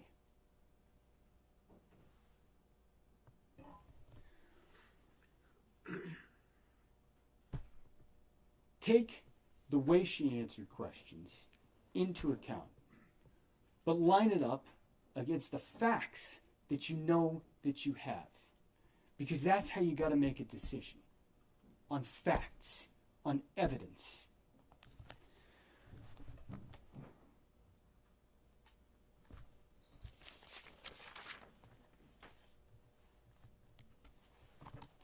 In terms of the evidence that the Commonwealth has actually presented to you, what they have presented to you are the claims of one person. Their second witness undermined their first. And there's a reason for that. There's a reason they had absolutely nothing to corroborate this allegation, which, one thing I will say about the assault and battery, she described Mr. Diggs slapping her on the right side of her face with his right hand. And she actually demonstrated it for you. But the problem is that's a physical impossibility. And the reason I would suggest to you that that demonstration didn't go quite well is because sometimes people miss their mark. Sometimes actors forget the script. What you do not have before you is anything that you can base a firm decision on, unless that decision is that the Commonwealth has not proved its case. The Commonwealth has an opportunity to speak to you after I do. And you heard the Commonwealth question some witnesses about working for Mr. Diggs. There's a number of people who were called as witnesses. We tried to be as quick as possible. It's not terribly exciting to hear a witness talk about how they heard and saw nothing. But for a moment, stop and think and ask yourself, if you were accused of having something happen at your house on some random day 3 weeks ago, who would be there with you? The people closest to you. It'd be your family, the people who are in your house all the time. And for Mr. Diggs, we talked about that. That's staff. That's Miss Salas. That's all the people that you heard from.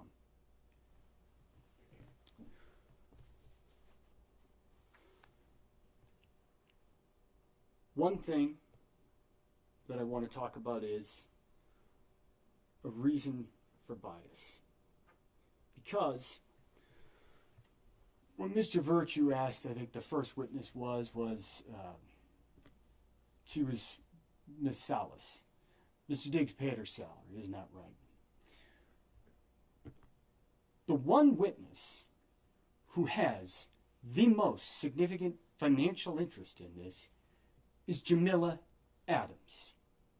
You heard her talk a lot about money yesterday. And that was the Commonwealth's only witness to even touch on what they claim this assault was. That's their evidence. They cannot, and they have not, proved this case because no assault occurred on December 2nd, or as I said, any other day. And it's your obligation to hold them to that burden and to decide the case on the evidence that you have in front of you. And that evidence provides one answer alone. And I would suggest to you that is that Miss Adams made this accusation as a means of trying to leverage and humiliate and to punish Stefon Diggs. And you heard that he has been living with this case and these accusations since December of 2025. And it is time to end. The evidence that you have heard, that has been put before you, is not enough for the Commonwealth to sustain their burden. It is your obligation to return a true and a just verdict. And the evidence that you have heard requires that you go back into that room and that you lift this burden off Mr. Diggs' shoulders and that you tell him and the world that Stefon Diggs is not guilty of this incident that never occurred. Thank you.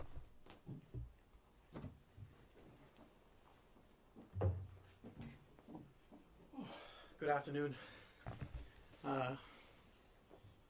Feels like it's been a little while since last time I talked to you guys directly. So,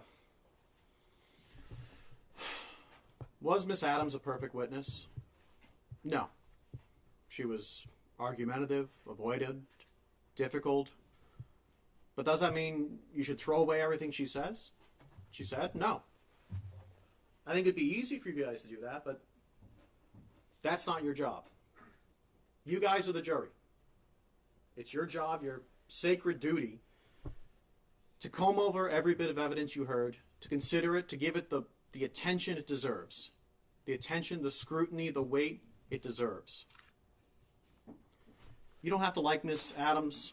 You don't have to like the way she testified today and yesterday, but you do have to give her and her testimony the attention it deserves.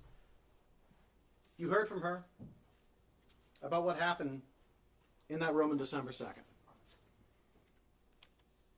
She said he entered the room, slapped her, put her in a headlock, said some things to her. I suggest if you remember how she was testifying, I think the way she was testifying to that lends some to her credibility. She was taking her time. She was looking. She was trying to remember things. As the defense counsel predicted, one of the things I'm going to say is that Miss Adams was the only witness you heard from about what happened in that room. You have defense's witnesses who said what happened afterwards, but if you remember Miss Adams' testimony, she said that was after she had an opportunity to kind of put herself together. She said she cried, she changed her clothing, she kind of started packing. The question you may be having is, why would she act that way? Why was she going out and smiling? Well, I'd suggest to you that all the people she was around are people that have known Mr. Diggs much longer than they've known her. I suggest you even consider the relationship she had with Mr. Diggs. He was sometimes lover, a boss, landlord. He was a athlete, a celebrity, financially powerful, surrounded by people that were all on his payroll that liked him. That when you put that all in consideration, her behavior does make sense in that it was her way of continuing on past that. And she told you that they had a complicated relationship. She said they argued all the time. So that might also make sense as to why she texted them afterwards saying, hey, trying to make amends or trying to figure things out, why she gave the birthday present afterwards. In this case, you heard 4 kind of things, right?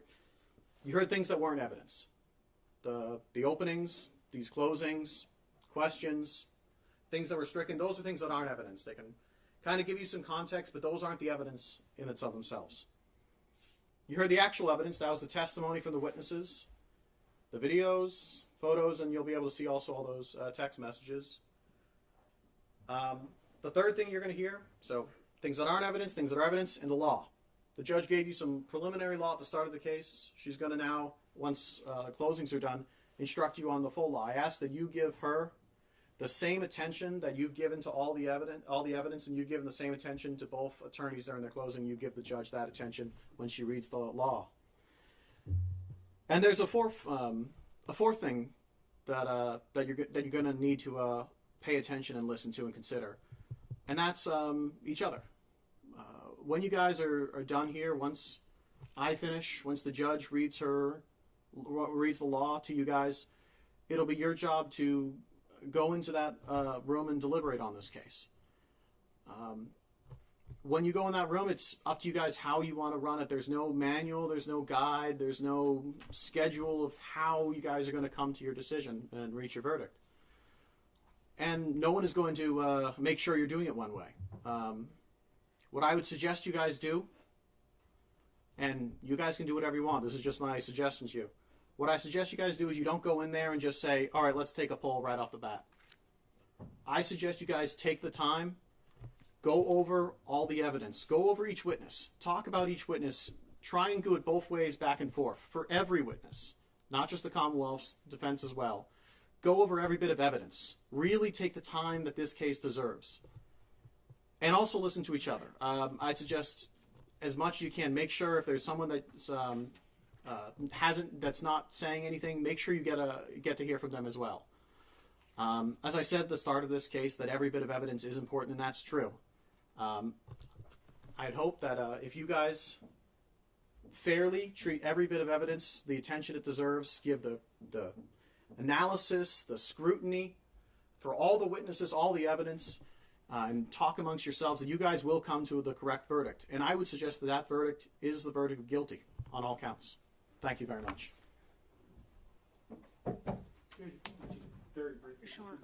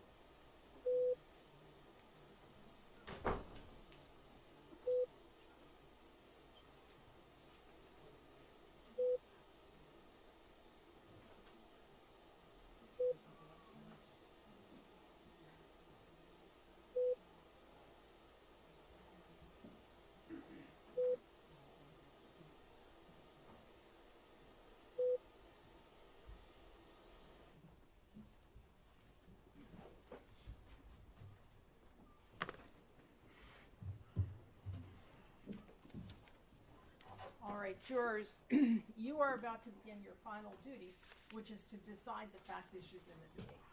Before you do that, I will instruct you on the law. It was obvious to me throughout this trial that you faithfully discharged your duty to listen carefully to all the evidence and observe each of the witnesses. I now ask you to give me that same close attention as I instruct you on the law.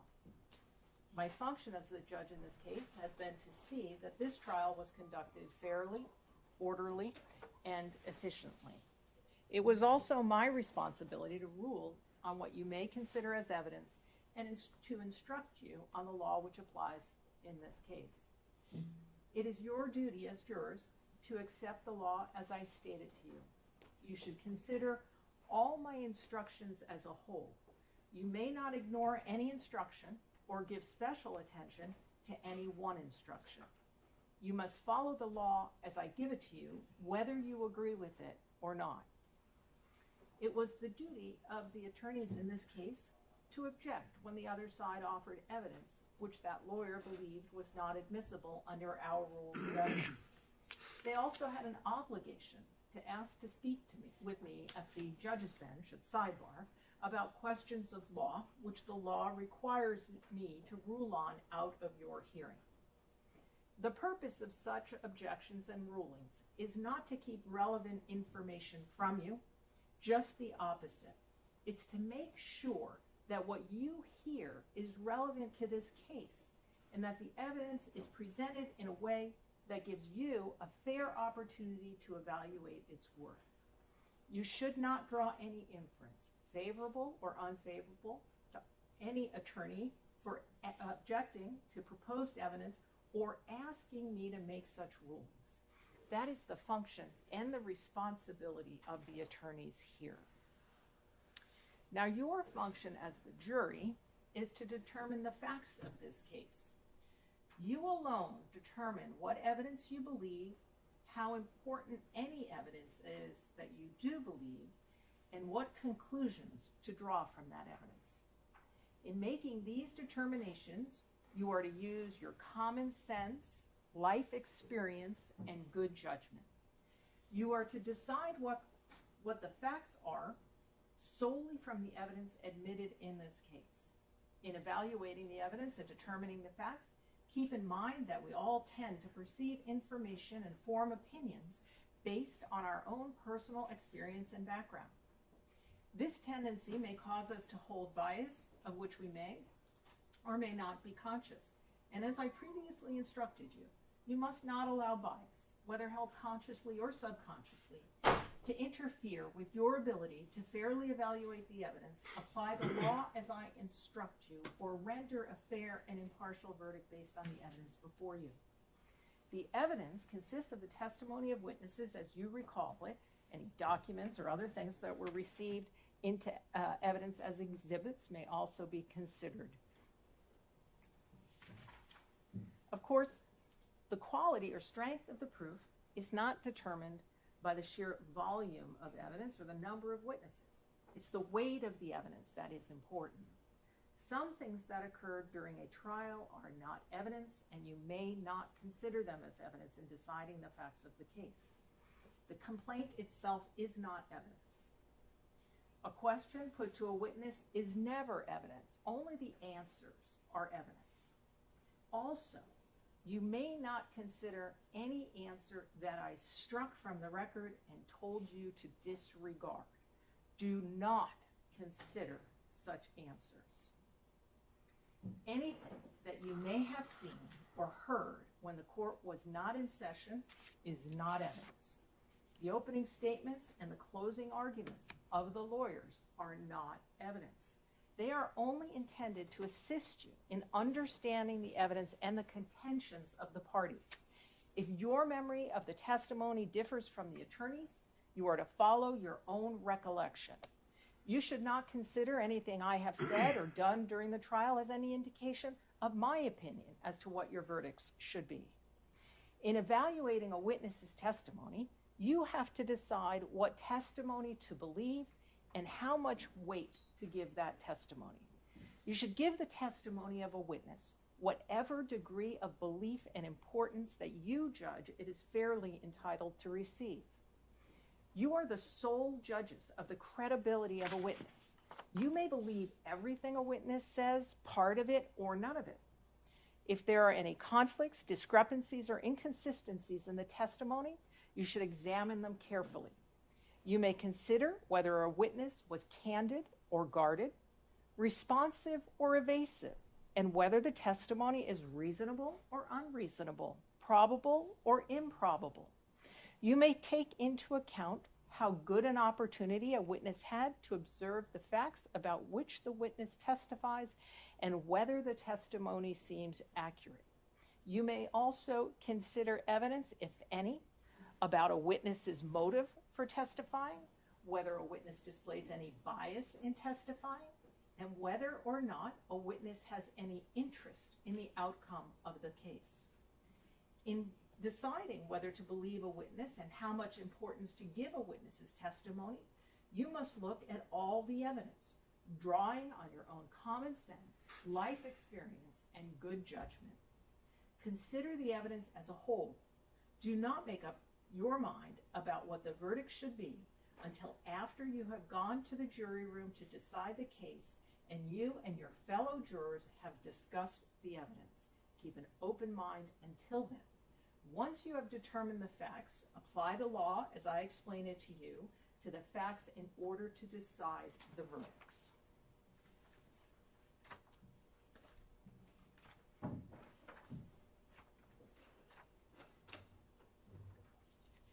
Now, there are two types of evidence which you may use to determine the facts of a case: direct evidence and circumstantial evidence.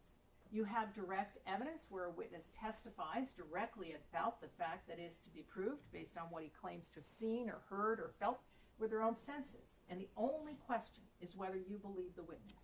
You have circumstantial evidence where the witness cannot testify directly about the fact that is to be proved, but you are presented with evidence of other facts, and you are then asked to draw reasonable inferences from them about the fact which is to be proved. Let me give you an example. Your daughter might tell you one morning she sees the mail carrier mailbox. That's direct evidence that the mail carrier has been to your mailbox. On the other hand, she might tell you only that she sees mail in the mailbox. That's circumstantial evidence that the mail carrier has been there. No one's seen the mail carrier, but you can reasonably infer that the mail carrier has been there since there is mail in the box. The law allows either type of proof in a criminal trial. There are two things to keep in mind about circumstantial evidence. The first one is that you may draw inferences and conclusions only from facts that have been proved to you.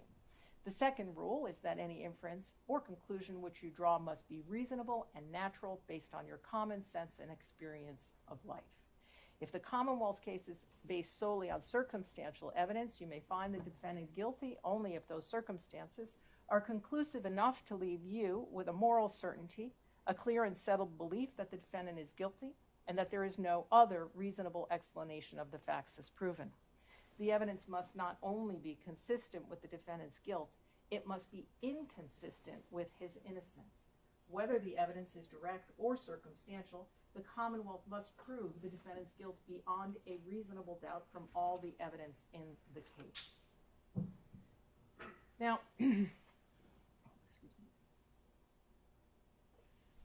when you consider whether to believe a witness or how much weight to give their testimony, you may consider whether that witness said or wrote something earlier that differs in any significant way from their present testimony in the courtroom. It is for you to say whether there is a difference and how significant any difference is. Please note that you may not use the witness's earlier statement as proof that something said in it is true. So, for example, if a witness testified here that she found a donut but had earlier written that they found a bagel, that earlier statement would not prove they found a bagel, but it might raise doubt as to whether they were accurate or truthful when they testified that they had found a donut. So the earlier statement is brought to your attention for the sole purpose of discrediting or casting doubt on the accuracy of the witness's present testimony here at the trial. It's for you to decide whether it does so. Normally, you may not consider any statement that a witness made in the past which is similar to that witness's testimony at trial. The rule rests in part on our common experience that saying something repeatedly doesn't necessarily make it any more or less true. But we make an exception to that rule where there has been a suggestion that a witness may have recently contrived their testimony. In determining how reliable a witness is who has been accused of recently inventing their testimony, you may consider any earlier statements that the witness made which are consistent with their present testimony. It's for you to say how important the consistency is depending on when any earlier statement was made, and any other circumstances that you consider significant. The earlier statement is not itself evidence of any fact that is mentioned in it. To repeat, if there has been a suggestion that a witness recently contrived their testimony at trial, when you evaluate that claim, you may also take into account any earlier statement the witness made which is consistent with their present testimony. The prior statement is relevant only as to the witness's credibility, and you may not take it as proof of any fact contained in it.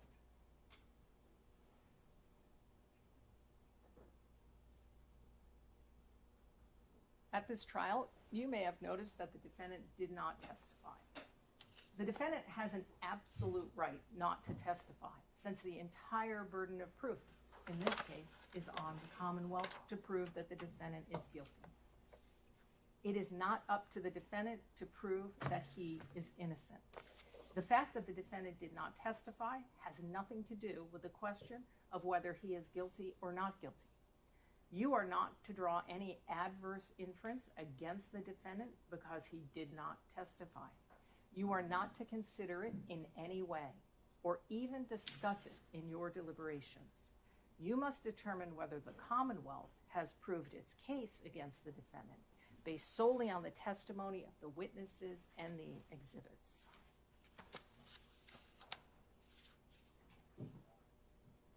As I have told you, the complaint against the defendant is only an accusation. It is not evidence. The defendant has denied that he is guilty of the crimes charged in the complaint. The law presumes the defendant to be innocent of the charges against him.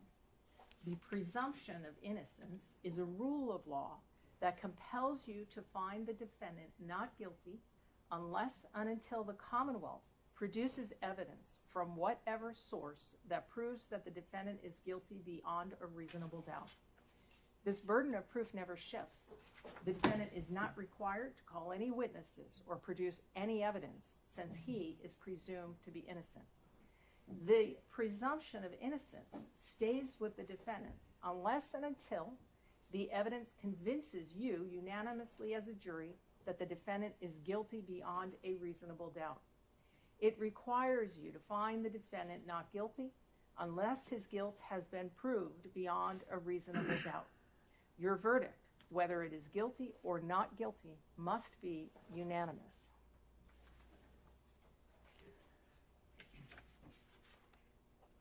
Now, as I've said, the burden is on the Commonwealth to prove beyond a reasonable doubt that the defendant is guilty of the charges made against him. What is proof beyond a reasonable doubt? The term is often used and probably pretty well understood, though it is not easily defined. Proof beyond a reasonable doubt does not mean proof beyond all possible doubt. For everything in the lives of human beings is open to some possible or imaginary doubt.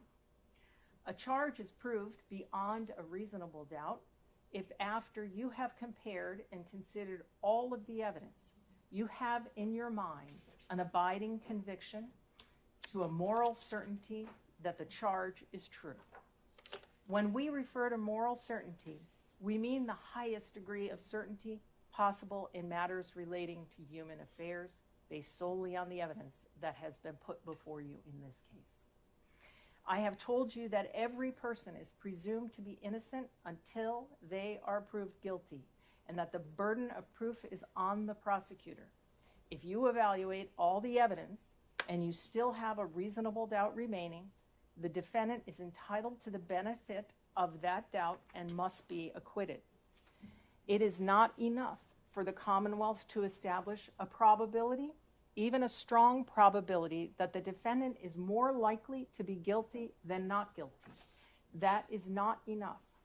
Instead, the evidence must convince you of the defendant's guilt to a reasonable and moral certainty, a certainty that convinces your understanding and satisfies your reason and judgment as jurors who are sworn to act conscientiously on the evidence. That is what we mean by proof beyond a reasonable doubt. The defendant is charged with having committed an assault and battery upon Mila Adams. In order to prove the defendant guilty of committing an intentional assault and battery, the Commonwealth must prove three things beyond a reasonable doubt. First, that the defendant touched the person of Mila Adams. Second, that the defendant intended to touch Mila Adams. And third, that the touching was either likely to cause bodily harm to Mila Adams or was offensive. To prove the first element, the Commonwealth must prove the defendant touched Mila Adams. A touching is any physical contact, however slight. A touching may be direct, as when a person strikes another, or it may be indirect, as when a person sets in motion some force or instrumentality that strikes another. To prove the second element, the Commonwealth must prove that the defendant intended to touch Mila Adams, in the sense that the defendant consciously and deliberately intended the touching to occur, and that the touching was not merely accidental or negligent. The Commonwealth is not required to prove that the defendant specifically intended to cause injury to Mila Adams. To prove the third element, the Commonwealth must prove that the touching was either likely to cause bodily harm to Mila Adams or was offensive. A touching is offensive when it is without consent. If the Commonwealth has proven all three elements beyond a reasonable doubt, you should return a verdict of guilty. If the Commonwealth has failed to prove one or more of the elements beyond a reasonable doubt, you must find the defendant not guilty. The defendant is charged with strangulation.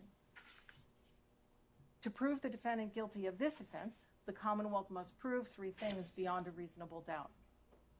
First, that the defendant intentionally applied pressure on the throat or neck of Mila Adams. Second, that the pressure was substantial. And third, that the pressure interfered with the normal breathing or circulation of blood of Mila Adams. To prove the first element, the Commonwealth must prove beyond a reasonable doubt that the defendant intentionally applied pressure on the throat or neck of Mila Adams. The Commonwealth must prove that the defendant consciously and deliberately intended the touching to occur, and that it was not merely accidental or negligent. You may examine any evidence regarding the defendant's actions or words and all the surrounding circumstances to determine whether the defendant intended to apply pressure to the throat or neck of Mila Adams.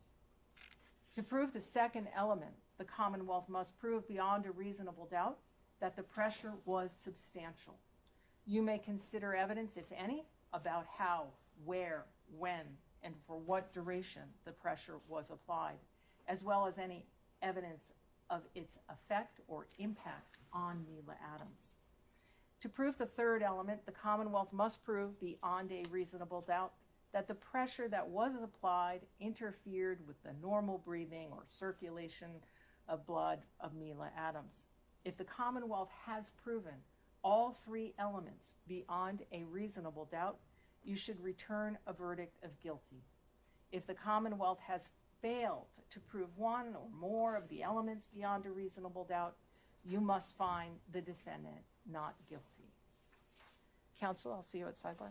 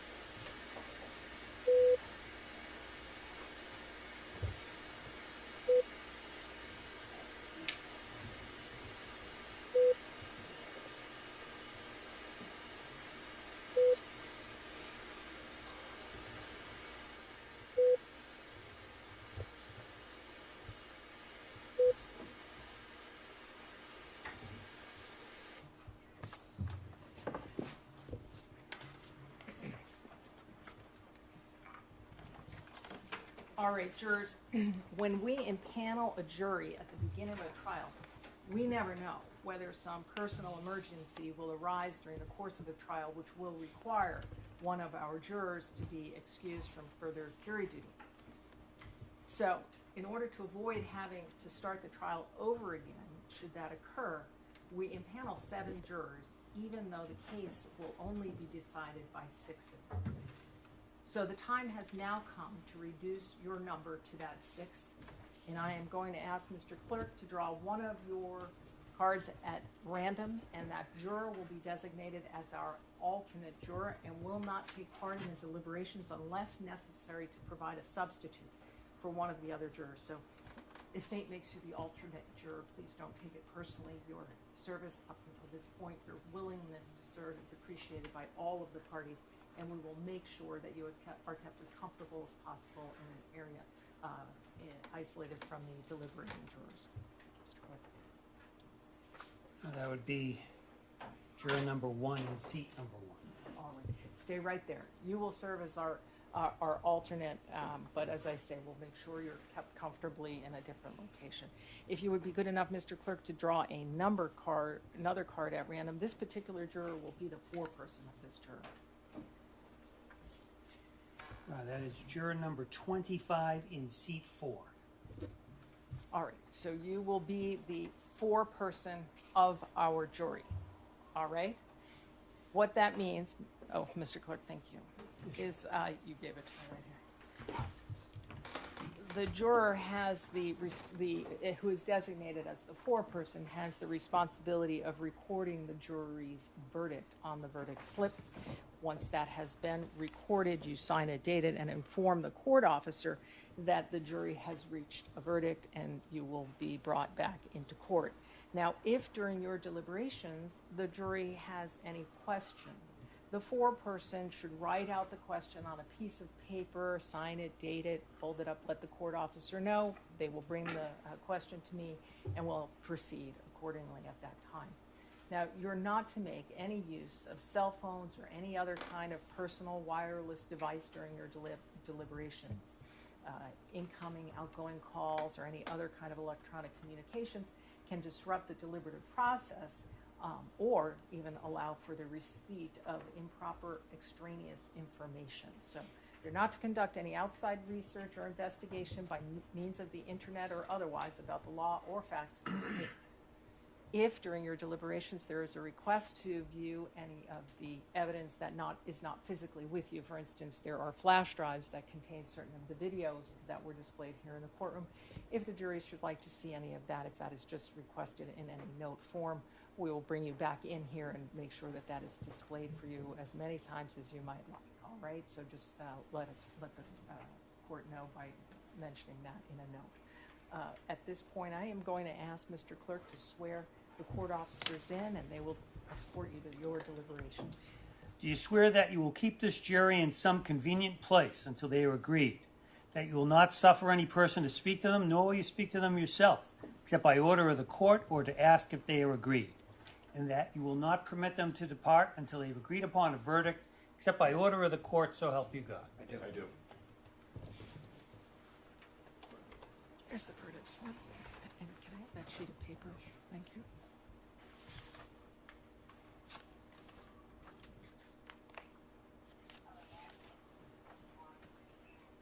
All rise.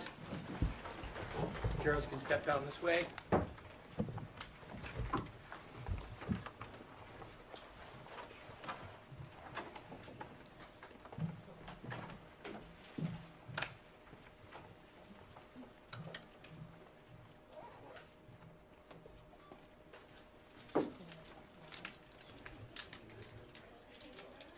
May be seated. Counsel, I'll see you over here.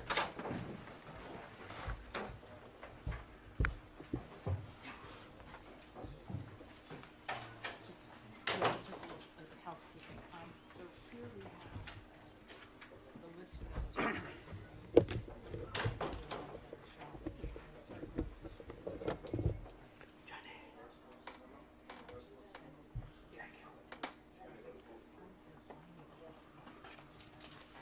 Did you kill the feed?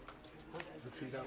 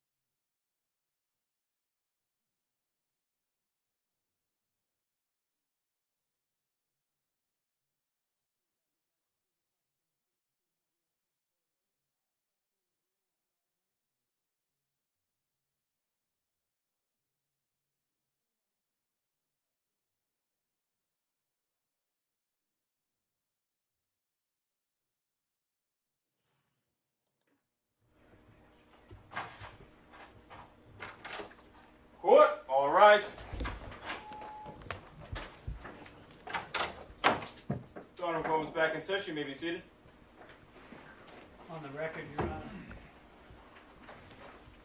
All right, the jurors have a question. Basically, they are asking, what are the 3 criteria for assault and battery and the 3 for strangulation? So, Mr. Clerk, if you'd mark this for identification, my intention would be just to re-instruct them on the 2 offenses. No objection for the common law? All right. No objecting, Honor. A for identification. All right, we're ready for the jurors? Yes, Your Honor. Mr. Clerk, can I have the tissues somehow? Can't leave me out here. Ready when you are.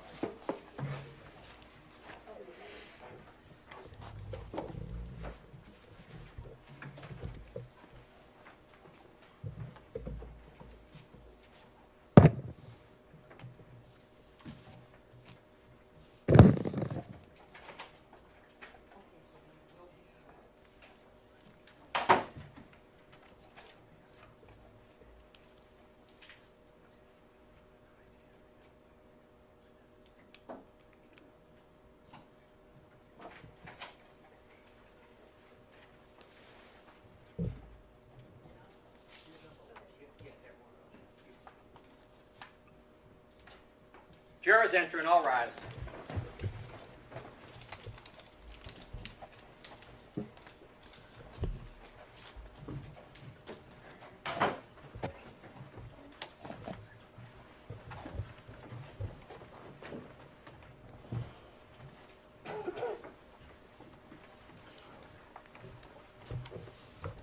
May be seated. All right, jurors, I did receive your question, which reads, what are the 3 criteria for assault and battery and the 3 for strangulation? So let me begin with the assault and battery. The defendant is charged with having committed an assault and battery upon Mila Adams. In order to prove the defendant guilty of committing an intentional assault and battery, the Commonwealth must prove 3 things beyond a reasonable doubt. First, that the defendant touched the person of Mila Adams. Second, that the defendant intended to touch Mila Adams. And third, that the touching was either likely to cause bodily harm to Mila Adams or was offensive. To prove the first element, the Commonwealth must prove the defendant touched Mila Adams. A touching is any physical contact, however slight. A touching may be direct, as when a person strikes another, or it may be indirect, as when a person sets in motion some force or instrumentality that strikes another. To prove the second element, the Commonwealth must prove that the defendant intended to touch Mila Adams, in the sense that the defendant consciously and deliberately intended the touching to occur, and that the touching was not merely accidental or negligent. The Commonwealth is not required to prove that the defendant specifically intended to cause injury to Mila Adams. To prove the third element, the Commonwealth must prove that the touching was either likely to cause bodily harm to Mila Adams or was offensive. A touching is offensive when it is without consent. The defendant is charged with strangulation, and to prove the defendant guilty of this offense, the Commonwealth must prove 3 things beyond a reasonable doubt. First, that the defendant intentionally applied pressure on the throat or neck of Mila Adams. Second, that the pressure was substantial. And third, that the pressure interfered with the normal breathing or circulation of blood of Mila Adams. To prove the first element, the Commonwealth must prove beyond a reasonable doubt that the defendant intentionally applied pressure on the throat or neck of Mila Adams. The Commonwealth must prove that the defendant consciously and deliberately intended the touching to occur, and that it was not merely accidental or negligent. You may examine any evidence regarding the defendant's actions or words and all the surrounding circumstances to determine whether the defendant intended to apply pressure to the throat or neck of Mila Adams. To prove the second element, the Commonwealth must prove beyond a reasonable doubt that the pressure was substantial. You may consider evidence, if any, about how, where, when, and for what duration the pressure was applied, as well as any evidence of its effect or impact on Mila Adams. To prove the third element, the Commonwealth must prove beyond a reasonable doubt that the pressure that was applied interfered with the normal breathing or circulation of blood of Mila Adams. If the Commonwealth has proven all three elements beyond a reasonable doubt, you should return a verdict of guilty. If the Commonwealth has failed to prove one or more of the elements beyond a reasonable doubt, you must find the defendant not guilty. With that, I will send you back to your deliberations. All rise, jurors can step down.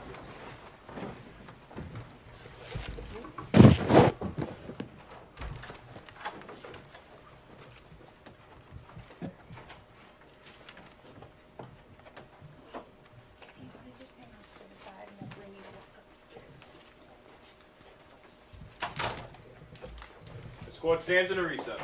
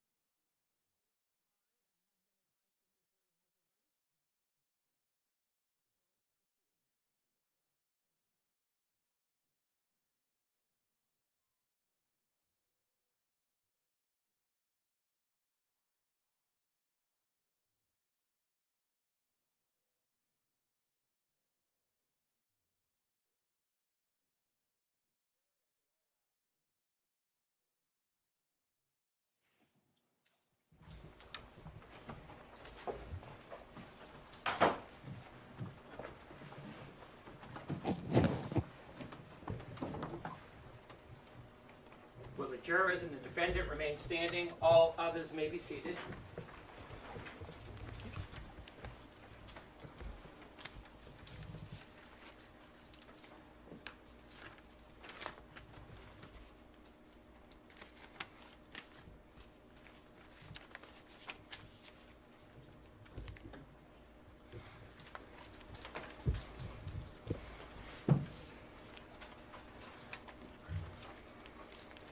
Madam Forelady, has your jury agreed upon a verdict? Yes. On count 1, strangulation or suffocation, what is your verdict? Guilty or not guilty? Not guilty. On count 2, the charge of assault and battery, what is your verdict? Guilty or not guilty? Not guilty. Madam Forelady, members of the jury, hearken to your verdict as the court has recorded it. Upon your oath, you say that the defendant is not guilty of the count of strangulation or suffocation and not guilty of the count of assault and battery. So say you, Madam Forelady? Yes. So say all members of the jury? Yes. All right, thank you. Jurors, please be seated for a moment. Everyone be seated. Jurors, I told you during this trial and in my instructions that the verdict was your responsibility and your responsibility alone. Jurors, I want to thank each of you for your careful attention and your service throughout this trial. This case has involved a heightened level of public attention. Despite that, you have remained focused on the evidence presented in this courtroom and the law as I instructed you. That is exactly what is required, and it is essential to the fair administration of justice. I recognize that serving as a juror in any case can be demanding, and in a case such as this, it may have required additional patience and sacrifice. The court is grateful for the seriousness and integrity with which you have carried out your responsibilities.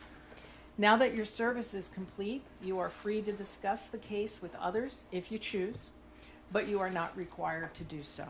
You should not feel any obligation to speak with anyone, including members of the media. If you are approached, you may simply decline. Whether or not to speak is entirely your decision. All I can say is that on behalf of the court and the parties, thank you again for your public service, and you are now excused with the thanks of the court. All rise, jurors, and step down.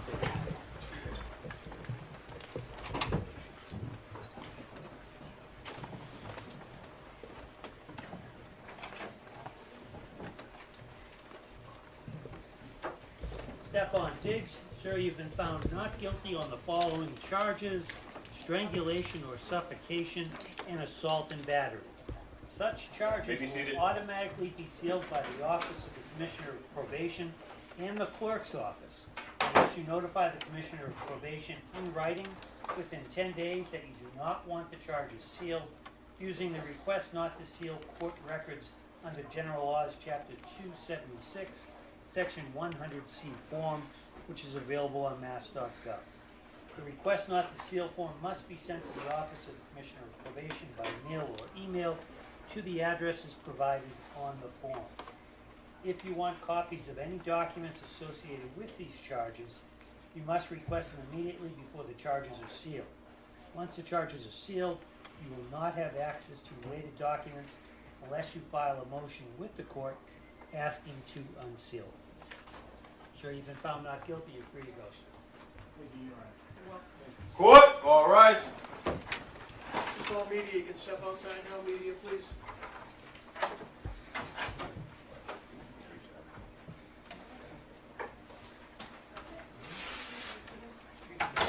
This court stands at a recess.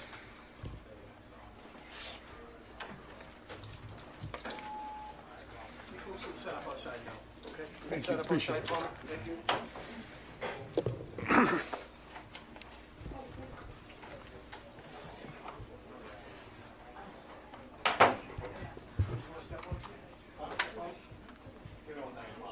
Talk to counsel. Yeah, okay.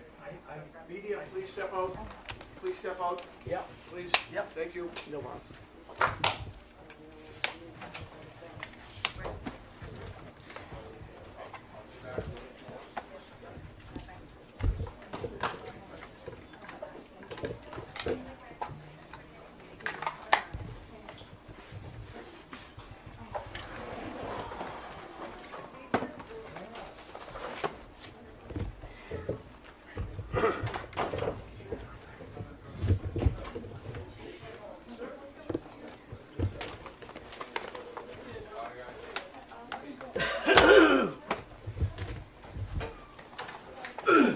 stuff now?